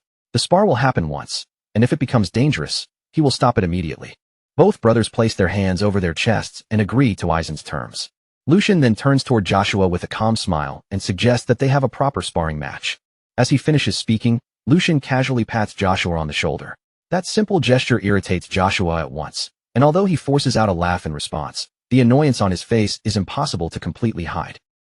A little later, Lucian, Joshua, and Aizen stand together at the center of the training ground. Aizen steps forward between the two brothers and announces the rules in a clear, steady voice. He makes it clear that this is not a fight meant to injure one another, but a sparring match intended to test how far each of them has progressed. Then Aizen turns his attention to Lucian and reminds him that this will be his very first spar. Because of that, Lucian should focus on learning from the exchange rather than obsessing over victory. After that, Aizen shifts his gaze to Joshua, reminding him that as the one with more experience in swordsmanship, he carries the responsibility to act with proper dignity. Finally, Aizen addresses both brothers at once, instructing them to conduct themselves in a way that upholds the honor of House Veldic. The signal will begin once both of them draw their swords. That moment finally arrives, and the sound of steel sliding free from its sheath cuts through the air as the two brothers raise their blades into position. The tension thickens in an instant. Joshua fixes his eyes on Lucian, frustration simmering beneath his stare, while the name Lucian Veldic echoes in his mind with growing irritation. He cannot understand when his older brother started acting like a proper elder. Every word Lucian says seems to remind Joshua that he is the younger one, and that constant reminder scrapes painfully against his pride. To Joshua, the difference between them is nothing more than a slightly earlier birth. And yet Lucian keeps behaving as if that small gap places him far above him. Joshua tightens his grip around the sword until his knuckles begin turning pale. Fine then. If Lucian wants to act superior, this spar will settle everything. By the time it ends, Joshua intends to strip away every bit of that confidence, and his anger burns so fiercely that even his reflection on the blade looks distorted. In Joshua's mind, today will prove who truly stands above the other. Across from him, Lucian quietly studies Joshua's expression, and even when facing actual enemies, he has rarely seen emotion so raw and uncontrolled. Lucian adjusts his grip, feeling the cold, familiar weight of the sword settling into his hand. It has already been 2 months since he last held a sword properly like this. For a brief moment, memories from his previous life rise to the surface, memories of ruthless battles where survival and victory mattered far more than honor. A faint smile touches his lips, but today is different. Today, he is not standing here as the man he used to be. He is standing here as the third young master of House Veldic. His gaze briefly moves toward Aizen. If he uses techniques from his past life, the Sword Saint will undoubtedly notice, so Lucian quietly reminds himself to stay cautious. Joshua may be arrogant, but in the end, he is still a child, and more than that, he is now Lucian's younger brother. So Lucian decides he will restrain himself within reason. That decision falls apart the moment Joshua suddenly lets out a mocking laugh. Joshua glances around the training ground and taunts Lucian, asking where all his earlier confidence has gone now that real swords are involved. He goes on to say that accidents can happen in actual sparring, but only when both sides are evenly matched. If Lucian is afraid, Joshua suggests they can switch to wooden swords instead. Lucian watches him in silence. Then, without saying a single word, he discards the thought of holding back for the sake of a disobedient younger brother. A proper beating may be the only kind of lesson Joshua will actually understand. Joshua's irritation deepens as Lucian's calm tone once again reminds him of his place as the youngest. His eyes widen with anger, and without waiting any longer, he steps forward and lowers himself into a combat stance. In the next instant, Joshua bursts forward, charging straight toward Lucian with fury blazing in his eyes. Lucian raises his sword and forms a defensive cross in front of himself. His mind stays completely calm as he begins analyzing Joshua's movement. Joshua has clearly received proper training.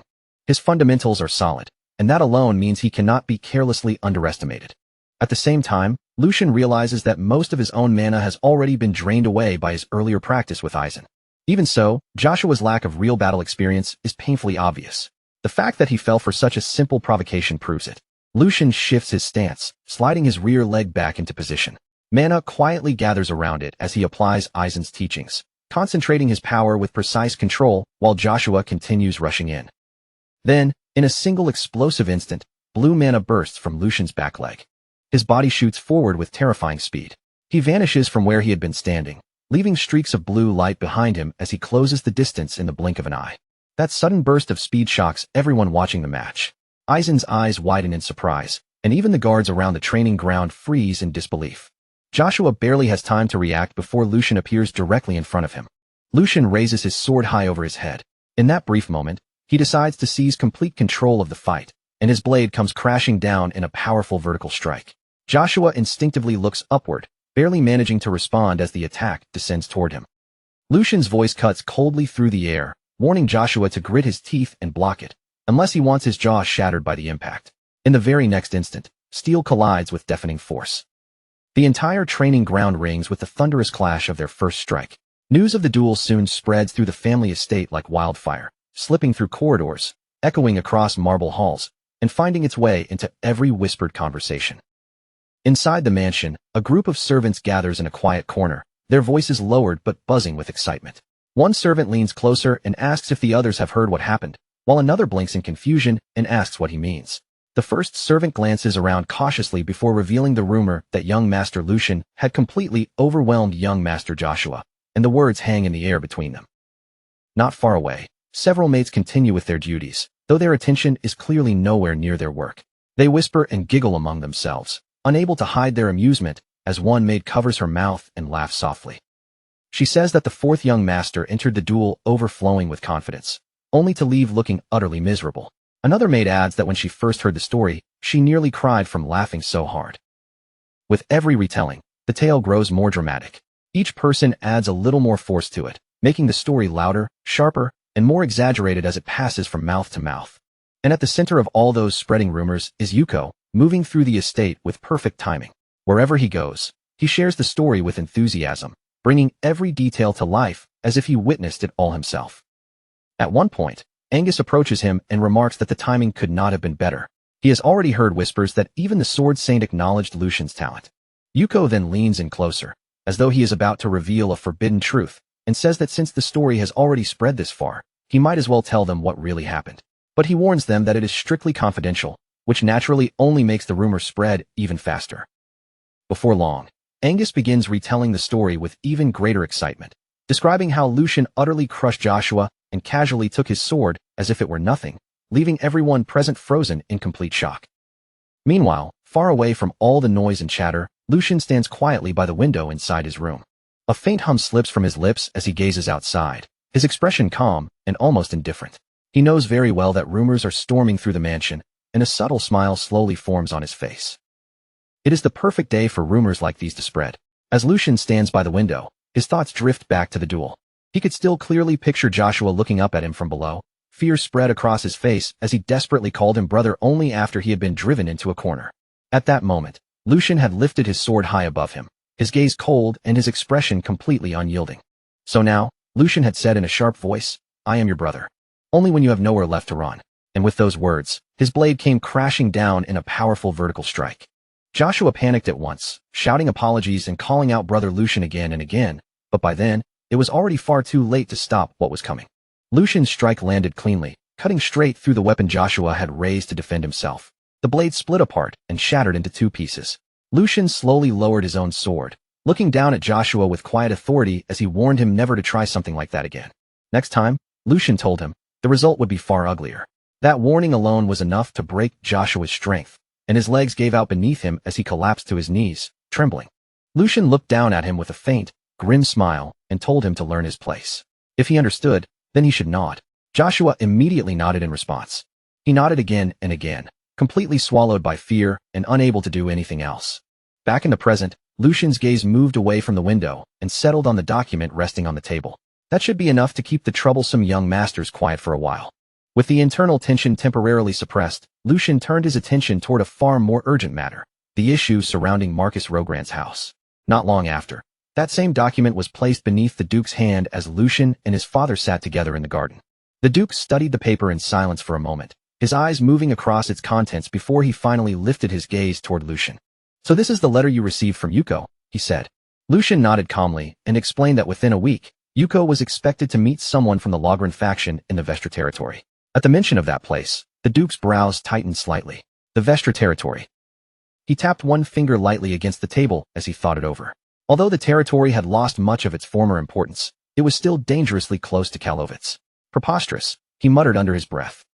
Lucian agreed, explaining that the location had most likely been chosen for that very reason, because it sat in a blind spot that could slip past the Duke's notice. The Duke fell silent for a short moment, then looked directly at Lucian. He asked him to state his real reason for bringing this matter to him, reminding Lucian that he had entrusted the entire affair to him. Lucian answered without hesitation. He needed power. The Duke raised an eyebrow at once, repeating the word back to him. "What kind of power?" he asked. Lucian met his father's gaze without looking away. "Catching a beast in a trap," Lucian replied, "does not mean I have the proper tools to finish it." His meaning was unmistakably clear. The Duke leaned back slightly, understanding immediately. "So," he said, "you came to the person who possesses those tools." He studied Lucian carefully before adding that it was a rational choice. However, for someone who claimed he wanted to prove himself, it sounded as though Lucian was relying on his father's authority. Would people truly view the result as Lucian's own achievement? Lucian remained quiet as the Duke continued, his voice growing firmer. The Duke said that a man earns his reputation by bringing down his prey with his own strength. If he cannot do that, then the result is nothing more than a half-finished achievement. He had given Lucian both the authority and the opportunity to handle this matter on his own, and yet Lucian had chosen the safer path. Suddenly, the Duke struck the table with his hand and demanded to know whether this was truly the best Lucian could do. Lucian lowered his gaze briefly, carefully considering his answer.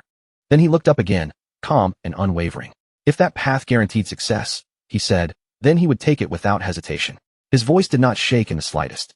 The royal road his father spoke of was only open to those with overwhelming power. Everyone else had no choice but to walk through the shadows beneath it. Calling reckless bravery courage was nothing more than arrogance. Even if it succeeded, it would still be reckless, and if it failed, everything would be lost. Lucian paused for a moment, then added thoughtfully that, to him, the essence of a hunt was not the act of killing itself. What truly mattered was what the hunter was trying to protect. As he spoke, Lucian reached out and gently plucked a nearby flower, holding it between his fingers. If he could remove the threat completely, why should it matter if others called the achievement half-baked? That said, Lucian added, he had no intention of pretending to be some kind of saint either. If the person meant to receive the credit could one day no longer even draw their bow, then the one destined to inherit that credit would already be decided. The Duke listened in silence. Then, after a moment, he let out a quiet chuckle and turned his attention back to his cup. That answer was sufficient, he said. He remarked that he could not remember the last time someone had spoken to him that way, and he certainly had not expected it to come from Lucian. A faint smile touched his lips. That was a good answer, Lucian. A small sense of relief settled inside Lucian, but the Duke was not finished speaking yet. The Duke said that a man must have conviction in the path he chooses. If he falters just because of a single word, then he will never accomplish anything. Lucian asked whether this had been a test, and the Duke confirmed it without hesitation. He wanted to see whether Lucian would waver under pressure and authority. Hesitating was understandable when someone did not know the answer, he said. But no one would follow a person who could not protect his own convictions. Such a person was unfit to lead and unworthy of being called a man. Lucian reflected quietly, realizing that he had suspected as much from the beginning. There were no shortcuts when dealing with his father. Even so, this conversation had gone well enough. When Lucian tried to ask about support for the operation, the Duke cut him off before he could continue. It is father, the Duke corrected calmly. Then he went on, saying that he would give Lucian the tools he needed, but a large force would draw too much attention. The Rogran faction would move quietly. They would act with a small elite group, and Lucian would have to do the same. Lucian nodded in agreement and requested a few skilled knights from within the family. The Duke looked at him for a moment before answering that he would lend him the Black Lions. The Duke leaned forward slightly, his voice carrying a heavy weight. If Lucian wanted to understand the true burden of the one who sat in that seat, then he should go and experience it for himself. 1 week later, Vestra stood as nothing more than a hollow remnant of what it had once been. The city had long since lost its purpose, its streets resting empty beneath a heavy silence while its buildings slowly crumbled after years of neglect, even though it remained dangerously close to Kalovitz. There was no real worth left in this place anymore. No resources to exploit, no living presence to protect, nothing that could still justify keeping it alive. Vestra had once been prepared as a reserve city, but after being left behind by time, only the occasional passing vanguard ever bothered to set foot there. Now, calling it a city almost felt wrong. It was closer to a graveyard made of stone and silence. The air hung too still, so quiet it became unsettling, as if the emptiness itself had been shaped for secrets that were never meant to be seen. Lucian and Hugo moved through the abandoned streets, their steps giving off faint echoes against the cracked stone road. As they walked, Lucian's eyes swept calmly from building to building, quickly catching the most obvious detail of all. There wasn't a single person anywhere in sight. Something about that silence felt wrong. Even for a forgotten place like this, it was far too quiet. Hugo seemed to notice the unease in Lucian's gaze, and without waiting to be questioned, he explained that Vestra had lost its strategic value long ago. That was precisely the reason this place had been selected. No one paid attention to it. No one would interfere here. For setting a trap, there could hardly be a better location. As they continued deeper into the deserted city, Hugo finally could not suppress the question that had been pressing on him. He glanced toward Lucian, his voice edged with sharp curiosity, and demanded to know how Lucian had managed to see through the plan with such terrifying precision. Lucian stopped briefly, then let out a low, amused laugh, as if the answer was hardly worth making a fuss over. He remarked that even Hans had known nothing about it, which meant Hugo's attempts to keep everything hidden had been completely useless in front of him. But Lucian did not continue from there. Instead, he let the matter drop with an almost careless ease, brushing the question aside as though it had no importance right now. He said he would explain it later. For the moment, there were more urgent matters waiting in front of them. Before anything else, They needed to focus on the prey that was about to enter their net. Lucian's gaze shifted forward, calm on the surface but sharpened like a drawn blade, and he asked whether the trap had been prepared properly. Hugo answered without hesitation. Everything inside the plant had been arranged exactly according to plan. The layout, the goods, even the smallest details that had been included in the false reports had all been carefully reproduced. From the outside, nothing would seem strange, and there would be no easy opening for suspicion. Their target would step inside without holding back or doubting a thing. Everything was already in place. The only remaining factor was the reinforcements. Then Lucian's next question came from an unexpected angle. He asked Hugo whether relying on his father's support bothered him. For a brief moment, the question clearly caught Hugo off guard, but he soon shook his head and denied it. He knew exactly how much was riding on this operation, and he understood that this mission was not something they could afford to fail. Even so, when his eyes dropped toward his own hand, a faint trace of frustration appeared on his face. In a quieter voice, he admitted the truth he had been holding inside. He simply was not strong enough yet. If only he had been stronger. Then this entire accomplishment could have belonged to Lucian alone, without needing to borrow anyone else's strength. Lucian listened in silence, never interrupting him. Then, without making the moment heavy, he reached out and placed one hand on Hugo's shoulder. He accepted that feeling, but warned Hugo not to let impatience swallow him. They had only just begun walking this path, and losing their direction now would only delay them further. Strength did not appear overnight, and Hugo still had a long road ahead of him. Then, with a completely casual tone, Lucian added that he assumed Hugo was already around 30. The air seemed to freeze at once. Hugo's expression barely moved, but the mood between them changed instantly. In a flat voice, he corrected him. He was 23. A short, awkward silence followed. Lucian stood there with embarrassment written plainly across his face, while Hugo stared forward with a blank expression.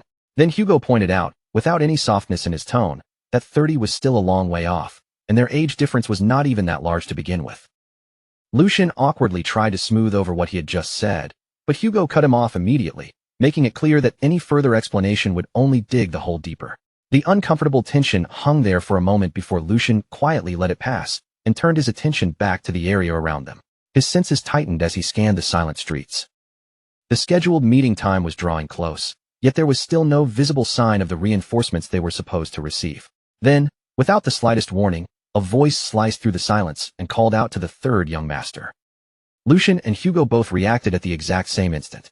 Hugo drew his sword in one smooth, practiced motion, turning sharply toward the source of the voice with every intention of striking first. But the attack never had the chance to land. Before Hugo could even complete his movement, a man appeared within arm's reach and caught the blade with his bare hand. His motion was so clean and precise it almost felt unreal, and the pressure rolling from him was heavy enough to overwhelm the air around them. In a cold voice stripped of emotion, the man commented that Hugo was far too slow. Hugo's body stiffened, shock flashing through him at once. He tried to yank his sword back, but the weapon would not move at all. The hand gripping it was absolute, completely unshakable. For the first time, Hugo felt it with painful clarity. He was being fully suppressed. No matter how much strength Hugo put into his arms, he could not make the blade shift even slightly. The realization struck him hard. This man was overpowering him without effort. Before the situation could grow any more dangerous, Lucian calmly stepped between them. His voice remained even as he told Hugo that the man standing before them was not an enemy. Hugo hesitated for a moment, but little by little, he lowered his guard. Confusion still remained in his eyes, but Lucian had already stepped forward. His gaze sharpened, steady and unyielding, as he questioned the man's intention. The killing aura surrounding him was impossible to ignore, and appearing in such a manner demanded a proper explanation. Then, in a tone that sounded almost casual, Lucian identified him with two words. A black lion. The instant those words left Lucian's mouth, the atmosphere around them changed completely. Hugo took a step back as understanding finally hit him. These were the reinforcements Lucian had spoken of, the Black Lions, the hidden force belonging to the Weldick family. They moved from the shadows and only mobilized under direct authority, as if they had been waiting all along for the silent command to reveal themselves. From the surrounding ruins, more figures began to appear, one after another, emerging without even the faintest sound. Within only a few seconds, they had already formed a perimeter around Lucian and Hugo. Each of them carried a presence that was tightly controlled, yet terrifying enough to make the air feel heavier. An older man stepped forward from among them, his posture calm and disciplined, clearly marking him as the captain of the group. He placed one hand over his chest and greeted Lucian with deep respect as the third young master. Then he explained that the sudden clash from earlier had only been a test, a way to measure their reactions and confirm their readiness. There had been no genuine hostility behind the move. Lucian studied them carefully, his thoughts moving quickly beneath his calm expression. Even in his previous life, their existence had never been more than a rumor, something whispered about like a ghost story. But now that they were standing right in front of him, there was no longer any room for doubt. He had not sensed them at all before they chose to show themselves. And even now, with their bodies clearly visible before him, their presence still felt almost perfectly hidden. Their auras were suppressed so completely that they were impossible to read. Every single one of them was a monster in human form. Inwardly, Lucian acknowledged just how overwhelming this level of support truly was. His father had not simply sent ordinary reinforcements to assist him. He had sent something far more dangerous than that. Sometime later, they gathered inside a ruined house that had been turned into a temporary base of operations. Lucian sat with his usual calm, while the Black Lions stood positioned around him, every one of them focused on his words. Hugo remained close by, still silently processing the overwhelming scene he had just witnessed. Lucian began laying out the mission with quiet, precise clarity. House Logren had already taken the bait and was now on its way. Their trap had worked exactly as intended. From this point on, the objective was simple: capture the leader alive. As for everyone else, they could be eliminated. Lucian's tone stayed calm, but the meaning behind his words was absolute. There was no space left for mercy. The enemy had been the first to cross the line, and whatever happened next would be the consequence of their own choices. After explaining the plan, Lucian entrusted the rest of the operation to the captain, giving him full authority to act however the situation required. The captain watched Lucian closely as he listened. At first, he had assumed this mission was simply a way to hand the young master an easy achievement. But now, after hearing him speak, the captain understood that assumption had been completely wrong. Lucian was not depending on luck, nor was he hiding behind protection. He was calculating every step, measuring the strength of the people around him, and preparing himself for every possible outcome before the enemy even arrived. There was not a single trace of hesitation in him, not even the slightest flicker of doubt. This was no amateur mistake, and it was definitely not the result of inexperience. Every action was calm, deliberate, and completely under control. A thin smile slowly appeared on the captain's face as the meaning behind it all became clear to him. Something different was starting to form right before his eyes. A new force was quietly rising from the shadows. And without wasting even a breath, he accepted the command. As the sun sank beneath the far edge of the horizon and the last light faded from the sky, the final phase quietly began. A carriage slowly rolled into the lifeless city of Vestra, its wheels grinding against the road and cutting through the heavy silence that had settled over those abandoned streets long ago. The carriage door opened, and a young noble stepped down from inside. The moment his feet touched the ground, he raised a hand to his face, covering his nose in open disgust. It was as if even the air around him offended his senses. His brows tightened, his lips curled, and his entire expression twisted with clear irritation. A maid hurried forward at once, lowering herself slightly as she offered him a handkerchief. He snatched it up and pressed it firmly against his nose and mouth. The journey here had clearly been unpleasant enough, but the sight of the city only made his mood worse. In his eyes, Vestra was nothing more than a filthy, forgotten place, rotten to its core and completely unworthy of someone like him. If it had not been for his father's direct orders, he would never have bothered setting foot in a place like this. Even so, his purpose was simple. He planned to finish the matter quickly and leave immediately, never realizing what was already waiting for him. From the darkness around the city, unseen eyes had already fixed themselves on his every move. Every step he took was being observed, and every small movement was being silently measured. The trap had been laid long before he ever arrived, and now he had walked straight into the center of it. The fourth son of House Logren, Pap Logren, had entered the stage, and with that, the hunt had finally begun. Lucian quickly stepped forward with controlled, hurried strides, bending his body into a deep and respectful bow. His voice came out drenched in exaggerated humility as he said, "Oh, my lord, please forgive me. I have committed a grave discourtesy by failing to recognize such a noble presence the moment you arrived." His tone carried just enough urgency and fear to make the act convincing, carefully shaped to match the pitiful image he wanted them to see. But before he could approach any closer, one of the knights moved sharply. The man raised his sword and aimed the blade straight at Lucian's chest, his voice cold and steady. "Take one more step, and I'll cut you down. State your identity." Now, Lucian instantly flinched. "I was only sent here under Boss Hugo's orders. I am just a guide, nothing more than a lowly wretch. I would never dare cause trouble here." A brief silence followed, hanging heavily in the air, before the young master finally spoke. Philip Logren's voice came out thick with disgust. "Put your sword away. It is beneath you to even speak with something like this." The knight hesitated for only a moment before lowering his blade and obeying. Lucian dropped his head even deeper, acting as though he had been overwhelmed with relief. Thank you for your mercy, my lord, Lucian said softly. Then, without wasting another second, he turned and began guiding the group forward, just as he had intended from the very beginning. Yet behind that trembling, fearful mask, his mind remained sharp, calm, and completely different from the role he was playing. So this was a much bigger catch than expected. That arrogant tone, that complete lack of caution even after stepping into hostile territory, there was no mistaking it. He had to be one of the Marquis's sons. A person like that would never even imagine that danger could be waiting for him in a place like this. As Lucian walked ahead, he quietly studied the group without drawing attention to himself. There were fewer guards than he had expected. Roughly a dozen of them. And they were not just ordinary escorts either. At the very least, they had the bearing of apprentice knights. Trained, certainly, but not enough to become a real problem if everything unfolded the right way. Lucian's gaze shifted ever so slightly. He took in every detail without turning his head too obviously or letting his disguise slip. That man standing beside the brat was the only one who needed real attention.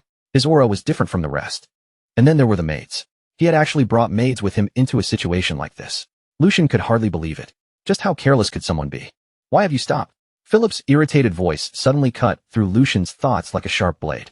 Lucian immediately started walking again, dipping his head slightly as he answered in a nervous tone. Forgive me, my lord. This is my first time standing so close to someone of your stature. I must have grown nervous without even realizing it. Philip clicked his tongue, his face twisting with annoyance. Pathetic. Lucian kept his head lowered, but for one brief moment, he stole a glance behind him. His eyes flickered toward one of the maids, and the instant he saw her face, something in his thoughts wavered. That face. Why did it feel so familiar? No, that could not be right. It had to be nothing more than a resemblance. Nothing beyond that. Lucian quickly forced the thought aside and continued moving forward, pushing the unnecessary distraction out of his mind. Before long, they arrived at the main location. The moment they stepped inside, Philip's expression twisted once again in disgust. This place is even worse on the inside. The smell alone is unbearable. That commoner Hugo. Did he misuse the funds from my house? The outside was clearly nothing but a display. A calm voice answered him without the slightest hesitation. What matters is what lies inside, is it not? Philip's gaze snapped toward the person who had spoken. And you are. The man stepped forward slightly, then bowed with measured politeness. Hugo, the one responsible for this place. I offer you my greetings. The item required careful handling, so our preparations took a little longer than expected. Philip looked him over carefully, suspicion clear in his narrowed eyes. Since you are standing here in front of me, I assume you have not done anything foolish. Hugo gave a quiet chuckle, completely calm under that hostile stare. Would I truly throw away the Logren family's leash over something as petty as profit? After all the reports I sent, the fact that you came here in person proves just how curious you were. As he spoke, Hugo's smile deepened slightly. There was a sharpness hidden beneath his polite words, an edge that did not quite match his respectful tone. Curious about the item that could rot Rockelheim from the very core. For a short moment, silence filled the room, heavy enough to make the air feel tense. Then Hugo slowly gestured forward. Please, allow me to show it to you. Standing off to the side, Lucian watched quietly, and a faint trace of approval passed through his thoughts. Hugo really had been the right person to entrust with this. To lie that smoothly, without even the smallest pause or crack in his expression, it was impressive. Meanwhile, Philip's patience was already wearing thin. His face hardened as irritation began turning into anger. What an insolent dog. If this turns out to be a disappointment, you will regret wasting my time. Then he turned sharply, his cold gaze landing directly on Lucian. You, go and bring it. Lucian bowed immediately. Yes, my lord. Without the slightest delay, Lucian stepped toward Hugo and lowered his head. Boss, please bring out the item we prepared. Hugo handed it over in silence. For one brief second, their eyes met, and a silent understanding passed between them. Everything was moving exactly according to plan. Lucian turned back toward the group, holding the object securely in both hands. His posture stayed humble, and his face remained obedient. I have it right here. And then, with one smooth and perfectly timed motion, everything was set into motion. Lucian's words had barely begun to settle in the room when something about him suddenly changed. It was subtle, almost too small to point out, yet impossible to ignore. His body was still bent with humility, and his voice still carried that same submissive edge, but underneath it all, something else had surfaced. There was arrogance hidden there now, a quiet and unshakable confidence that had no place in the face of a frightened guide. The shift was enough to make everyone present tense up. The knights stiffened by instinct, their hands tightening around their weapons, while even Philip felt a strange, creeping dread coil deep inside his chest. And before anyone could fully understand what was happening, Lucian moved. I'll make sure it's delivered.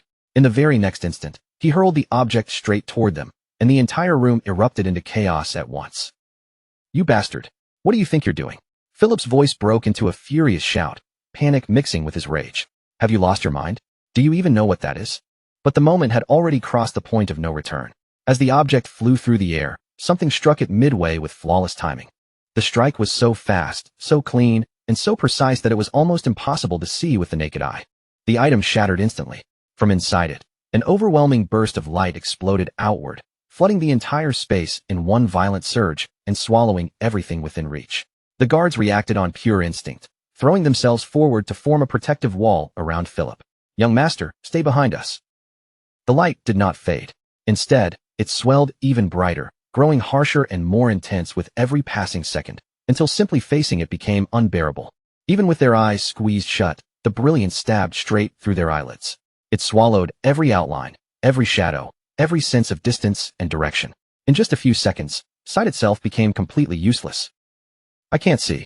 What's happening?" Frantic voices burst out from all sides, crashing over one another as confusion quickly turned into panic.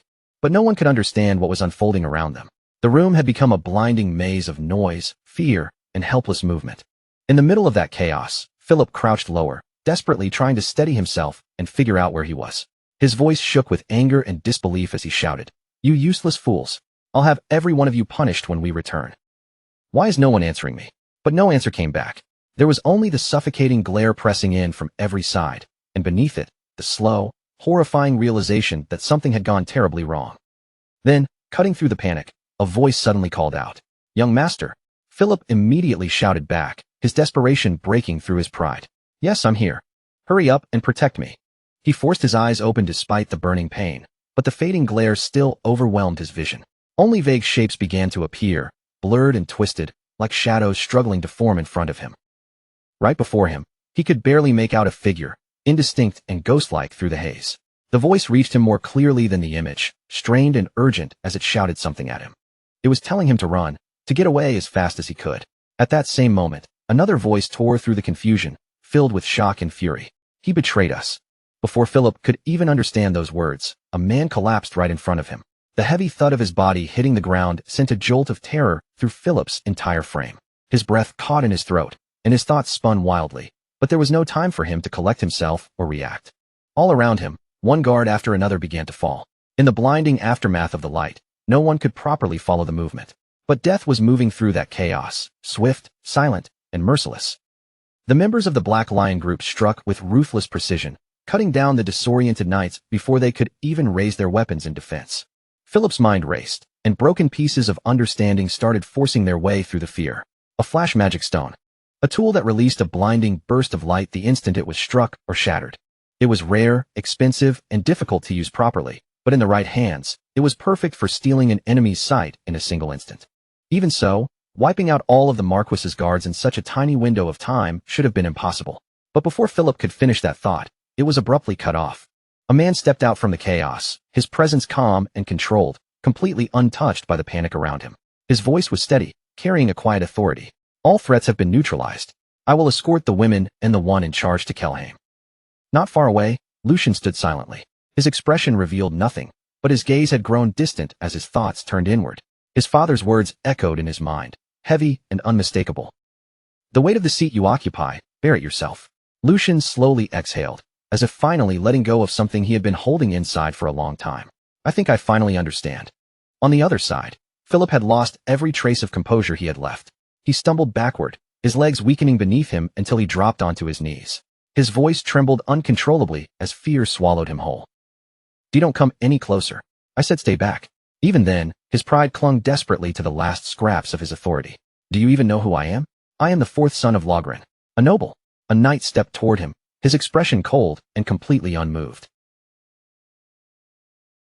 "Your fate will be decided by His Highness, Grand Duke Valdic. Submit quietly." Philip went completely still. That name struck him like a blow to the chest. What? His voice faltered as realization slowly began to sink in. "House Valdic." His eyes darted around wildly before finally locking onto Lucian. His voice dropped into a trembling whisper. "Then don't tell me. The one disguised as a commoner is a son of House Valdic." Panic surged through him all at once. If that was true, then being captured was not an option. He spun around in desperation and screamed at the top of his lungs. "What are you all doing? Guards outside. Get in here and protect me. Are they all dead too? Lucian stepped forward calmly, his voice steady and almost indifferent. It's over. There are no more threats. But then, he suddenly stopped. In the middle of his sentence, his eyes widened, and his gaze snapped sharply toward one of the maids. At that same moment, Philip, clinging desperately to the last fragments of control, shouted, I grant you permission to take up the sword. You should be able to handle this. And then, the maid moved. At first, it was only a single step, but something about that movement felt wrong. Too composed, too deliberate, and far too steady for an ordinary maid trapped in chaos. Lucian watched her closely, unable to look away as she moved toward the fallen weapon. His thoughts spiraled as realization came crashing down on him. That face, the resemblance he had noticed earlier. That faint sense of familiarity he had tried to dismiss. Even the atmosphere around her seemed to change the moment her hand reached the blade. Lucian's voice sank into a whisper. It was barely audible, filled with disbelief. This can't be. His eyes remained fixed on her as the truth settled over him, undeniable and overwhelming. Sword demon. Felix, is it really you? Then Philip Logren broke away from the Black Lion and rushed straight toward Felix, stumbling toward him like a man reaching for his last chance to survive. The moment he reached Felix, he pleaded desperately, his voice cracking under the weight of his terror. Get me out of here. If you do, I'll give you whatever you want. I'll make sure no one ever insults you again for the lowly blood of your mother. As those words spilled out, his dignity crumbled even further. He practically collapsed in front of Felix, trembling and begging like a frightened child. Then he continued in a panicked voice, say something. Isn't protecting me the reason you exist? Felix, the sword demon, answered coldly. Shut your mouth if you want to live. His stance settled, his grip firming around the weapon as he prepared himself for battle. Then, with clear irritation in his voice, Felix added one more thing. I'm sick and tired of your stupidity, young master. And as that cold reply landed, the others watched in silence. The white-haired knight looked on and spoke with a strange mix of disdain and respect. Unbelievable. To think you would hide behind a woman without even a shred of dignity. Still, I will commend your will to fight. However, do not throw your life away.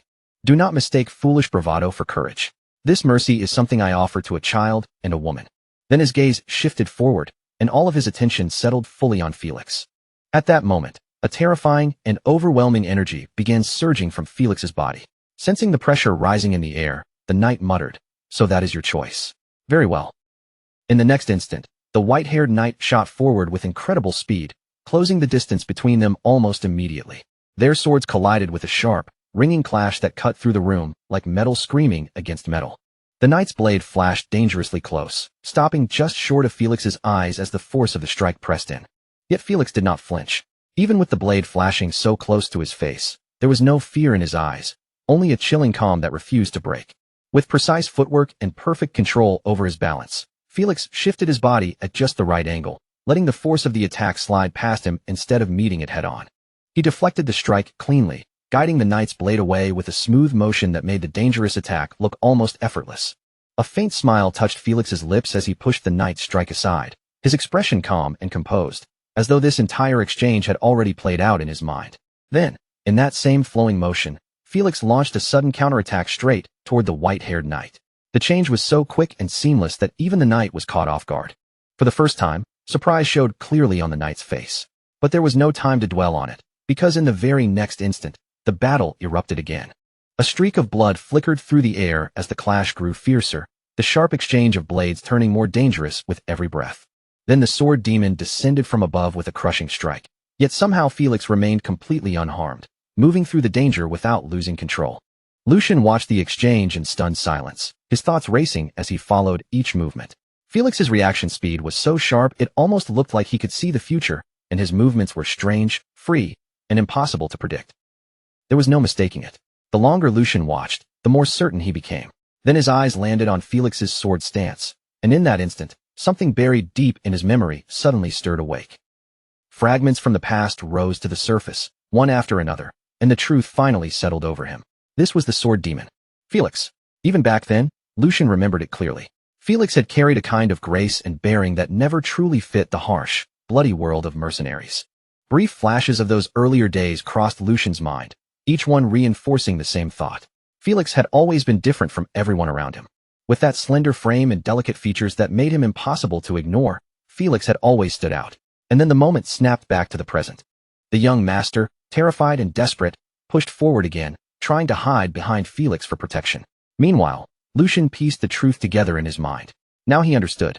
The illegitimate child, Felicia, had left her family behind and lived under the name Felix, disguised as a man. The focus returned to the white-haired knight as he steadied himself after their fierce exchange. His expression had turned serious as he admitted, "If my defense had been even a moment slower, my head would already be rolling on the ground. I still have a long way to go. To think I underestimated her without even noticing the fangs she had hidden." His tone changed as he spoke, his pride giving way to a colder and sharper resolve. Then his voice rose with intensity. "I will swallow my pride and treat you as a true enemy." At that moment, an overwhelming and terrifying surge of energy began pouring out from the white-haired knight, making his presence heavier with every passing second. Across from him, Felix continued to face him head-on, but his body trembled under the immense pressure pressing down on him. Deep inside, Felix accepted the brutal truth. This was a master several levels above him, an opponent he could not overcome with his current strength. He could not even depend on luck anymore. And to make things worse, there was another swordsman of the same caliber waiting upstairs. His gaze instinctively shifted upward toward the leader, and the weight of the situation became even clearer. Above even those two, there was someone who surpassed them. There was no real chance of surviving this. For one brief moment, that truth felt absolute and impossible to escape. And yet, instead of fear, a quiet resolve settled within Felix. If this was the final strike he would be allowed to make, then he would pour everything into it and leave not a single regret behind. With that thought burning inside him, Felix steadied his stance, tightened his grip on the sword, and prepared himself for one final attack. Watching from above, the leader's voice cut through the tense air with open admiration. "Amazing. She is not wavering, even in this situation." Beside him, another voice agreed without hesitation, adding, "Furthermore, she is taking Nixon's killing intent head-on." Even they began to ready themselves, fully aware that the next exchange below would decide how everything unfolded from here. Below them, both fighters moved at blinding speed, charging straight toward each other with unstoppable force. Their movements became so fast that the eye could barely follow them, turning their figures into flashing shadows across the battlefield. In the next instant, their swords crashed together, and a violent surge of energy burst outward, rippling through everything around them. Every eye in the area locked onto the two of them, unable to look away as the clash grew more intense. When their blades met fully, the sheer force of the collision caused the energy between them to spike even higher, shaking the air itself. And just as the battle reached its most dangerous point, Lucian suddenly shouted with all the strength in his lungs, his voice echoing across the battlefield. "Stop! Both of you stop!" The moment Lucian's voice rang out, both Felix and the white-haired knight froze for an instant. The deadly intensity between them broke, and they instinctively pulled back, creating distance before the clash could continue. Lucian stepped forward, now clearly revealing himself as the young master. Both fighters retreated slightly in acknowledgement of his presence, while his firm expression carried the weight of command. Restrained anger sharpened his voice as he declared, "That is enough. I will not tolerate any more bloodshed." But the white-haired knight was still brimming with frustration. He immediately protested, his voice sharp as he addressed Lucian. "Third young master, you gave us full discretion. If she is left alive, she may grow into a serious threat to Valdic." His concern was obvious, but so was his refusal to accept the sudden order to stop. Lucian's gaze hardened, and he answered without hesitation, his tone carrying unmistakable authority. "Black Lion, have you forgotten who granted you that discretion?" His words carried undeniable weight as he continued, "I fully understand your concerns. However, if this continues, it will surely end with someone's death." Lucian stepped forward and formally declared his identity, his presence dominating the tense scene. "I am the third young master of House Valdic, Lucian Valdic. As the one in charge of this mission, I have a proposal for you, Felicia." His eyes locked onto Felix, now fully acknowledging her true identity. "Let us settle this matter with a duel between us. If I lose, I will allow you to leave this place safely. However, if you lose, then you must lay down your sword and surrender peacefully." Lucian stood perfectly still, his presence calm and unwavering, as if the suffocating tension hanging in the air had no power over him at all. Across from him, Felicia hesitated, clearly caught off guard by his sudden proposal. Her brows drew together, and confusion flickered in her eyes as she tried to understand what he was truly aiming for. "A duel, with you, young master? What exactly are you saying?" she asked carefully, her voice cautious but steady as she searched for his real intention. But before Lucian could answer, a harsh voice cut through the moment like a whip. From behind her, Philip shouted in obvious irritation, his arrogance spilling into every word. He barked at Felicia to stop hesitating and accept the duel at once, insisting that her only duty was to keep him safe. He mocked the guards who had failed to protect him, calling them useless, then pushed even further. He told her to prove that she was different, that she was better than the rest, better even than her own mother. The instant those words left his mouth, the atmosphere changed sharply. The quiet tension in the room snapped like a drawn wire. Lucian's calm expression disappeared, replaced by something far colder, heavier, and much more dangerous. His eyes darkened as he turned slightly toward Philip, and when he spoke, his voice was low, yet terrifyingly heavy. "Shut your mouth." The words landed like a blade. Lucian did not raise his voice, but the fury behind it was impossible to miss. He warned Philip not to speak so lightly of those who had died protecting him, and not to insult Felicia any further. Then, with a chilling sense of finality, Lucian added that if Philip let even one more word leave his mouth, he would cut out his tongue himself. As he spoke, a crushing wave of killing intent poured out from him, invisible to the eye but impossible for anyone there to deny. That pressure sank over everyone present, making the air feel thick and suffocating, as though every breath had suddenly become difficult to take. This was no ordinary burst of anger anymore. It was a clear, absolute warning, and not a single person there could afford to ignore it. Then, as suddenly as the killing intent had appeared, Lucian stepped forward and raised his voice, not with rage this time, but with firm resolve that carried across the entire space. He declared that whatever consequences came from this decision would be his responsibility alone, even if he was defeated, and that his promise was not something to be taken lightly. His words rang through the silence, reaching the knight captains and Hugo, who were now watching him with sharpened attention. With quiet pride in his voice, Lucian formally introduced himself as Lucian Valdic, the third son of House Valdic, and then issued an official challenge to Felicia for a duel. After that, he took one more step forward, his steady gaze settling directly on her. His voice softened slightly, but the authority behind it did not waver. He told her to draw her sword, not for anyone else's sake, but for herself. The weight of Lucian's words settled over the battlefield, and a deep silence followed. No one spoke. No one moved. For a brief moment, it felt as if the entire world had stopped to watch what would happen next. As that stillness stretched on, a white-haired man stepped closer to his master. His expression was tight with concern, and when he spoke, he lowered his voice as if trying not to disturb the tense air around them. He questioned Raymond, asking whether they truly intended to simply stand there and watch. He admitted that when he had crossed swords with Felicia earlier, he had not been fighting with full seriousness. His intention had only been to subdue her. And yet, even under those conditions, she had not only blocked his strike, but managed to wound him as well. He continued, explaining that although her swordsmanship clearly lacked proper formal training, that weakness was not enough to dismiss her. Her raw talent, sharp instincts, and incredible sense for battle more than made up for the gaps in her technique. In his eyes, her natural ability was so overwhelming that those shortcomings barely mattered at all. He paused for a moment, glancing between Lucian and Felicia, and the concern in his eyes only deepened. Judging from the third young master's current level, he believed there was no real chance of victory. Lucian's courage and decisiveness were certainly worthy of praise, but courage alone could not decide a duel. Combat was another matter entirely, and if they were going to intervene, that decision had to be made now. Raymond stayed silent for a moment, his gaze fixed on the scene unfolding ahead. When he finally answered, his voice was calm, controlled, and surprisingly firm. He agreed with the man's judgment, but even so, he chose to keep watching. Just this once, Raymond said, they would observe how events unfolded with their own eyes. The white-haired man frowned, clearly unable to understand what Raymond was trying to say. What did that even mean? Raymond's eyes shifted slightly, thoughtful but certain. He explained that when Lucian had borrowed his sword earlier, Lucian had already spoken about the exact things the white-haired man had only just realized. During that brief clash with Felicia, Lucian had already noticed her extraordinary talent and her terrifyingly sharp instincts. That meant he was not acting out of ignorance. He understood exactly what kind of opponent was standing in front of him. And because of that, Raymond concluded, they would wait. They would watch this through without interfering. They would see what kind of outcome the third young master was trying to create, and what role Felicia would play in that result. As those words lingered in the air, Felicia quietly repeated his name in her mind. Lucian Valdic. To Felicia, he felt completely different from every noble she had ever met before. He had disguised himself as nothing more than a servant in order to observe Logren's forces, and now he was willingly stepping forward to fight a duel that, by all common sense, seemed completely unnecessary.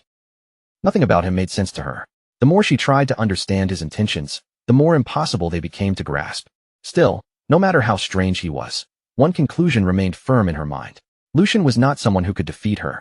Even so, Felicia straightened her posture and spoke with quiet respect. She thanked him for giving someone like her such an opportunity, and promised that if she managed to subdue him, she would accept her shame and disappear without leaving a trace. She would vanish as though she had never existed at all. But Lucian did not hesitate for even a second.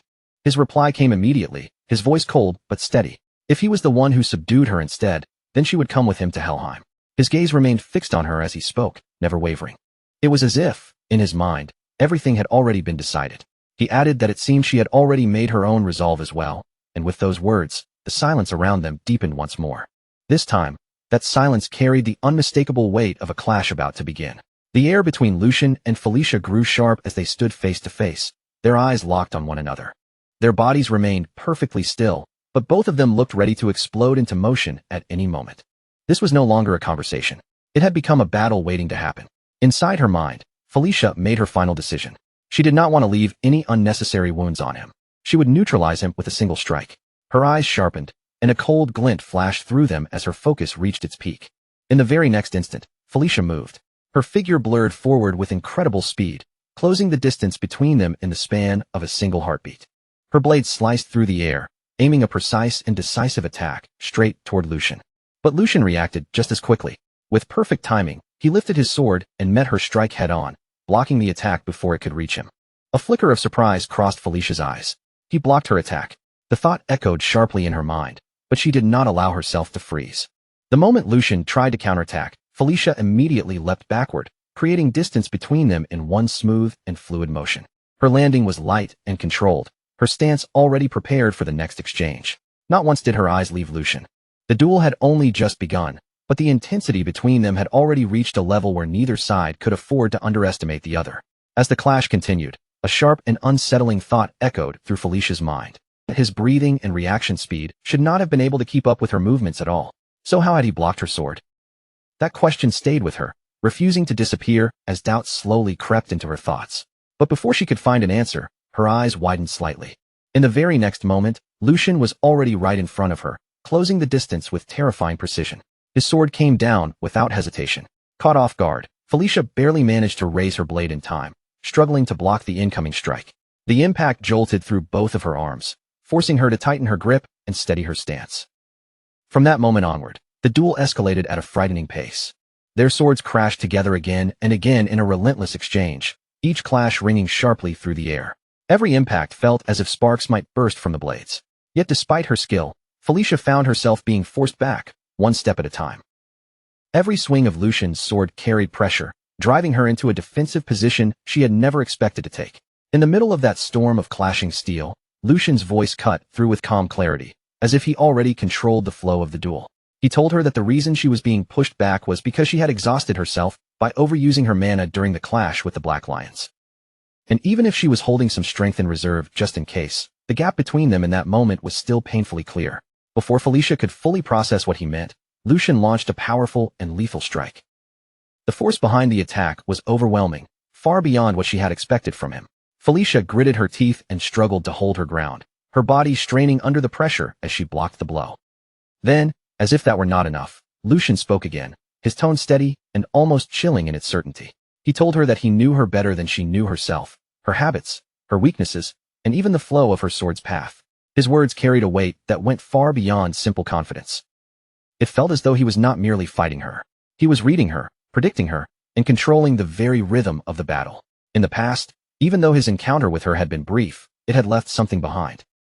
As his words echoed between them, the present seemed to overlap with fragments of the past. Back then, the two of them had stood face to face just like this, their blades meeting without hesitation. They had clashed fiercely and taken what the other possessed into themselves. It had not been just a fight, but a silent exchange of skill. Instinct. Understanding. In that fleeting encounter, they had learned from one another, absorbing movements, reading intentions, and sharpening themselves through the clash of their blades. Felicia, his body remembered her. Out of everyone he had crossed swords with, it remembered her, and her alone. The memory slipped away like a fading echo, and reality came rushing back all at once.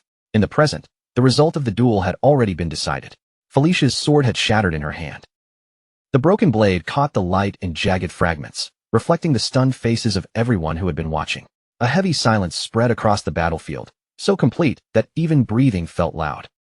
The knight captains, Hugo, and even the young master stood frozen in place, their eyes fixed on the scene as if none of them could believe what had just happened before them. Lucian stood firm in front of her, his posture steady and unshaken, the tip of his sword aimed directly toward Felicia as the final proof of his victory. As that image settled over the battlefield, fragments of the past rose again in Felicia's mind. Back then, she had looked at him with quiet sincerity and told him that the short time she spent with him could only be called a fleeting moment of sparring. Even so, he had generously taught her the way of the sword, despite knowing very well that one day, the two of them might stand on opposite sides as enemies. Because of what he had taught her back then, she had been able to survive. Those words now echoed through her mind, colliding painfully with the reality standing right in front of her. Felicia remained completely still, too stunned to even move. She had never imagined she would lose. More than that, she had never imagined she would lose in such a way, and certainly not to him. The very person she had once crossed swords with, the one she had learned from, had now surpassed her in a way she could not fully understand. Meanwhile, inside Lucian's mind, a quiet thought surfaced, calm and resolute. With this, he would repay at least a small part of the debt he owed her from back then. There was no arrogance on his face, no trace of mockery, only a quiet sense of closure, as if this duel had been waiting for them for a long time. Later that night, the scene shifted to the Duke's castle, where the atmosphere inside the grand halls was calm, yet strangely heavy. It felt as though something important was being decided in silence. The Duke stood alone in a spacious chamber, his posture straight, his gaze distant, as if his thoughts were already far beyond the walls around him. After a brief silence, he finally spoke. His voice was measured and authoritative, carrying the weight of someone used to being obeyed. So how was it? That boy, Lucian, does he have what it takes to uphold House Valdic in the distant future? At that moment, a man stepped out from the shadows.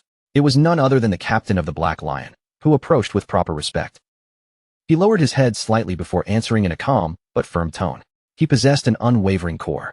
Hearing that answer, the Duke turned his gaze toward him, and for a brief moment, a faint trace of surprise appeared in his expression. I thought it would already be a relief if he simply managed not to be swept up by your pace. To think I would hear such an unexpected answer instead. The Black Lion captain hesitated for only a moment before speaking again, his tone careful. Your Highness, could my assumption be correct? In response, the Duke slowly stepped forward, his presence growing heavier with every measured step. The reason I deployed all of you for this mission was because the matter was that grave. It is still too early to make judgments regarding the succession. Realizing he had overstepped, the captain immediately bowed his head even deeper. I misspoke. The Duke dismissed it with a calm expression. It is fine. If there was no exaggeration in your report, then it must have been quite an impressive sight. As the conversation drew to a close, the scene lingered on the Duke, who now held a sheet of paper in his hand. His eyes moved carefully across its contents, his expression unreadable, as if the weight of the future itself rested within those written words. After that, the Duke walked straight up to the Black Lion captain and placed a firm, almost familiar hand on his shoulder. His voice softened slightly as he said, "If only for your sake." Hearing those words, the captain let out a faint breath before replying. I suppose I can humor the boy for a little while. The Duke's expression eased slightly as another thought crossed his mind. Come to think of it, it has been quite some time since you and I last shared a drink. I recently acquired some fine liquor. Would you care to join me? It is the vintage you have always enjoyed, so it should suit your taste well. At those words, the Black Lion captain gave a small, knowing smile and answered, Your Highness, you may soon regret saying that. A single night will not be nearly long enough to hear the full story of this mission. The scene then shifted to the following morning. Lucian's entire team had already departed, beginning the journey back after successfully completing their mission. The mood grew quieter and more reflective as Lucian looked back on everything that had happened. Right after her duel with him came to an end, Felicia collapsed from exhaustion, her body finally giving out from the strain of excessive mana circulation. To help her recover, Lucian sent Felicia and her maids ahead to a nearby city. Meanwhile, in another part of the group, Philip Logren was drowning in his own dark thoughts. Philip's face was pale as dread filled his mind. No, at this rate, he was definitely going to be cast out of the family. The thought clung to him like a weight he could not shake. As for that man who had displayed the deep-rooted arrogance of a noble until the very end, Lucian forced him to dig the graves of his own vassals with his own two hands. What followed was a grim and silent sight. Rows of graves stretched across the land, each one standing as a marker for the soldiers and knights who had lost their lives. The air was heavy with silence and loss, the weight of death lingering over the scene. It had all been done for one reason, so Philip might finally understand the true weight of a life that had been extinguished. Lucian calmly rode ahead on his horse, leading the group forward as they continued their journey. The morning air was quiet around them, but that peace did not last for long. Suddenly, from behind, a loud and furious voice shattered the calm. It was Philip Logren, shouting at the top of his lungs, his anger completely unrestrained. Hugo, you bastard. I will never let you get away with this. Did you truly think you could betray us and survive? Young Master Lucian, I demand to be treated as a formal prisoner of war. How can you treat a son of House Logren with such disrespect? His voice was sharp and grating, overflowing with arrogance and outrage until it began to irritate everyone around him. Yet even then, he refused to stop. Are you truly determined to make an enemy of us? Hearing all of this, Lucian slowly turned his head back, his expression calm but cold. A single thought passed clearly through Lucian's mind. Philip still had not understood the weight of what happened the night before. After a brief pause, Lucian finally spoke, his voice low, controlled, and carrying an unmistakable warning. I will give you one piece of advice. If you wish to keep breathing even a second longer, you would be wise to watch what comes out of your mouth. There was no need for anger in his tone. The quiet authority and danger behind it were enough. Then, with unwavering composure, Lucian continued, making the situation painfully clear. This is a place where even your high and mighty father would not dare set foot so carelessly. This is Kelheim, the heart of House Valdic. After that, the scene shifted forward, and the view that unfolded before them was nothing short of breathtaking. Ahead stood a vast and magnificent city, overflowing with life, grandeur, and strength. Elegant buildings lined the wide streets, and the lively atmosphere reflected the power and pride of House Valdic. At the entrance rose a massive gate, towering over everyone with an imposing presence. Slowly, it began to open, releasing a deep echo that rolled through the air. Lucian was the first to move forward, riding his horse with calm confidence as he passed through the opening gates. Behind him, Hugo and the knights followed, escorting the captured prisoners along with them. The moment they entered, the city's calm broke apart under the rising cheers of the people. Crowds gathered along both sides of the street, their voices rising higher and higher with excitement and admiration. It's Lord Lucian. The third young master has returned. He wiped out the crimes committed by House Logren and, instead of letting the mastermind escape into the chaos, captured the ringleader alive for all to answer for. The crowd's excitement swelled like a wave as people shoved closer from every side, craning their necks just to catch even a single glimpse of him. Voices rang out over the street, calling, Lord Lucian, please look this way. Their eager cries quickly spread through the gathered citizens, and others began shouting even louder, their faces flushed with pride, admiration, and overflowing excitement. The lion had returned at last, the lion of House Valdic. Hugo had come back before the people, standing beneath their roaring welcome. Hugo, seeing the entire city react like this, could only look around in stunned disbelief. Unable to hide the confusion on his face, he turned toward Lucian and asked, Young master, what in the world is happening here? Even with the cheers crashing around them from every direction, Lucian kept his expression calm and steady. He answered in a composed voice, I did send father a letter asking for a chance to expose House Logren's atrocities, but it seems he chose to support us far more openly than I expected. So lift your head and accept this welcome with pride. After all, this is the first major achievement you have earned for yourself. The moment Hugo heard those words, warmth rose in his chest. His eyes trembled with emotion, and pride slowly filled him as he finally allowed himself to take in the cheers surrounding him. While the procession continued moving through the city streets, surrounded by celebration and countless watching eyes, the view slowly shifted away from the parade. Far above the crowded avenue, from the top of a tall tower, the Duke quietly watched everything unfold beneath him. He stood beside his butler, gazing down at the victorious procession with a thoughtful look in his eyes. In a low voice, he remarked, I suppose I really must be getting old, throwing a victory parade simply because my son asked for one. The butler remained respectfully at his side, but his reply came without the slightest hesitation. Did young Master Lucian not accomplish something grand enough to deserve it? In my view, this procession is more than justified. And beyond that, young Master Lucian's letter was not written merely to strengthen his own standing. The butler continued in a calm, perceptive tone, explaining that it was also a calculated move to show the people of their territory House Valdic's firm resolve, while sending a clear warning to both the imperial family and House Logren. And your highness understood that as well, which is why you allowed it. As those words reached him, the Duke kept his eyes fixed ahead, but the look on his face grew heavier, as though his thoughts were sinking into something far more serious. The unsettling movements aimed at the Empire were growing harder to ignore. Even the sun that had once seemed eternal, and even the lion's claws that had once looked impossible to break, were now beginning to show cracks that could no longer be denied. If I want to avoid being swallowed by that tide, then I will have no choice but to sharpen my blade more keenly than ever before. He spoke those words while staring far into the distance, as if his eyes were trying to pierce beyond the present moment and reach the uncertain future waiting ahead. With that quiet thought lingering in the air, the view gradually faded away. The scene then moved to Lucian's room, where the noise of the celebration finally gave way to silence. The moment Lucian returned, He dropped straight onto the bed, without even trying to keep up his noble composure. His body sank into the mattress, finally releasing the tension it had carried all day, and he let out a soft breath before murmuring, "I finally feel alive again. I never thought I'd miss this so much just because I got used to living like a noble." Still stretched out on the bed, Lucian briefly closed his eyes and let his thoughts settle. Since the Grand Duke made time for a separate report this evening, that means I have a little while to myself until then. More importantly, this mission brought back far more than I expected. As he lay there, Lucian began sorting through everything that had happened, starting with the fact that Felicia had been secured much faster than planned. Then there was the victory parade, which had washed away the negative rumors and impressions around him in a single stroke. On top of that, it had given Hugo a powerful reason to keep moving forward. And beyond all of that, he had even managed to establish a connection with the Black Lions, a force that could become extremely valuable from this point on. One by one, the scattered pieces that had seemed separate at first were beginning to fit together in his mind. Together, they were forming a single stepping stone, small but solid enough to help him move just a little closer to the seat of power that had once felt hopelessly far away. As that thought passed through his mind, Lucian briefly remembered the life he used to live, back when he was nothing more than a mercenary fighting from one battlefield to the next. A faint, almost amused smile tugged at his face as he muttered under his breath, "If those guys could see me right now, they would be absolutely horrified." After a short pause, Lucian suddenly pushed himself up from the bed. The lazy look in his eyes disappeared, replaced by the same sharp focus as before.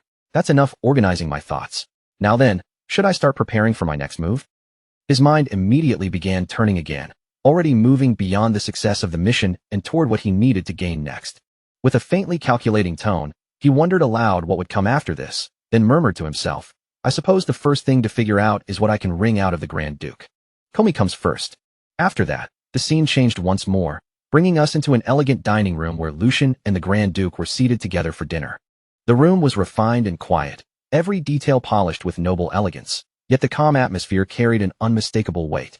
Sitting across from Lucian, the Grand Duke spoke in a composed, authoritative voice and praised him for the outcome of his mission. He said that Lucian had been blessed with remarkable luck on his very first assignment. After carefully cross-checking the information, they had confirmed that the child Lucian captured alive was indeed the offspring of the Marquis family, making that child the clearest and most decisive evidence they could have obtained. Recognizing the success of the mission, the Grand Duke gave him a firm commendation. "Good work, Lucian." Lucian lowered himself with practiced humility and replied that his father honored him too greatly, because this success had only been possible thanks to the sharp sword the Grand Duke had lent him, the Black Lion. But soon, Lucian's thoughts shifted from praise to a more serious concern. He raised his eyes and asked what would happen now regarding Philip Lochran. After all, Lucian pointed out, once the Marquis witnessed his own child die in such a manner, it was hard to believe he would simply remain quiet and do nothing. The Grand Duke, however, did not appear shaken in the slightest. He simply answered in a calm, unreadable tone that they would have to wait and see. He described Bernhard Lochran as a snake-like man, the sort of person who would calmly place even his own child on one side of the scale and the interests of his family on the other. In the Grand Duke's view, as long as one child remained to inherit the family line, the Marquis would not be foolish enough to act recklessly out of grief or rage. He then brushed aside Lucian's concern, telling him there was no need to trouble himself over what came next. As far as the Grand Duke was concerned, Lucian had already done more than enough. Then, shifting the conversation, the Grand Duke looked at Lucian and asked what reward he wanted for completing the mission so successfully. He noted that Lucian had gone out of his way to send a letter, which meant he must have wanted something more specific than a simple celebratory procession. Hearing that, Lucian gave a faint, slightly awkward smile and admitted that being asked so directly made him feel somewhat embarrassed. Still, since the matter had already been brought up, he decided to make his request humbly. Before speaking, however, he hesitated for a brief moment, questioning whether he should truly say it aloud. Then, gathering his resolve, he began, "About Hugo, who made a great contribution this time." But before he could even finish the sentence, the Grand Duke cut him off with a cold, decisive word. "Impossible." The sudden rejection struck so quickly that Lucian froze where he sat, completely caught off guard. Confused and visibly shaken, Lucian stared at his father and stammered, "Father, I have not even finished speaking yet." But the Grand Duke had already seen through him. Without any hesitation, he replied that Lucian had been about to request a knighthood for Hugo, had he not? The Grand Duke's expression did not change in the slightest as he answered in a firm, immovable tone. He acknowledged that Hugo had contributed this time, but made it clear that the fact changed nothing. Hugo's past connection to the Marquis family was not something that could simply be overlooked. If Lucian had not stepped in and captured him, Hugo would have followed them to the end without hesitation. Lucian immediately pushed back, his voice controlled but carrying a clear edge of urgency. He argued that such a conclusion was only a possibility, and what truly mattered was the reality before them now. Hugo had chosen to cooperate, and his actions had played a major role in their success. But before Lucian could press the matter any further, the Grand Duke sharply cut him off again. Calling his name, he told him that was enough. His voice left no space for argument as he explained that a knight must build his own honor and stack up achievements so clear and undeniable that no one could dare question them. Then, looking straight at Lucian, he asked the question that struck at the heart of the matter. Did Lucian truly believe Hugo already possessed such qualifications? Lucian fell silent at once. A faint shadow of disappointment crossed his face, though he forced himself to remain composed. Deep down, he had already expected this answer, but hearing the refusal stated so plainly still stung. Inwardly, he admitted the result for what it was. It really was a no. The Grand Duke continued in the same measured, practical tone, offering other possibilities instead. If Hugo wanted wealth, he could reward him with chests filled with gold coins. If needed, he could even arrange an entirely new identity for him. But becoming a knight was impossible, at least for the time being. The timing simply was not right, and the Grand Duke made that point clear. Lucian could only accept it.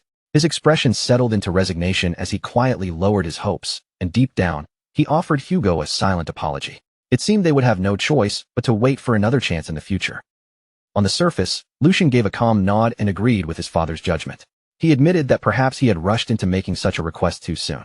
Seeing him back down so readily, the Grand Duke eased slightly and told him to ask for something else instead, something more realistic this time. Lucian stayed quiet for a brief moment, as if carefully choosing his next words. Then he raised his head again and said that, in that case, there was one very small favor he wished to ask. Then, with a smile that was just a little too free and a little too mischievous to ignore, Lucian made his request. He asked the Grand Duke to allow Felicia to meet the Sword Saint. The instant those words came out, even the Grand Duke could not hide his reaction. His steady composure cracked for the first time, his eyes sharpening in genuine surprise as he questioned what Lucian had just said. Before that sudden tension could fully settle over the room, the scene shifted away in an instant. The story moved to a completely different place, a guarded prisoner camp with a far colder and heavier atmosphere. Outside, Stan stood watch like a silent sentry, while inside the facility, Felicia sat alone, surrounded by an uneasy stillness. Felicia quietly looked around the room, taking in every detail of her surroundings. The more she observed, the clearer it became to her that this was not some ordinary prison cell. From the structure, the treatment, and the atmosphere, it seemed more like a special holding facility prepared for nobles. But that only confused Felicia even more, because the way she was being treated made no sense to her. After all, she was supposed to be nothing more than a maid. Yet she had been placed in a facility like this, given proper meals, and even provided with medical care for her condition. No matter how much she thought about it, Felicia could not understand their real purpose. Why would they go this far for someone like her? What could they possibly be hoping to gain? But after sitting with those thoughts for a while, the hardness in her face slowly faded.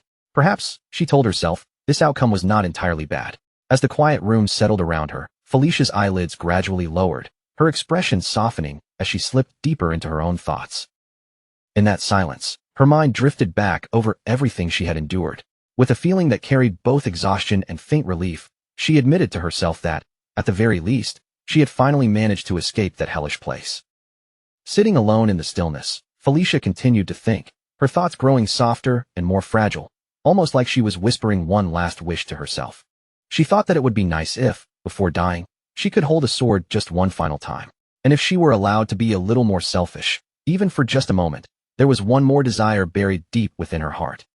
As that longing rose inside her, the scene slipped into a vivid memory, the fierce sparring match she once shared with Lucian, where every movement had burned itself into her mind.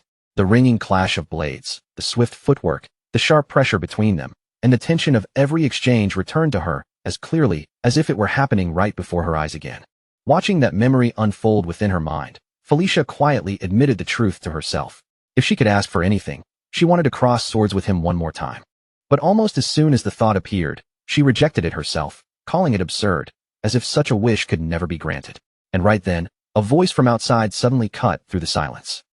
The voice stated that, according to the physician's assessment, her mana control was still unstable. Then the speaker became clear, it was Lucian. In a calm, even tone, he continued, adding that she was also suffering from severe malnutrition and accumulated fatigue. His voice remained steady but direct as he asked whether her body felt any better now, and whether she was strong enough to hold a sword again. At those words, Felicia visibly froze in surprise. The question struck her so suddenly that she could barely process it. Still startled, she immediately asked what he meant by that. More importantly, what exactly did he mean by holding a sword again? Lucian looked at her with a composed expression and answered her confusion with a question of his own. Did she truly intend to stay in this place forever? Then, with a faint trace of dry irony, he remarked that, surprisingly enough, prison life seemed to suit her. He stepped closer and gestured toward the bed nearby, making it clear that this was not the reason he had gone through all the trouble of bringing her here. Dropping any roundabout words, Lucian faced her directly and asked whether she truly did not want her talent with the sword to bloom in this place. He stated firmly that he had no intention of letting her remain as some ordinary sword fighter. What he had in mind for her was far greater than that, and at last, he revealed his plan. Lucian intended to recommend Felicia as a disciple of the Sword Saint. The moment those words reached her ears, Felicia was left completely stunned, as if the entire room had gone silent around her. Her disbelief appeared immediately on her face. She stared at him sharply and demanded to know whether he was mocking her. To Felicia, the idea itself was not merely unexpected. It sounded ridiculous, almost impossibly absurd. She pointed out that even becoming a sword fighter was already unbelievable for someone like her, a mere maid and a woman. But to go even further and speak of becoming the Sword Saint's disciple, such a thing, in her eyes, crossed far beyond the limits of reason. At last, her frustration spilled out through a firm voice that nearly trembled. She declared that her status might be low, but she was not such a fool that she failed to understand where she stood. Seeing her react with such force, Lucian fell silent for a moment and reflected inwardly. He realized he might have moved too fast. He had been hasty, and Felicia's refusal was only natural given everything she had lived through. After all, even though she carried the blood of the Marquis, she had been born as an illegitimate child, and a woman on top of that. Because of that, she had never even been allowed to hold a sword, much less receive proper training in how to wield one. Instead of being given a chance, she had faced envy, jealousy, and endless persecution from her own siblings. Those harsh circumstances were what eventually shaped the existence known as the Sword Demon, Felix, the one who abandoned House Logren. Returning his thoughts to the present, Lucian spoke to her again, this time in a calmer voice. He told Felicia that he understood why she could not trust him, and that she could take as much time as she needed before making any decision. Felicia looked at him with confusion still clouding her face, and asked what he meant by that. Lucian answered without hesitation, explaining that he was leaving the choice entirely in her hands. He even told her that, if she wished, she could leave as soon as today. But before ending the conversation, he gave her one final message: she should never give up on the sword. Lucian told her that the moment she held a sword in her hand was when she became her truest self. Those words did not fade quickly. They stayed with Felicia, pressing quietly against her heart. Felicia, shaken more than she wanted to show, repeated those words softly to herself. Was she truly her real self when she held a sword? The thought felt almost impossible, especially when even her own blood relatives had stripped that right away from her. Then, raising her voice just a little, Felicia turned back to Lucian and asked something far more personal. Did she really have the right to do that? Was it truly all right for her to devote herself only to the sword, without being chained down by anything else? Lucian met her uncertainty without the slightest hesitation, his gaze steady and certain. He told her that if this was what her own will desired, then he swore it would become so. And he placed that promise on the name of Lucian Baldic. At that moment, the story briefly slipped into the past. Lucian was seen speaking casually with Felix, asking him what his dream was. While many people spoke of living comfortably or proudly showing off their success to others, Lucian seemed to sense that Felix was different. Lucian remarked that Felix did not seem like the kind of person who desired such ordinary rewards. He even suggested a few possibilities, asking whether Felix wanted to become a knight captain or perhaps earn a noble title. But Felix's answer was something else entirely. He admitted that he had never deeply considered it before, but if there was one thing he truly wanted, it was simple: to devote himself completely to the sword, free from every restraint. For him, that alone would be enough. After that memory faded, the scene moved to the training grounds, where Lucian walked forward together with Felicia and Hugo. As they advanced across the grounds, Lucian looked ahead and noticed the Grand Duke standing there with his butler at his side, as if the two had already been waiting for their arrival. Slightly surprised by his father's presence, Lucian spoke up and asked what had brought him here. The Grand Duke answered calmly, saying he had come for the preparations involving the Sword Saint. He then asked if Lucian truly thought he would miss such an important occasion. Just by standing there, the Grand Duke filled the area with a heavy sense of pressure. When his gaze turned toward the other two, Hugo and Felicia immediately lowered their heads in respectful greeting. Together, they offered their formal respects and greeted him as His Excellency, the Archduke. The Grand Duke's gaze settled on Hugo for a moment, studying him in silence before he spoke again. His voice remained calm and controlled, but every word carried a firm weight. So this was Hugo. He had heard that Hugo performed well during the recent incident, but even so, those achievements were still being buried beneath the shadow of the mistakes he had made in the past. Hugo accepted those words without trying to defend himself. He lowered his head even deeper and answered with proper respect, admitting that his failure could not be denied, and that it truly had been his mistake. The Grand Duke then continued, saying that even while knowing all of that, Hugo's master had still insisted on making him a knight. At that point, Lucian tried to step in, as if he wanted to stop the conversation before it went any further. But the Grand Duke did not give him the chance. His words continued without the slightest pause. The Grand Duke revealed that Lucian had even gone so far as to give up his own reward just to make that request happen. Hearing this, Hugo was visibly shaken. Deep inside, his thoughts trembled as he realized that the young master had truly done all of that for him, and that Lucian seriously meant to keep the promise he had made. Emotions stirred in his chest, but on the outside, Hugo forced himself to remain composed. Then the Grand Duke delivered his judgment in a decisive voice. He told Hugo that the answer might disappoint him, but the request had been rejected. The reason was simple. In the Grand Duke's eyes, Hugo was not yet prepared to carry such a burden. His words were not spoken with cruelty. They were simply absolute. The Grand Duke told Hugo to focus on building more achievements, so that one day, he himself could stand as the one to guarantee Hugo's honor. The training ground fell into silence, the weight of that decision pressing down on everyone present. Then he added that he would be eagerly waiting for that day. At those words, Hugo raised his head and declared in a loud, unwavering voice that he would definitely meet the Grand Duke's expectations. His resolve echoed across the grounds, and only then did the Grand Duke turn his attention toward Felicia. The Grand Duke called Felicia's name. She was still bowing respectfully before him, her body held stiff from the tension in the air. A little nervous, she answered at once, acknowledging him with proper respect. But the Grand Duke's gaze did not soften as he continued, his voice sharp enough to probe straight into her. He told her that since she had been born and raised in that place, she should understand better than anyone what Lucian was putting on the line for her sake. The fight for succession was not over yet. If Felicia failed to prove her own value, then the world would not blame her first. Instead, people would mock Lucian as a pathetic man who had been blinded by lust. The Grand Duke's words cut into the air, and then he pressed her even harder, demanding an answer. Did she truly believe she was worth that much? Felicia was just about to answer. Her lips parted slightly as she tried to gather the courage to respond, but before even a single word could leave her mouth, Lucian stepped in first. He said he would answer in their place, and then looked straight at his father as he replied with firm certainty. Of course. Was there even anything more to ask? His voice did not waver. There was conviction in every syllable, and he showed no hesitation at all. Felicia's worth, he declared, was more than enough. Even if everyone doubted his choice and called him a fool, he would not take those words back. Even if Felicia herself still felt uncertain about it, that doubt would end today. Lucian kept his eyes fixed forward as he continued, because from this moment on, everyone would finally see the truth for themselves. Felicia was a diamond in the rough, someone held back only because of her low status, and because she had been born a woman. Then Lucian turned slightly toward her, his tone growing more direct, almost as if he were pushing her to step forward herself. He asked what she was waiting for, and urged her to hurry up and say that she was certain.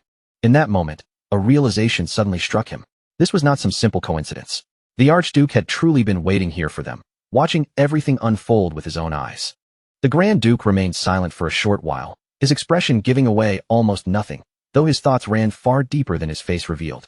He had come to see for himself the vassal his son had chosen, hoping that Lucian's first attempt to spread his wings would be given even the slightest wind to lift him higher. That was the real reason the Grand Duke had appeared at the training ground. Then he finally broke the silence and spoke firmly to Lucian. If Lucian was that certain, then they would witness the result with their own eyes. He ordered them to prepare to face the Sword Saint. Lucian's eyes sharpened the moment he heard those words. Without even a second of hesitation, he thanked his father for granting permission, and his expression made his determination unmistakably clear. His posture, his gaze, and even the air around him carried the same silent meaning. He was truly grateful to his father. And with that feeling lingering between them, the scene shifted. On the training ground, the Sword Saint stood waiting. He stepped forward with a calm presence that still felt overwhelming, and a faint laugh slipped from him. Not only had the third young master come in person, but even the Duke himself had appeared. His words trailed off slightly as the Grand Duke approached him. The Grand Duke stepped up and greeted him with a firm handshake. In any case, he said, this was an important event for their family, and as a gentleman, he simply could not suppress his curiosity.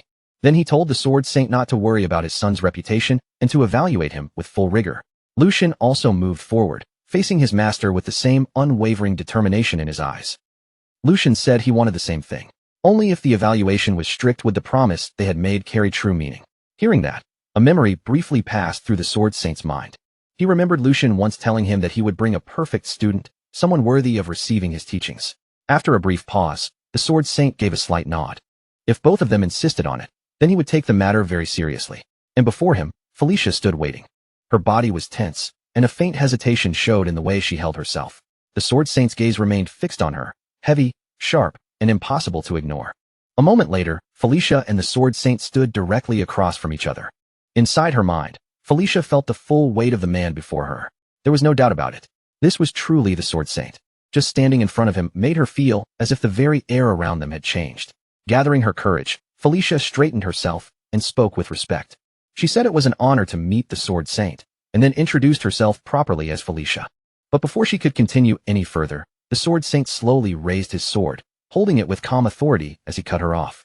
His voice was cold, sharp, and completely absolute. He told her that her name did not matter.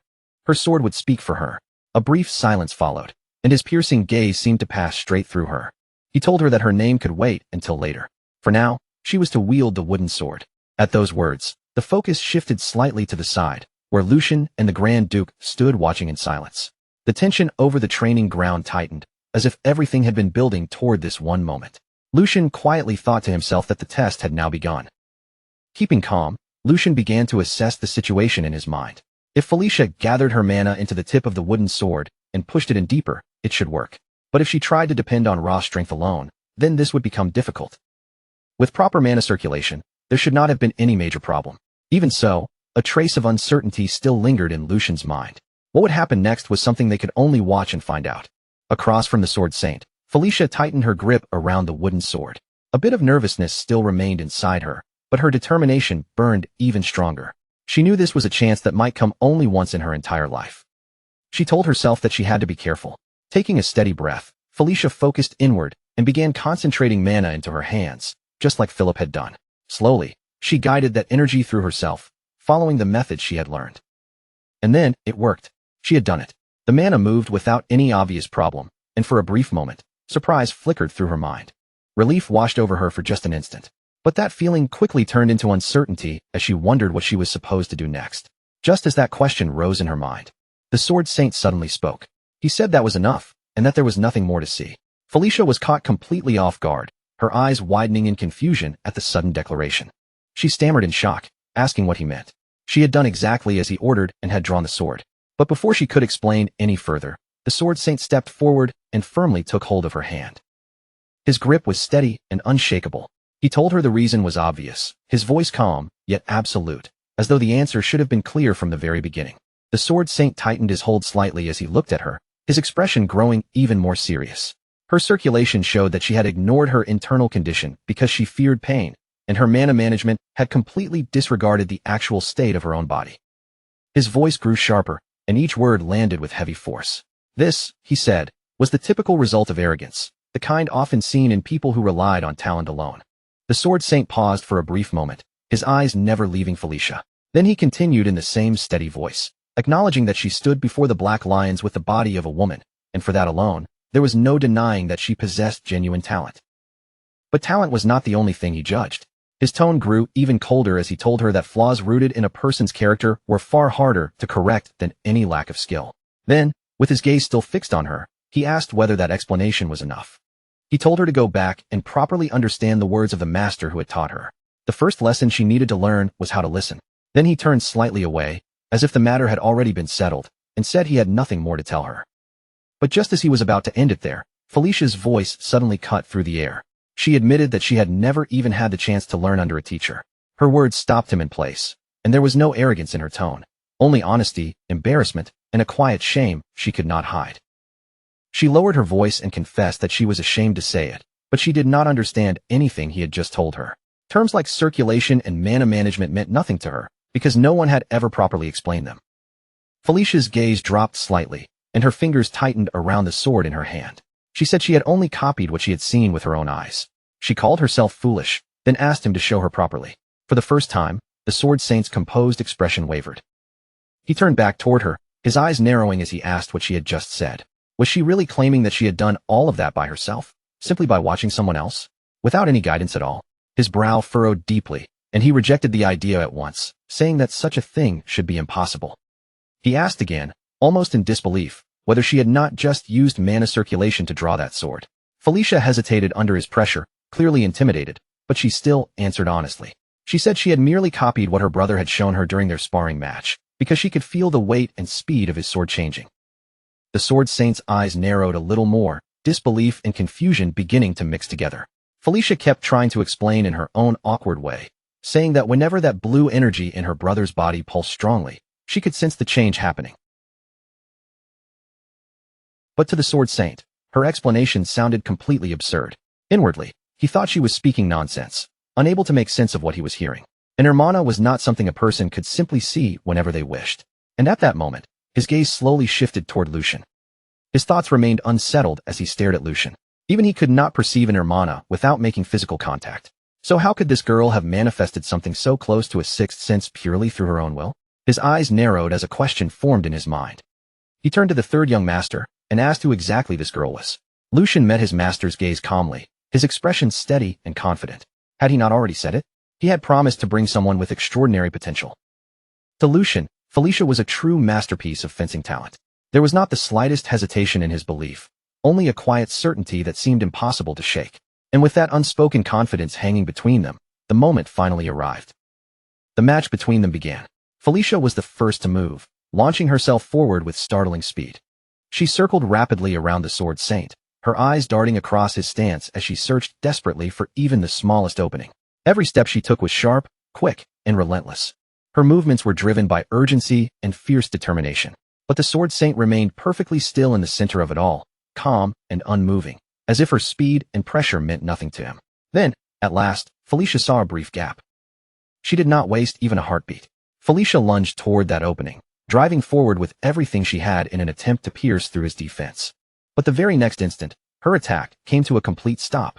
The Sword Saint blocked her strike with effortless precision, and he did it without even turning his eyes toward her. His voice remained cold as he told her that her movements were full of openings. Her blade was dull, and worse than that, her determination was even weaker. Only then did he shift his gaze toward her, his eyes sharp and merciless. He asked if that was all her despair was worth. Felicia clenched her teeth, frustration rising inside her like a flame she could not swallow down. No matter how many times she attacked, and no matter how carefully she aimed each strike, every single blow was intercepted and erased as if it had never posed a threat in the first place. It felt as though the Sword Saint could read every movement before her body even made it. Inside Felicia's mind, helpless thoughts began to echo. She had pushed herself all the way to her limit. Her hands tightened around the sword as doubt slowly crept in. And yet, even after giving everything she had, her blade could not even graze him. In her mind, Felicia kept speaking to herself, her thoughts trembling but refusing to break. The Sword Saint had not taken even a single step. That realization struck her harder than any blow. So this was the pinnacle of the sword, an abyss so vast and unreachable that she could not even begin to measure its depth. The distance between them felt overwhelming, almost suffocating. But even while facing that impossible gap, Felicia had no intention of giving up there. Her eyes suddenly dropped downward. Her gaze locked onto a loose tile beneath her feet, and in that split second, a plan flashed through her mind. Without hesitation, Felicia kicked the tile upward, using it as a distraction. She sent it flying to create a momentary opening, and at the same time, she shifted her body into position. Felicia moved to strike from behind, her movements fast and unpredictable. It was not the polished technique of someone formally trained, but an instinctive, unconventional attack born from desperation and willpower. Watching her attempt unfold, the Sword Saint finally spoke again, and this time, there was the faintest trace of interest in his voice. He saw in her a fighting spirit that refused to die, even after crashing against an impossible wall. He also saw ideas that did not follow ordinary rules. Because she was not weighed down by experience, her actions were rough, but strangely free. After a brief pause, he spoke again, almost as if acknowledging the stubborn persistence she was showing. He told Felicia that she was not finished yet, and for just a brief moment, her plan seemed as if it might actually work. The Sword Saint told her to let it all out, every last bit of resentment she had carried inside until now. Then, using only a single finger as though it were a sharpened blade, the Sword Saint sliced straight through the flying tile, cutting it cleanly into two separate pieces. The movement was so effortless that it almost looked unreal, as if the tile had simply split apart on its own. Even after seeing that, Felicia did not stop. She forced herself forward, refusing to back away, her body continuing to move beneath the crushing pressure. But just as she advanced, her eyes suddenly widened in shock. Before her, an immense surge of power began to take form, gathering into the figure of a massive lion. Vast, terrifying, and overwhelming. The sheer presence of that power froze Felicia for a single instant, and the air around her seemed to tremble beneath its weight. Then, without warning, a hand reached toward her sword. That sudden movement startled her, and a flicker of fear rose sharply in her chest. But even with that fear gripping her, Felicia forced herself to respond. She held tightly to her weapon and swung forward with every last bit of strength she had left. At the same time, the Sword Saint stood before her, his entire body radiating an overwhelming force that seemed impossible to oppose. A faint smile appeared on his face as that power surged outward, spreading in every direction like a storm suddenly unleashed across the training ground. And then, as abruptly as it had begun, everything fell silent. The energy faded away, the air grew still, and the entire training ground returned to calm, almost as if nothing had happened at all. But the weight of that brief clash remained heavily suspended in the atmosphere. From above, Lucian and the Grand Duke watched the entire exchange in silence, their eyes fixed on the scene below. After a moment, the Grand Duke finally opened his mouth and spoke. The Grand Duke's voice came out calm, but there was a heavy meaning beneath it. Looking at the scene below, he asked Lucian if he knew what truly made a swordsman someone worth trusting. But he did not wait for Lucian to answer. A trustworthy swordsman was someone who had carved the price of endless training deep into their very soul. It was someone whose fundamentals had been sharpened through boring, repeated practice, and whose experience had been forged on battlefields where one wrong move meant death. It was a cruel and unforgiving road, but that harsh road was also the foundation of what made a true swordsman. Lucian listened in silence, his face steady, though his thoughts moved quietly beneath the surface. He understood exactly what his father meant. That was why, until now, he had only ever kept people like that close to his side. But then the Grand Duke continued, and his tone shifted slightly. Even so, in this world, there were rare people who could leap over that enormous mountain of effort. With a single bound, they could cross what others spent their entire lives climbing. The Grand Duke's gaze sharpened as he looked down at the training ground below, speaking of people who shone like the blazing sun.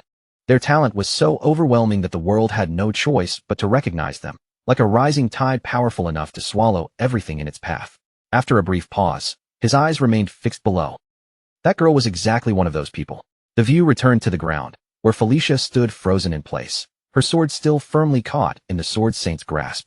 No matter how much strength and will she had poured into that strike, the Sword Saint held it with effortless ease, as if her blade had no weight at all. From above, the Grand Duke's voice carried down, calm but filled with certainty. He told Lucian that he had made the right decision. Lucian kept his eyes on the scene below as he answered, his voice steady with conviction. If his father had not trusted Felicia, and if he had not given her this chance, then that light would have been extinguished. There was a quiet confidence in Lucian's words. Talent was not truly rare in this world. More often, it simply remained buried in the dark, because no one ever gave it the opportunity to shine. Meanwhile, on the ground below, not even the smallest scratch could be seen on the Sword Saint's hand, despite the force of Felicia's attack. Yet the Sword Saint's thoughts were no longer dismissive. He looked at Felicia's unwavering eyes and understood something clearly. This girl had been born for the sword. No matter what trials she had endured, that truth had not been broken. His eyes narrowed slightly as his realization deepened even further. More importantly, she could actually see it. She could see beyond the limits of ordinary sense, toward the endless path of the sword stretching into infinity. Standing calmly before her, the Sword Saint slowly loosened his grip. Then he looked at Felicia with an expression completely different from before. He asked her to tell him her name once again. This time, his voice was no longer cold. It carried weight, and within that weight was clear acknowledgement. He told her that today, she had proven her courage through her sword. From this moment forward, no one would be allowed to doubt her name, so she should say it again with pride. Felicia stood frozen for a short moment, overwhelmed by the sudden change in his attitude. Then, with her voice lowered slightly but her resolve still intact, she answered that she would say it once more to the Sword Saint. Her name was Felicia. After a small pause, she continued in a quieter voice. She had no surname from her mother's side, and House Logren, the family of her father, had refused to grant her theirs. Felicia was the only name she had. The Sword Saint listened without interrupting, then gave a small nod, as if the pieces had finally settled into place. He understood now, so that was how it was. He looked at her with a faint hint of approval and told her that she had held her ground very well. Then, in a firm and unmistakable voice, he declared her name to be Felicia Brittner. From that day onward, that would be her name. Felicia's eyes widened slightly as he continued, declaring that he would take her as his adopted daughter. He would teach her everything, not only swordsmanship, but even the etiquette required of a noble. His voice remained steady, and there was no uncertainty in it. The training would be exhausting, and not a single moment of it would be easy. Then he asked her if she was truly prepared for that. Felicia did not hesitate for even a second. She dropped to her knees before him, and the Sword Saint gently placed one hand on her shoulder. His voice lowered, carrying a rare sincerity that had not been there before. He told Felicia that he was a stubborn old man. He had judged her character too quickly and spoken too lightly. After a brief pause, he admitted that there would surely be days when his pride and rigid beliefs clashed against her free spirit. Then he looked straight at her and asked if, when that happened, she would convince him with her sword. A faint smile touched his face as he said that he, too, would try to accept her sincerity through the blade. Their paths until now had been different, but their hearts both beat for the sword. His hand tightened slightly on her shoulder, as if sealing the bond between them from that moment forward. He told her that they would walk this path together. His voice carried the weight of an ending and the promise of a new beginning as he called her by her new name, Felicia Brittner. After that, the night fell over the land, and rumors began moving through the darkness. As always, whispers spread fastest from the places closest to the truth. In a dark, secluded area, a man urgently handed a letter to another person. His face was tense as he ordered him to deliver it to the family elders. The future of House Toledo depended on that letter, so it had to reach them as quickly as possible. Hearing the seriousness in his lord's voice, the man receiving the letter looked confused and could not help but ask what exactly he meant by that. The other man answered slowly, his voice heavy with concern. He had heard that the Sword Saint had finally taken on a disciple. The Sword Saint had always stayed neutral in every succession dispute, but there was no guarantee that his disciples would remain neutral as well. If the child backed by the Sword Saint chose to support one side, then it would only be a matter of time before the balance within House Baldic was completely overturned. He paused for a moment, and when he spoke again, his voice had turned colder. If the ship they had boarded, the one named Geordie, could no longer carry House Toledo to greater heights, then it would be wiser to abandon it before it sank entirely. Instead, they should move toward the one who had recently earned merit and managed to bring the Sword Saint's disciple onto his side. That person was Lucian Baldic. The moment Lucian's name was spoken, the scene shifted once again. This time, the view moved into a room inside the Baldic mansion. Inside the luxurious chamber, the Grand Duke sat calmly while his butler stood respectfully nearby and delivered a report. In a composed tone, the butler explained that everything had unfolded just as his grace predicted. Not only had the elders continued sending letters filled with concern, but even the maternal relatives of the young masters had begun sending letters of their own. The head butler continued his report, his voice carrying a trace of worry. He had already taken measures on his side, but those people were not the type to simply stand still and watch. Because of that, he wondered if it would be better to act before those sparks spread any further. Even after hearing those concerns, the Grand Duke remained perfectly calm. His expression showed neither fear nor hesitation, as if he had already expected every reaction now unfolding around him. After a short silence, he finally began to speak, his voice deep, steady, and impossible to ignore. He said that if those people truly intended to make their own children the head of the family, then they were exactly the sort who would do anything for that goal, without even realizing that their own actions were slowly destroying the very children they wished to elevate. The atmosphere inside the room grew heavier as the Grand Duke continued. He ordered the head butler to summon every child within the domain for a family dinner. If there were complaints, then all they had to do was offer everyone a fair opportunity. Was that not right? A cold, imposing aura spread from him as he spoke. A true man, he declared, had to know how to open doors with his own strength. And if someone carried the name of Baldic, then he had to speak with his own blood. They would see who truly possessed the lion's fangs.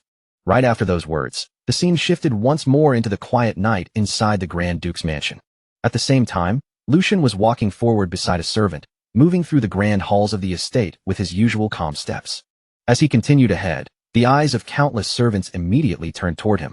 Their faces were filled with shock and disbelief, as if they still could not fully process the sudden changes taking place around the young master. Then, almost all at once, the servants lowered their heads respectfully and greeted him in unison, offering their formal greetings to young Master Lucian. Lucian looked calmly toward them without showing even the slightest arrogance.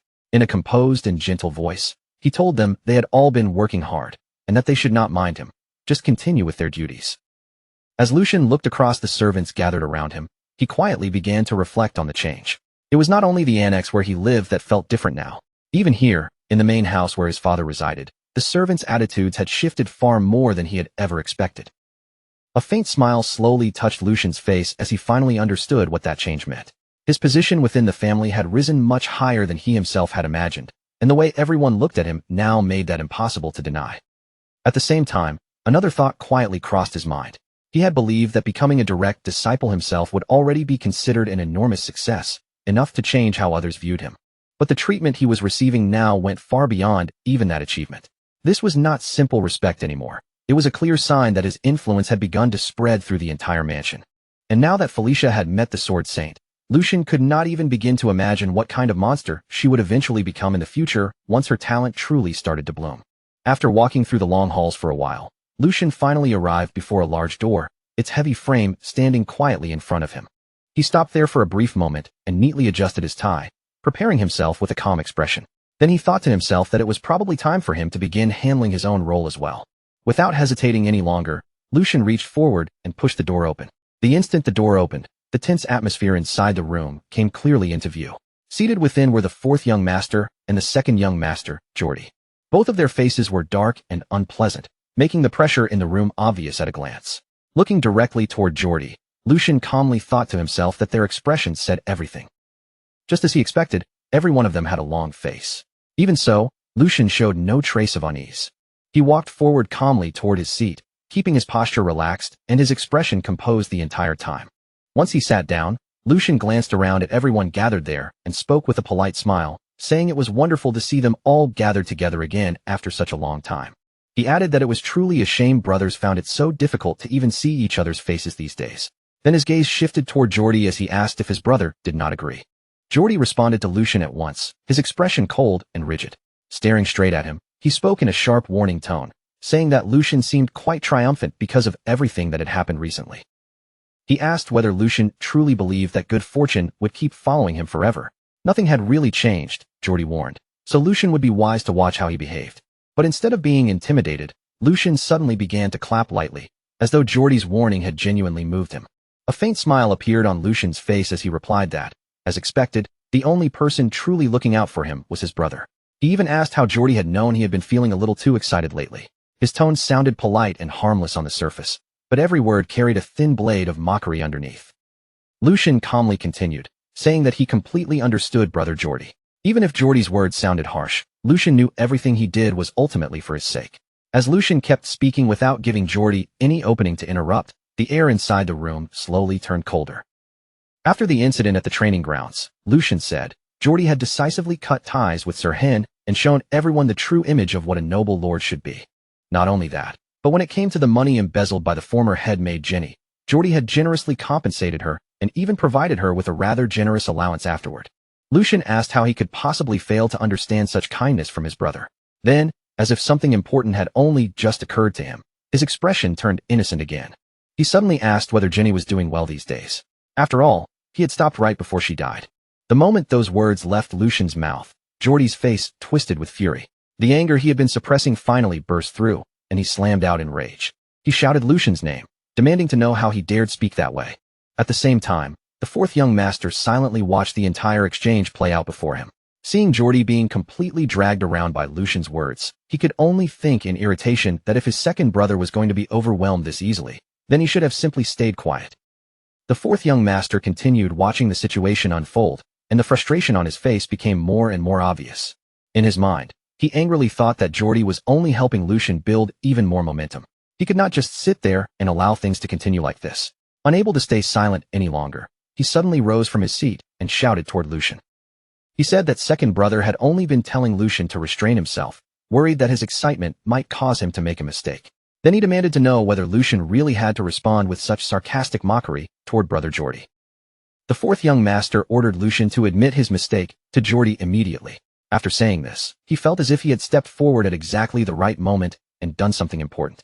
In his own mind, he even believed that he had successfully intervened to calm the situation. He told himself that he had only been trying to lighten the mood. But before that thought could even finish forming, Lucian's cold voice cut across the room like a drawn blade. He said this was exactly why being nice to people never paid off. The instant those words landed, the fourth young master's entire body stiffened. Cold sweat began sliding down his face as Lucian slowly turned a furious gaze toward him. In a dangerously calm tone, Lucian said he knew they should have had a much deeper physical conversation that day. Just looking at him now proved he still had not come to his senses. The pressure inside the room became overwhelming as Lucian continued. He asked whether the fourth young master truly could not read the atmosphere at all. Just because Lucian had let things slide because he was the youngest, Did he think that meant he could do whatever he wanted? Lucian asked if he really wanted to be shown what true terror looked like. The moment the fourth young master heard those words, all of his earlier confidence vanished. Fear spread clearly across his face as he instinctively shrank back and nervously muttered for his brother. And at that exact moment, the door to the room suddenly opened. Before anyone could react, a heavy voice echoed through the room. It said that all of them seemed to possess an excessive amount of vigor that they were unable to properly control. The Grand Duke slowly entered the room, and an overwhelming presence seemed to follow with every step he took.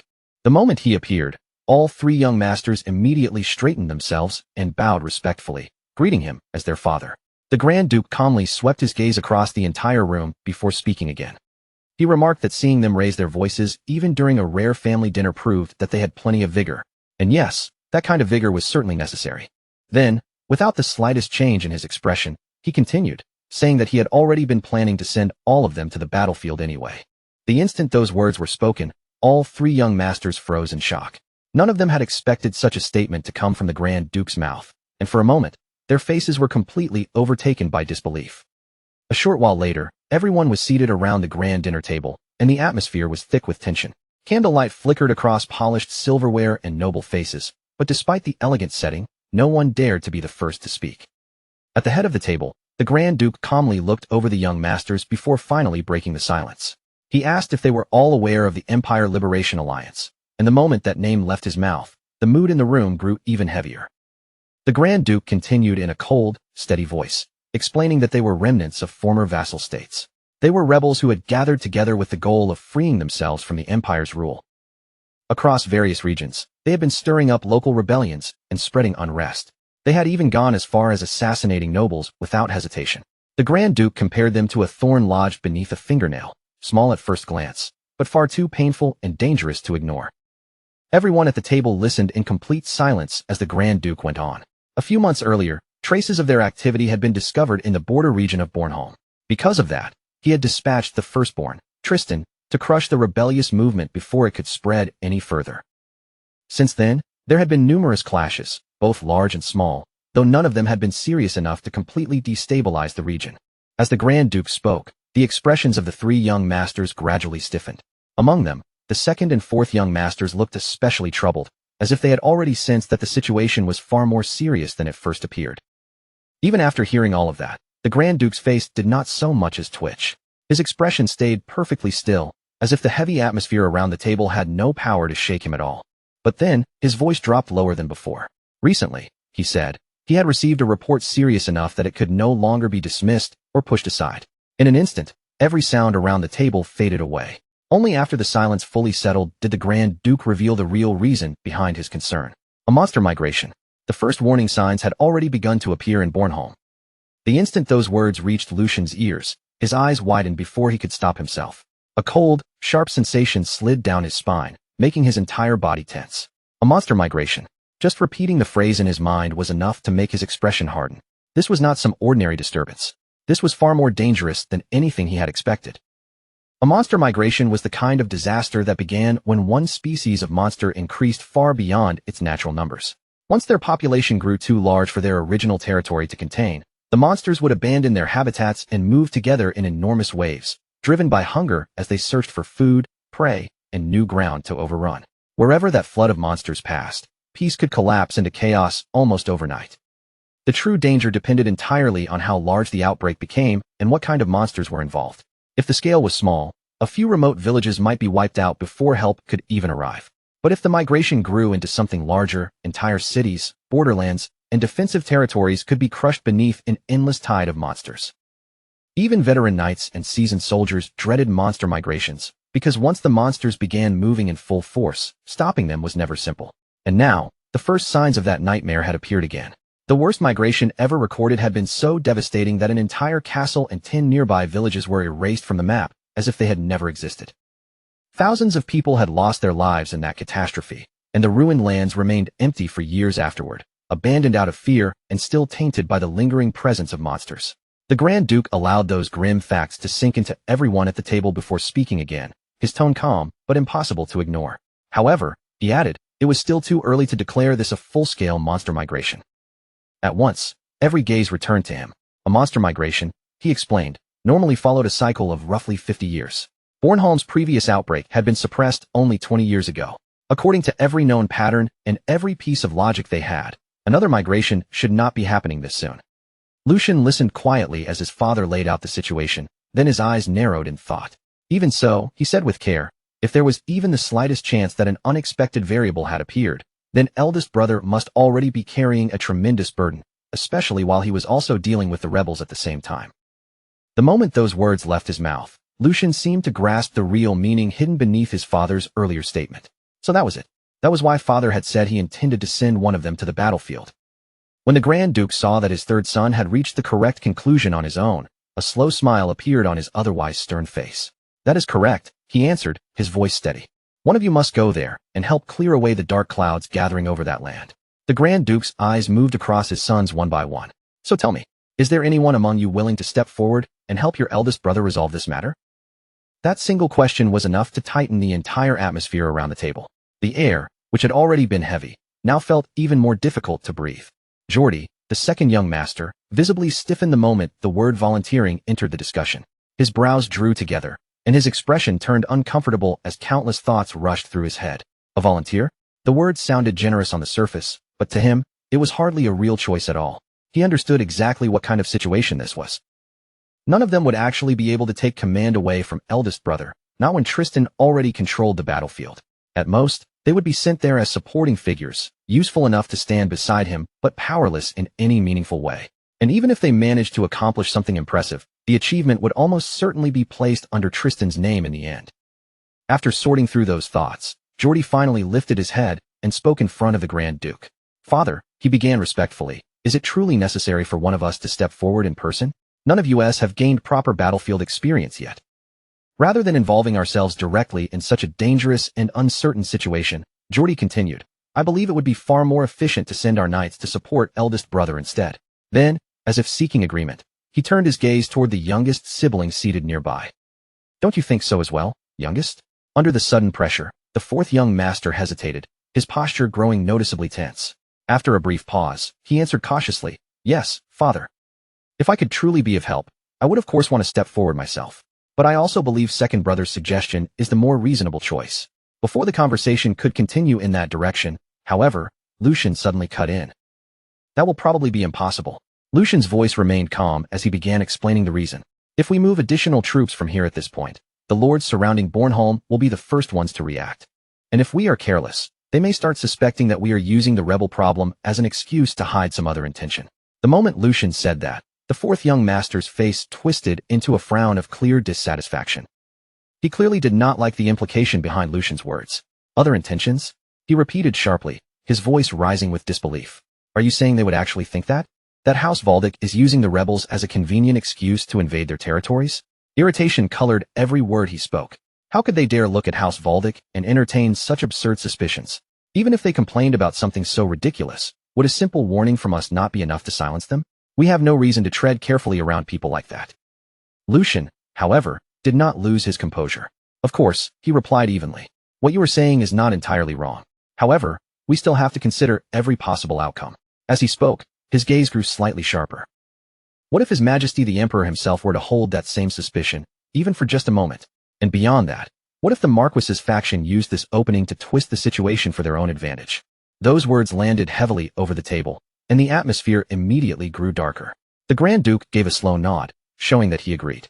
Lucian is correct, he stated in a firm voice. Even though our house maintains a strong relationship with the imperial family, any large-scale movement of troops is bound to make the surrounding powers uneasy. And if the noble faction decides to turn this situation into a political weapon against us, His Majesty would undoubtedly be placed in a very difficult position. The Grand Duke then folded his hands together, his sharp eyes sweeping across each of his sons in turn. Now then, what do you suggest we do? His deep voice echoed through the dining hall, quiet yet heavy enough to command the room. Under the current circumstances, an official military deployment is impossible. At the same time, however, we still need forces capable of responding immediately if something unexpected happens. As he said this, the Grand Duke's expression hardened ever so slightly. We need a method that can stabilize the region without stirring unnecessary anxiety or provoking tension among the surrounding territories. Silence followed his words. The three young masters all sank into thought, each trying to find an answer worthy of the problem before them. Tell me your thoughts, the Grand Duke demanded. While the others were still searching for an answer, Lucian had already reached his conclusion in silence. In his mind, there was only one solution that fit. The forces they needed had to meet several conditions at once. They had to be people with actual combat experience, not sheltered soldiers who only looked impressive on paper. They also had to be the kind of people willing to move regardless of politics or personal loyalties, as long as the payment and conditions were acceptable. More importantly, they had to be locals who belonged to the region itself. They needed an armed force that could act without causing unnecessary suspicion, controversy, or political backlash. And once Lucian considered all of those requirements together, only one group matched them perfectly. We must make use of Bornholm's mercenaries. As Lucian said this, his eyes narrowed slightly, and he continued organizing the rest of his thoughts. Even if the goal was only to gather those unruly groups under one banner, the blood of House Valdic would still be needed to make it happen. I volunteer for that position, Father. Lucian's voice rang clearly through the dining hall, and unlike the others, there was not even the faintest trace of hesitation on his face. If anything, he almost looked energized by the opportunity placed before him. The Grand Duke watched his third son in silence for a moment. 1 week later, the scene shifted to a large ship cutting through the cold sea on its way toward Bornholm. The wind roared over the deck, waves slammed against the hull, and Lucian stood quietly beside Hugo as the long voyage continued. Even aboard the ship, with the cold spray of the sea in the air, Lucian remained lost in thought. The only thing that could make mercenaries move was money. That much, he understood perfectly. But money alone was never enough to truly bind people like them. Coins could attract mercenaries, but they could not guarantee loyalty. A faint smirk tugged at Lucian's lips as memories from this life and his previous ones rose in his mind. Mercenaries were the type to change their words whenever the situation demanded it, tossing away yesterday's contract as casually as if it had been nothing more than a joke told today. That was the kind of creature known as a mercenary, and Lucian understood that breed far better than most nobles ever could. After all, he himself had once lived as a mercenary. Even knowing that, he still found their way of thinking strangely impressive. To mercenaries, survival always came before pride, loyalty, or reputation. If a situation turned hopeless, abandoning even the employer who had hired them was not treated as shameful. Among mercenaries, that kind of cold decision was often seen as the proper instinct of someone who knew how to stay alive. Lucian's gaze drifted out toward the distant horizon. Of course, troublesome personalities were nothing new to him. Managing a mercenary group itself was not the true problem waiting in Bornholm. Then his eyes narrowed a little. There was only one real reason Father had sent him all the way out here, and as soon as that thought crossed his mind, the image of one particular man surfaced clearly.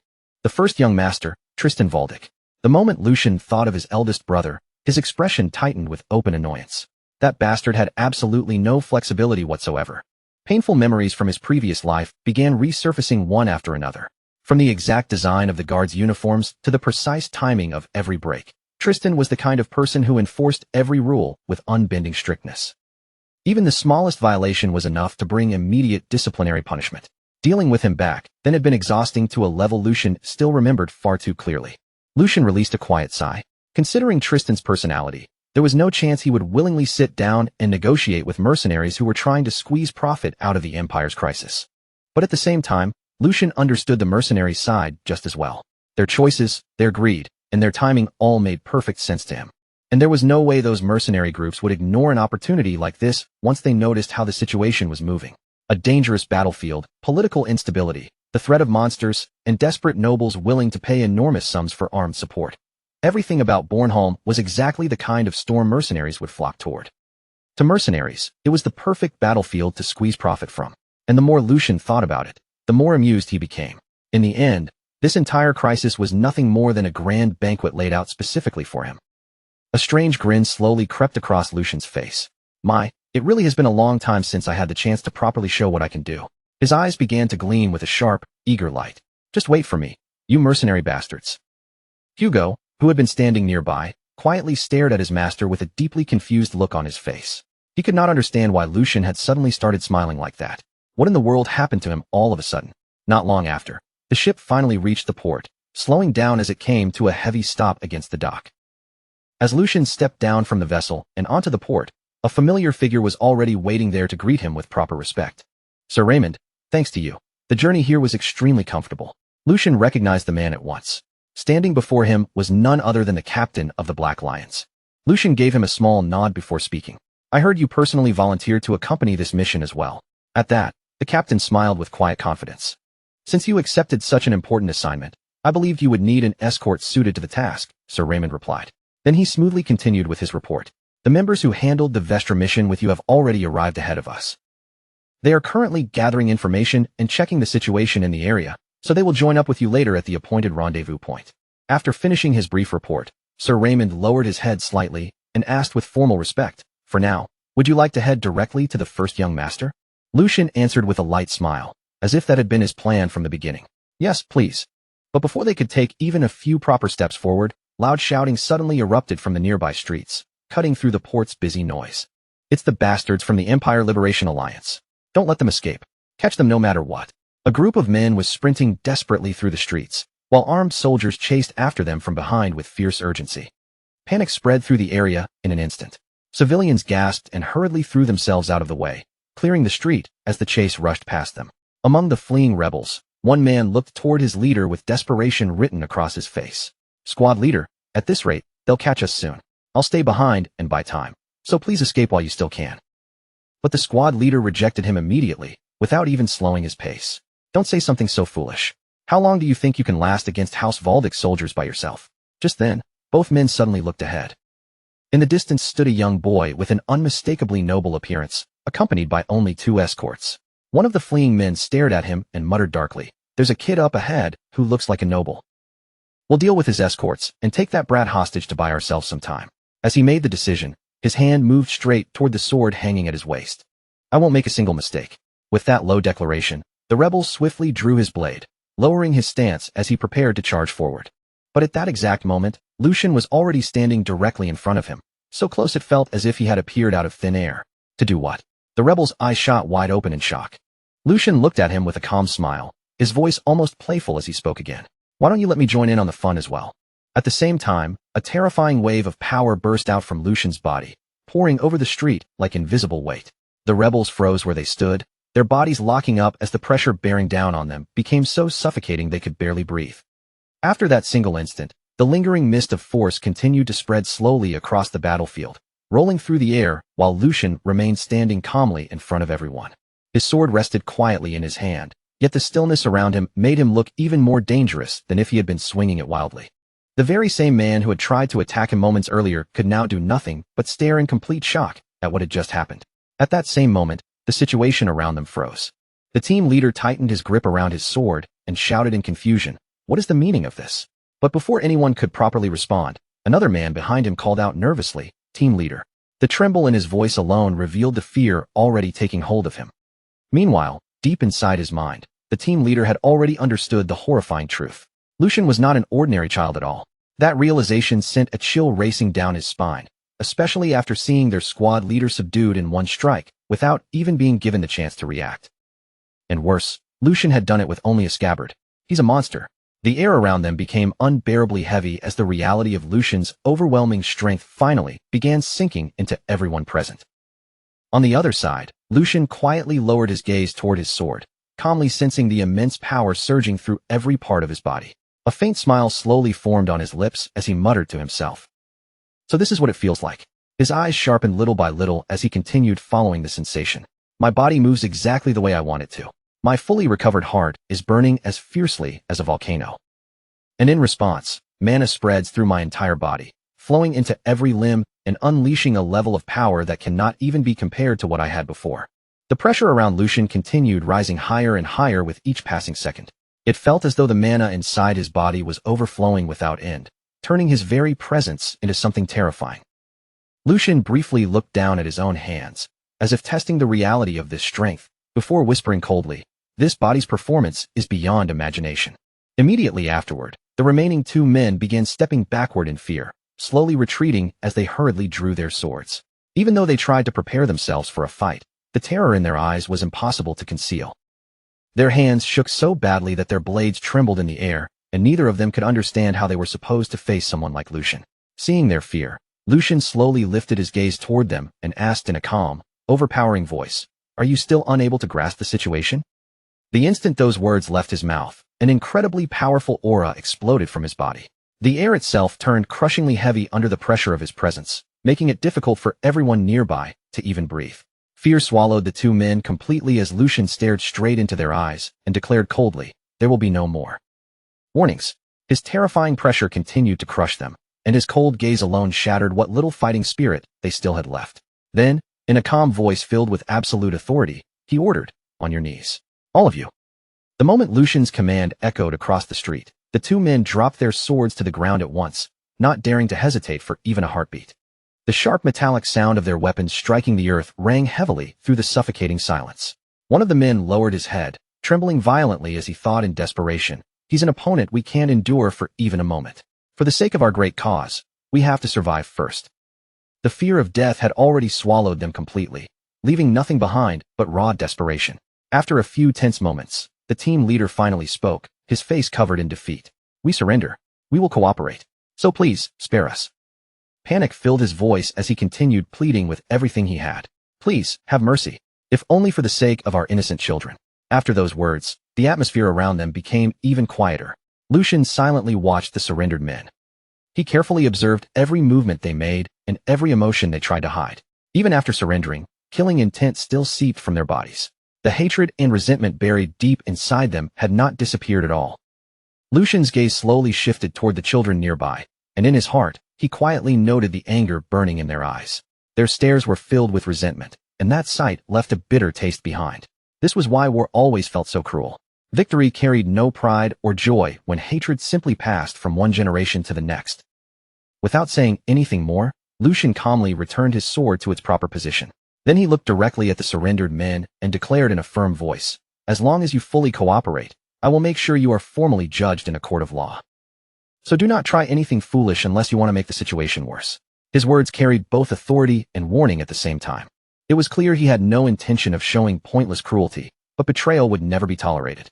Shortly afterward, Imperial soldiers began approaching from every direction, moving in to capture the rebels who had surrendered. The sound of armor, boots, and weapons filled the street as the soldiers surrounded the men one after another, closing off every path of escape. At that very moment, an armed man dismounted from his horse and began walking slowly toward the scene. His presence alone carried the dignity and authority of the Empire. Looking toward the captured rebels, he spoke in a stern, unwavering voice.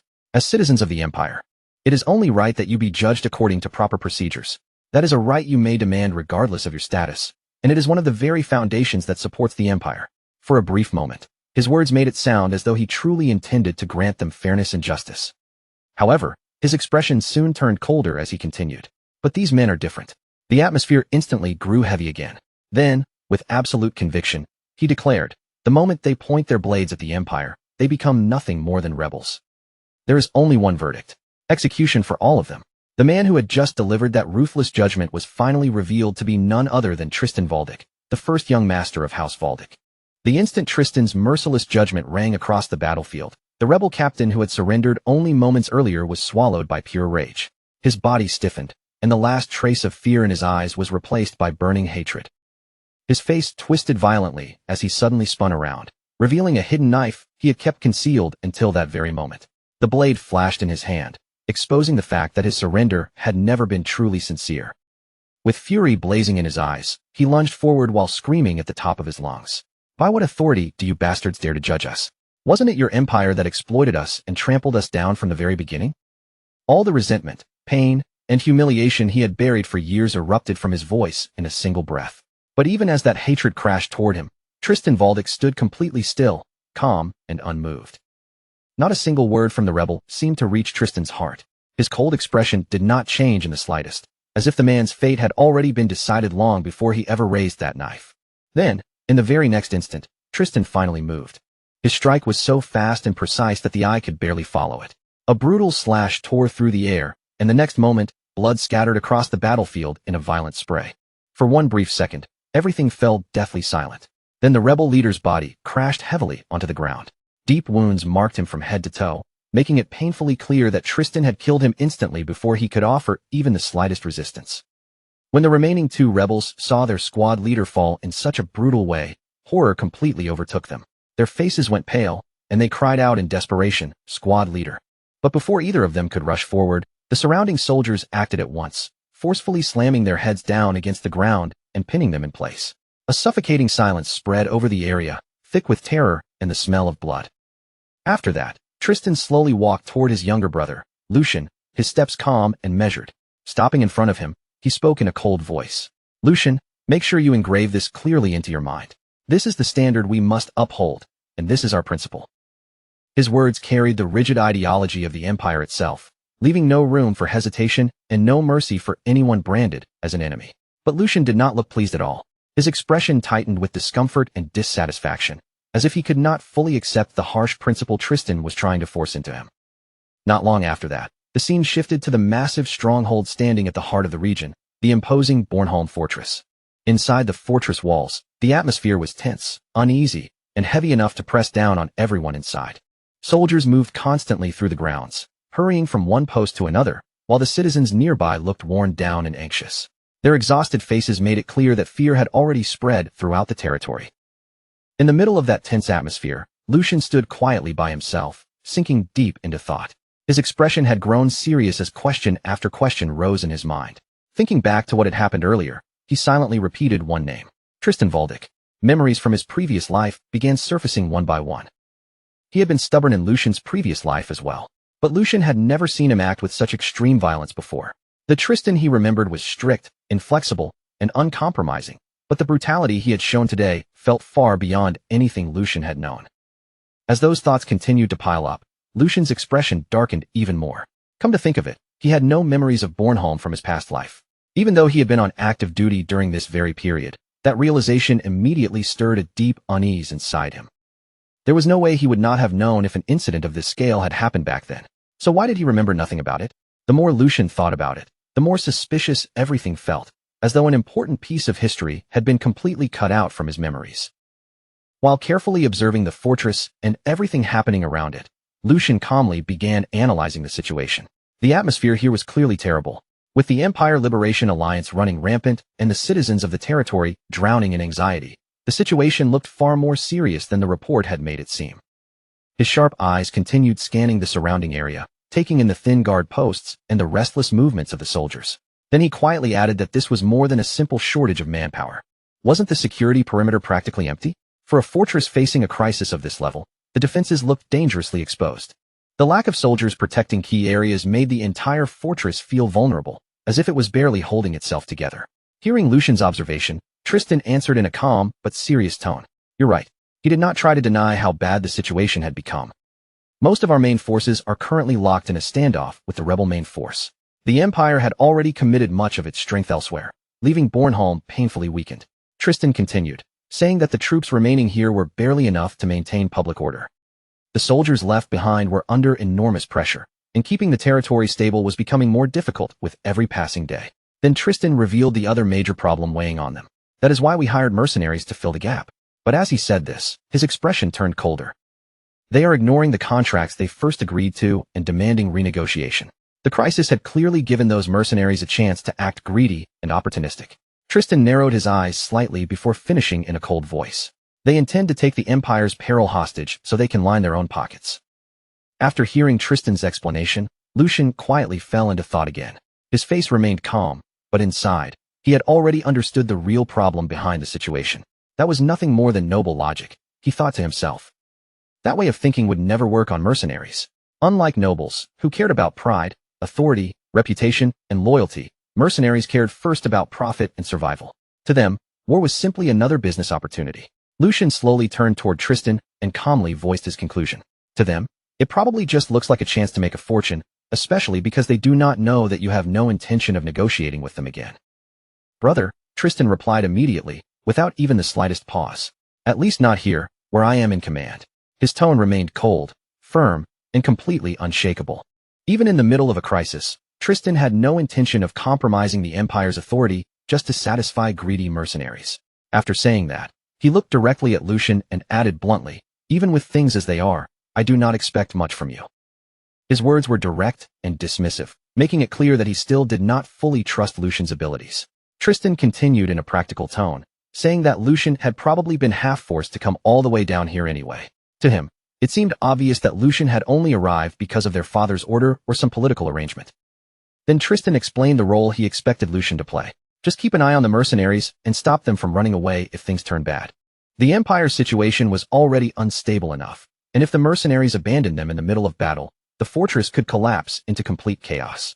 Tristan then added that as long as Lucian was placed in nominal command, the mercenaries would not be able to act recklessly so easily. That was all he expected from him. In other words, Lucian's value was mostly symbolic. Tristan only saw him as a figure of authority who could restrain the mercenaries by name. But after listening to all of that, Lucian calmly met his older brother's gaze and replied, "You seem to be mistaken about something, eldest brother." Tristan's eyes narrowed slightly. "Mistaken?" Lucian answered without changing his expression. "First, I was not forced to come here. I volunteered to go." The moment those words left his mouth, the air between the two brothers shifted because there was not even the smallest trace of hesitation in his voice. Then Lucian continued, "Second, I know how to resolve this situation." At the same time, he took out an official letter and held it forward. The document carried an authority that could not be denied. Looking straight at Tristan, Lucian declared that since their father had entrusted him with full authority over the mercenaries, from this moment on, all negotiations and control involving them would fall under his jurisdiction. His calm confidence made it clear that he had already prepared for this from the beginning.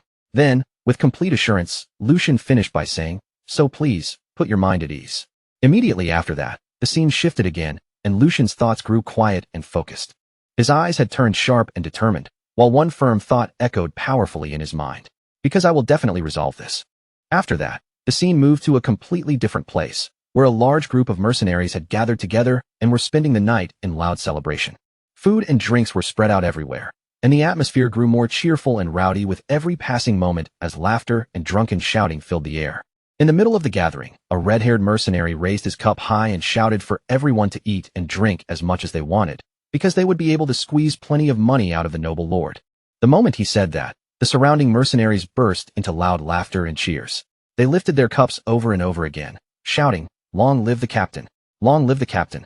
Their voices echoed through the night as they celebrated without the slightest worry. Amid all the excitement, a green-haired mercenary looked toward the captain with obvious admiration in his eyes.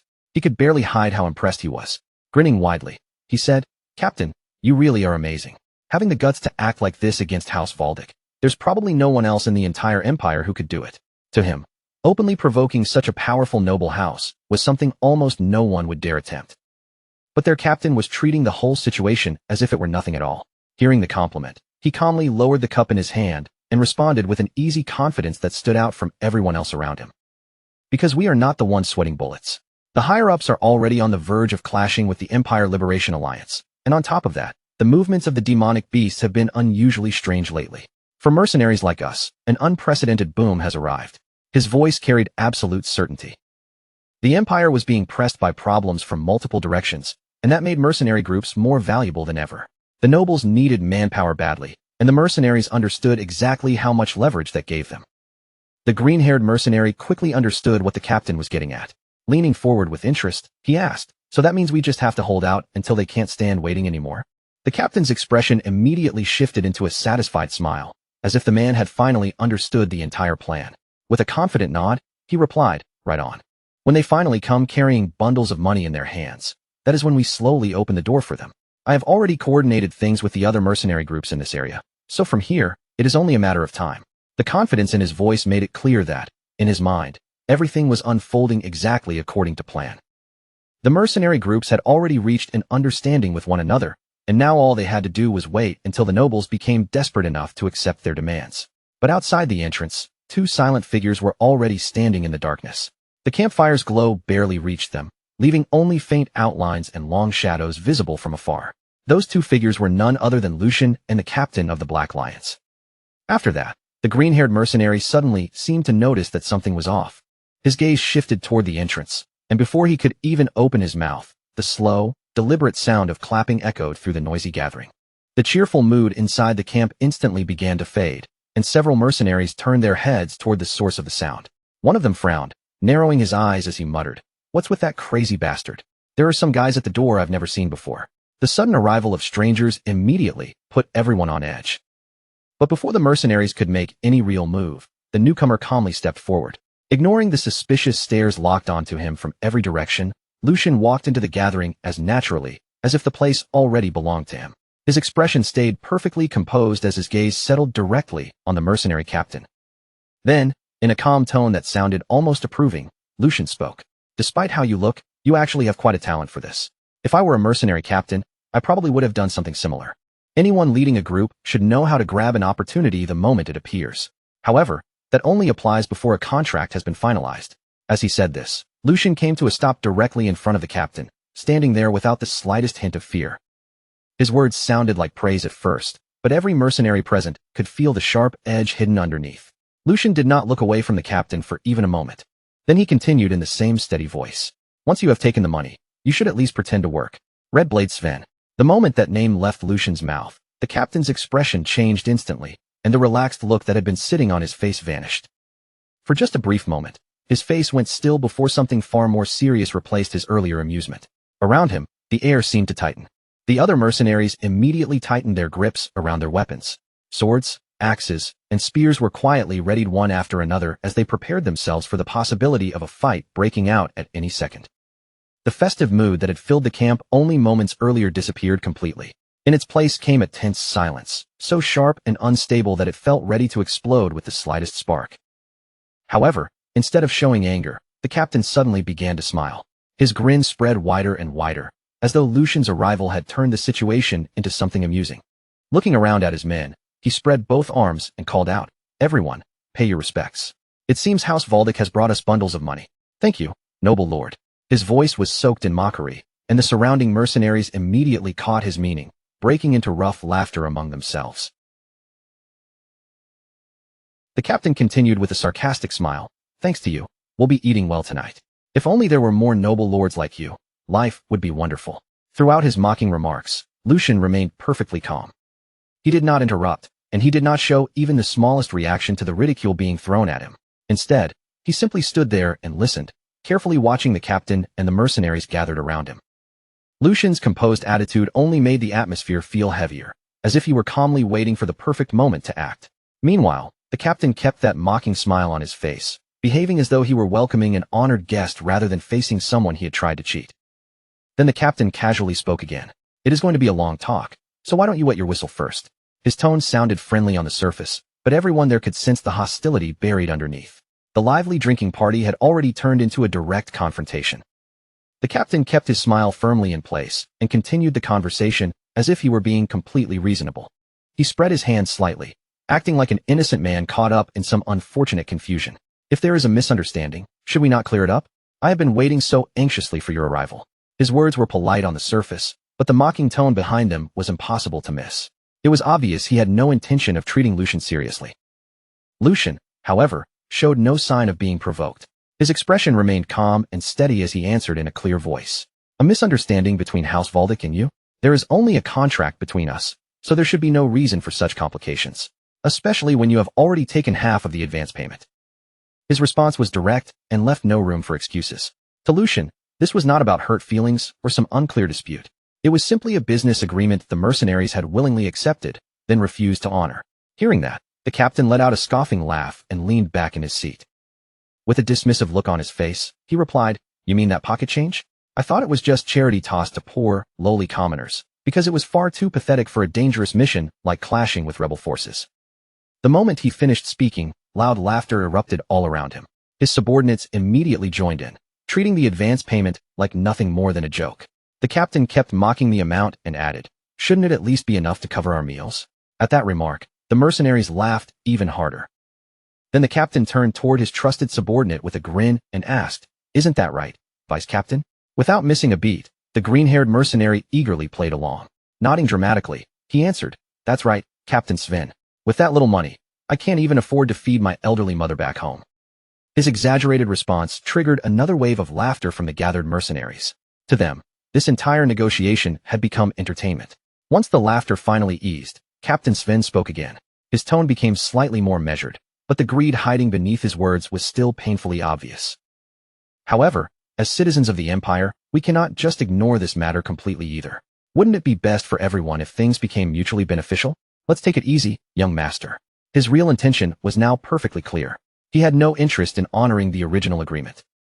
Instead, he was trying to exploit the desperate situation around the ongoing conflict and pressure House Valdic into paying even more money. Lucian silently watched the captain and the mercenaries around him for a brief moment.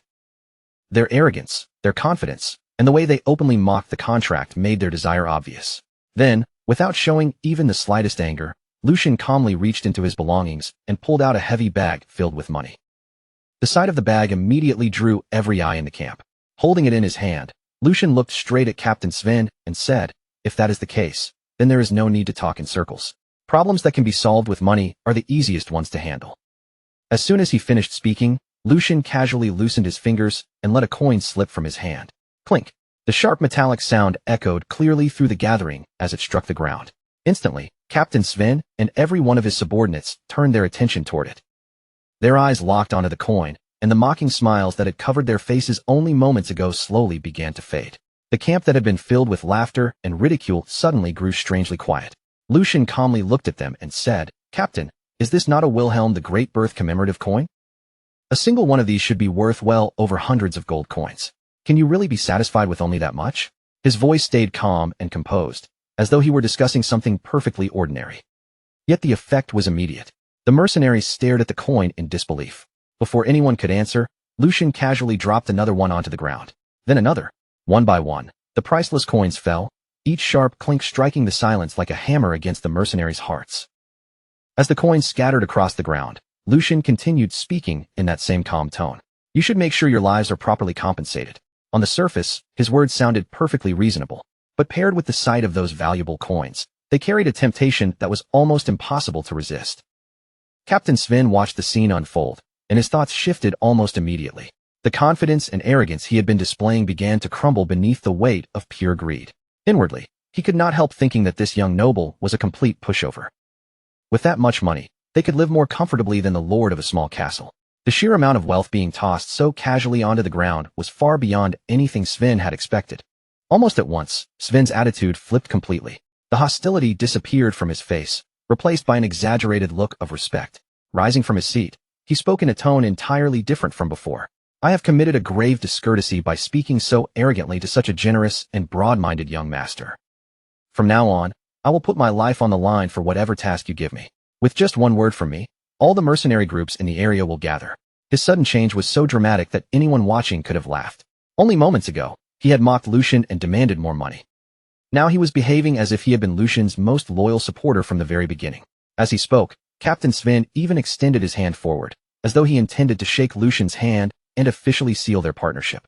But before he could actually do it, he suddenly bent down toward the ground. His eyes never left the scattered commemorative coins as he reached toward them with open greed. While lowering himself, he said, "But first, please allow me to tidy up these precious coins."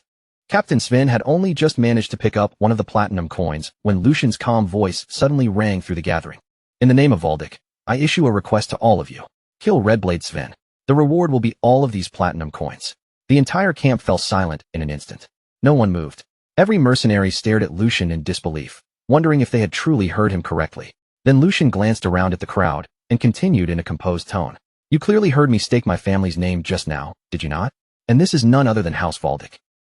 The meaning behind those words was unmistakable. Lucian had just made an official public declaration under the name of House Valdic. This was no joke, and it was certainly not an empty promise. The mercenaries slowly looked at one another, and then their gazes drifted back down to the platinum coins scattered across the ground. A heavy silence spread through the camp. The temptation in front of them was overwhelming. The moment Captain Sven realized what was happening, the blood drained from his face. The greed that had filled his eyes only seconds earlier instantly turned into alarm. He stared at Lucian in disbelief and shouted, "What kind of trick are you trying to pull? What kind of trick are you trying to pull here?" Lucian met his gaze without the slightest hint of emotion. "A trick? I am simply solving this with money, just as you wanted. Use this opportunity to learn properly. A mercenary without credit is nothing more than." Lucian paused for a brief moment before finishing in a cold voice. "And you have lost your credit." Those words struck harder than any blade, because for a mercenary, reputation was their greatest asset. Contracts, trust, and reliability were the foundation of their profession.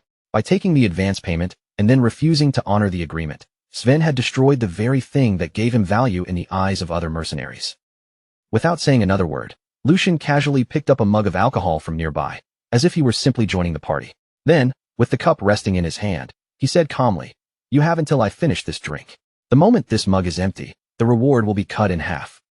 The mercenaries' eyes immediately began moving back and forth between Sven and the pile of platinum coins scattered across the ground.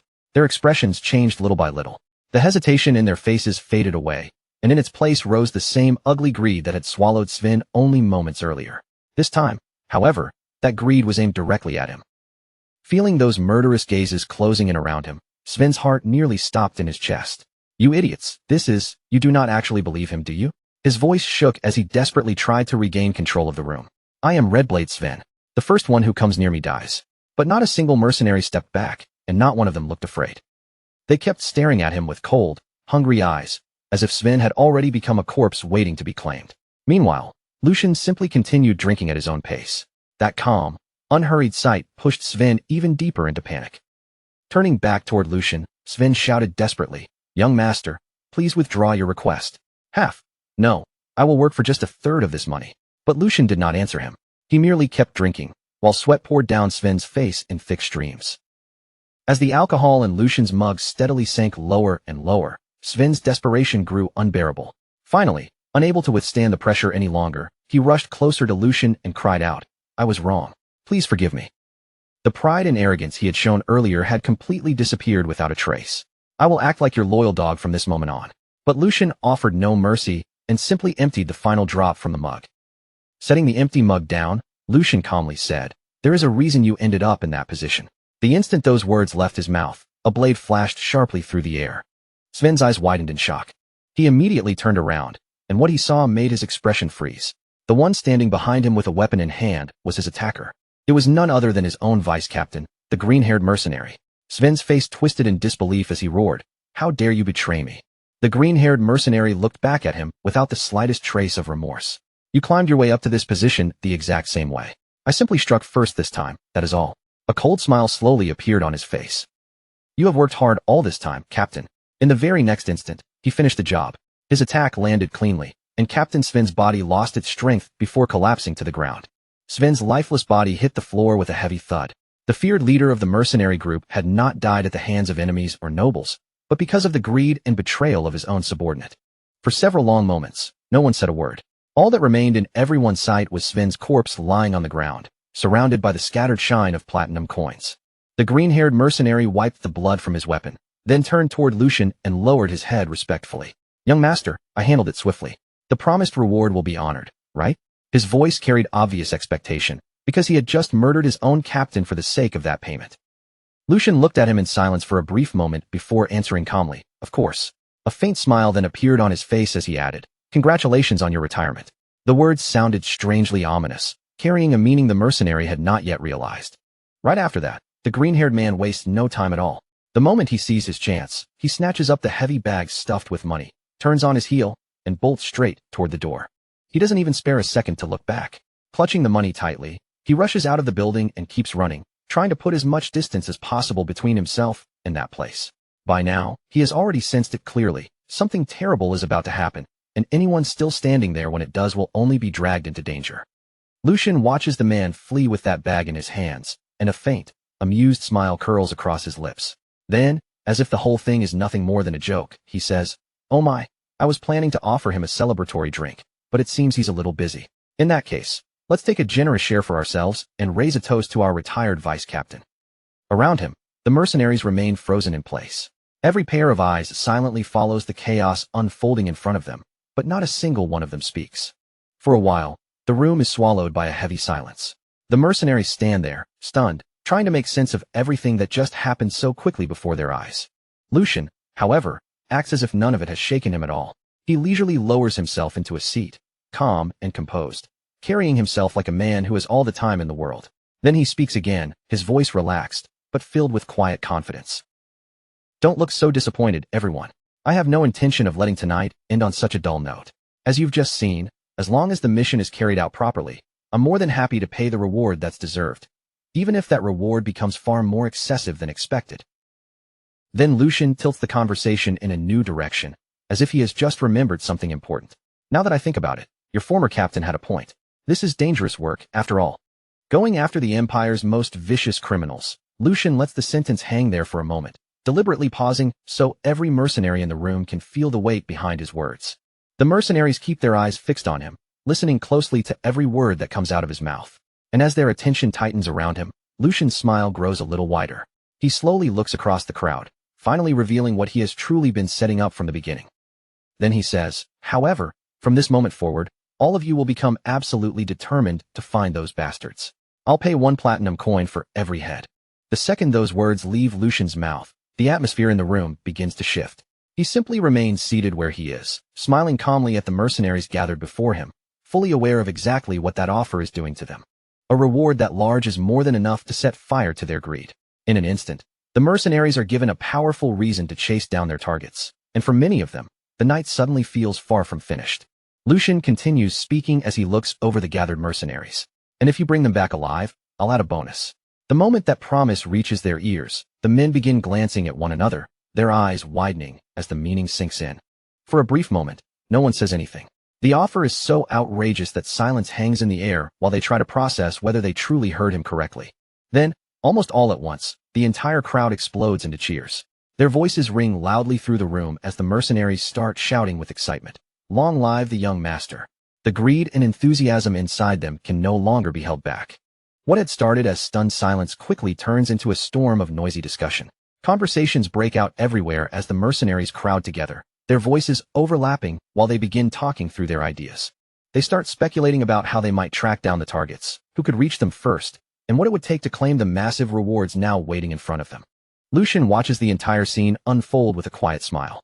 Every reaction, every shout, and every greedy glance is moving exactly the way he intended. From there, the focus shifts toward the captain of the Black Lions. Raymond sits quietly off to the side, separated from the noise around him, reflecting on everything that has just taken place. As he turns the events over in his mind, an earlier memory begins to surface, one from before they ever came to the hideout. He remembers the conversation clearly. Back then, before they headed toward the hideout, Lucian had approached him and said, "Sir Raymond, before we go to their hideout, I have one request. Just remain quietly by my side and watch, no matter what those bastards say or do. At this point, when they won't even listen to the eldest brother, what we need isn't bloodshed. We need honey so sweet that it rots them all the way to the core." As those words echo again in Raymond's mind, the pieces finally start to connect. Only now does he begin to understand what Lucian had been aiming for from the very beginning. After carefully thinking through everything that has happened, Raymond realizes the truth and thinks to himself, "I thought he was simply trying to buy them off with money, but from the start, his real goal was to turn their own greed against them." These are men who can throw away trust without a second thought. To Raymond, they're the sort of people who could betray anyone at any moment if the reward was tempting enough. The third young master had understood that perfectly. Along with a warning, he planted a temptation so unreasonable and irresistible that the mercenaries would be pushed into cutting out the root of the problem with their own hands. The more Raymond thinks about it, the clearer Lucian's strategy becomes. This was never just a simple matter of handing out rewards. From the very beginning, Lucian had seen through the true nature of the mercenaries standing in front of him.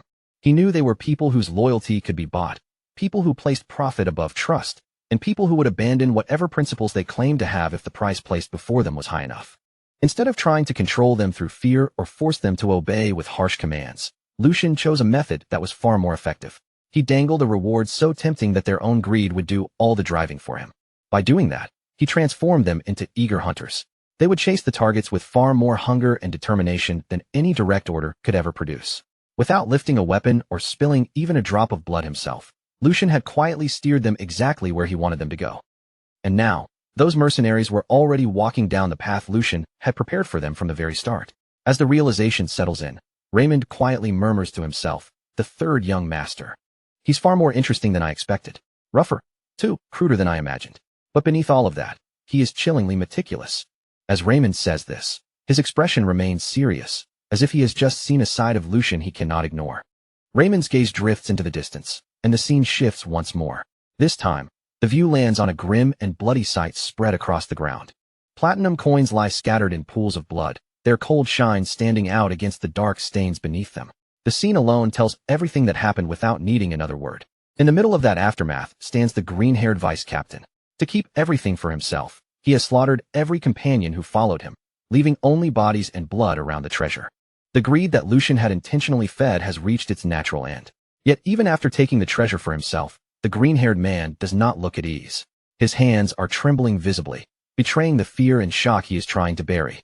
His breathing comes out uneven and strained, and the reality of what he has done begins pressing down on him.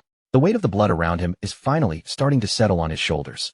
Trying to convince himself that everything is fine, he slowly lowers himself to sit down. Then, with a shaky sense of relief, he mutters, "Finally, I did it. It's finally over." A smile slowly spreads across his face, but it looks twisted and unstable as he begins speaking to the corpses around him, almost as if he needs them to hear his excuse. "Did you really think I'd just roll over and accept things like the captain did? Do I look like the same kind of brainless meathead as him? If you were all going to die such pointless deaths anyway, you should have just taken 1 platinum coin each and disappeared. You didn't know your place, and you let yourselves get blinded by useless greed." His words hang heavily over the blood-soaked ground. While he condemns the dead for being greedy, he completely fails to see the truth, that he himself has become the greatest victim of that very same greed. At that exact moment, a shadow falls behind him. The figure standing there is Hugo. The green-haired mercenary senses the presence almost instantly, and his entire body stiffens. Before he can turn around or make a move, Hugo calmly answers the words he had just spoken, his voice cutting through the tense silence behind him. "I tend to agree with that." The green-haired man's confidence disappears in an instant. The smug look on his face collapses, and raw fear takes its place as he realizes who is standing behind him. Knowing he is completely at Hugo's mercy, the green-haired mercenary starts pleading desperately for his life. "Spare me. I'll give you half." Even half is still a massive amount of money.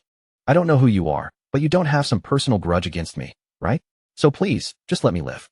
Hugo, however, does not react to the desperate bargain at all. His expression stays cold and unchanged as he gives his answer. "I've never entertained such soft thoughts." The moment the green-haired mercenary hears that, he understands there is no way out anymore. A bitter smile appears on his face as he accepts what is coming. "So I messed with the wrong guy, huh? Figures. There was no way my life would actually turn out this well." In the very next instant, Hugo makes his move. The attack comes so fast that the green-haired mercenary has no chance to resist, and the encounter ends almost as soon as it begins. With the last obstacle finally cleared from his path, Hugo calmly collects the scattered money along with the belongings that had been taken back. Without drawing any more attention to himself, he gathers everything together, turns away from the scene, and slips out of the area in silence. After some time has passed, Hugo reaches the place he was heading for. He steps inside and sets the recovered money bag down on the table with a quiet thud. Waiting there in front of him is Lucian, who had clearly been expecting his return. Everything has gone exactly according to the original plan, with the mission completed cleanly from beginning to end. As Lucian looks down at the bag that has finally been returned, his expression softens, and his voice carries a rare sense of sincere gratitude. Lucian admits that he owes Hugo a tremendous debt. It is a brief statement, but the weight behind those words is impossible to miss. After all, Lucian's plan had cleverly pushed the mercenaries into tearing each other apart, but when it came to making sure the matter ended without loose ends, it was Hugo who brought everything to a perfect close. The greed Lucian had planted as bait ended up swallowing every single person who reached for it. One by one, they were destroyed by their own desire. And when all the bloodshed was over, the very money that had sparked the chaos returned to the hands of the man who had arranged the entire scheme from the start.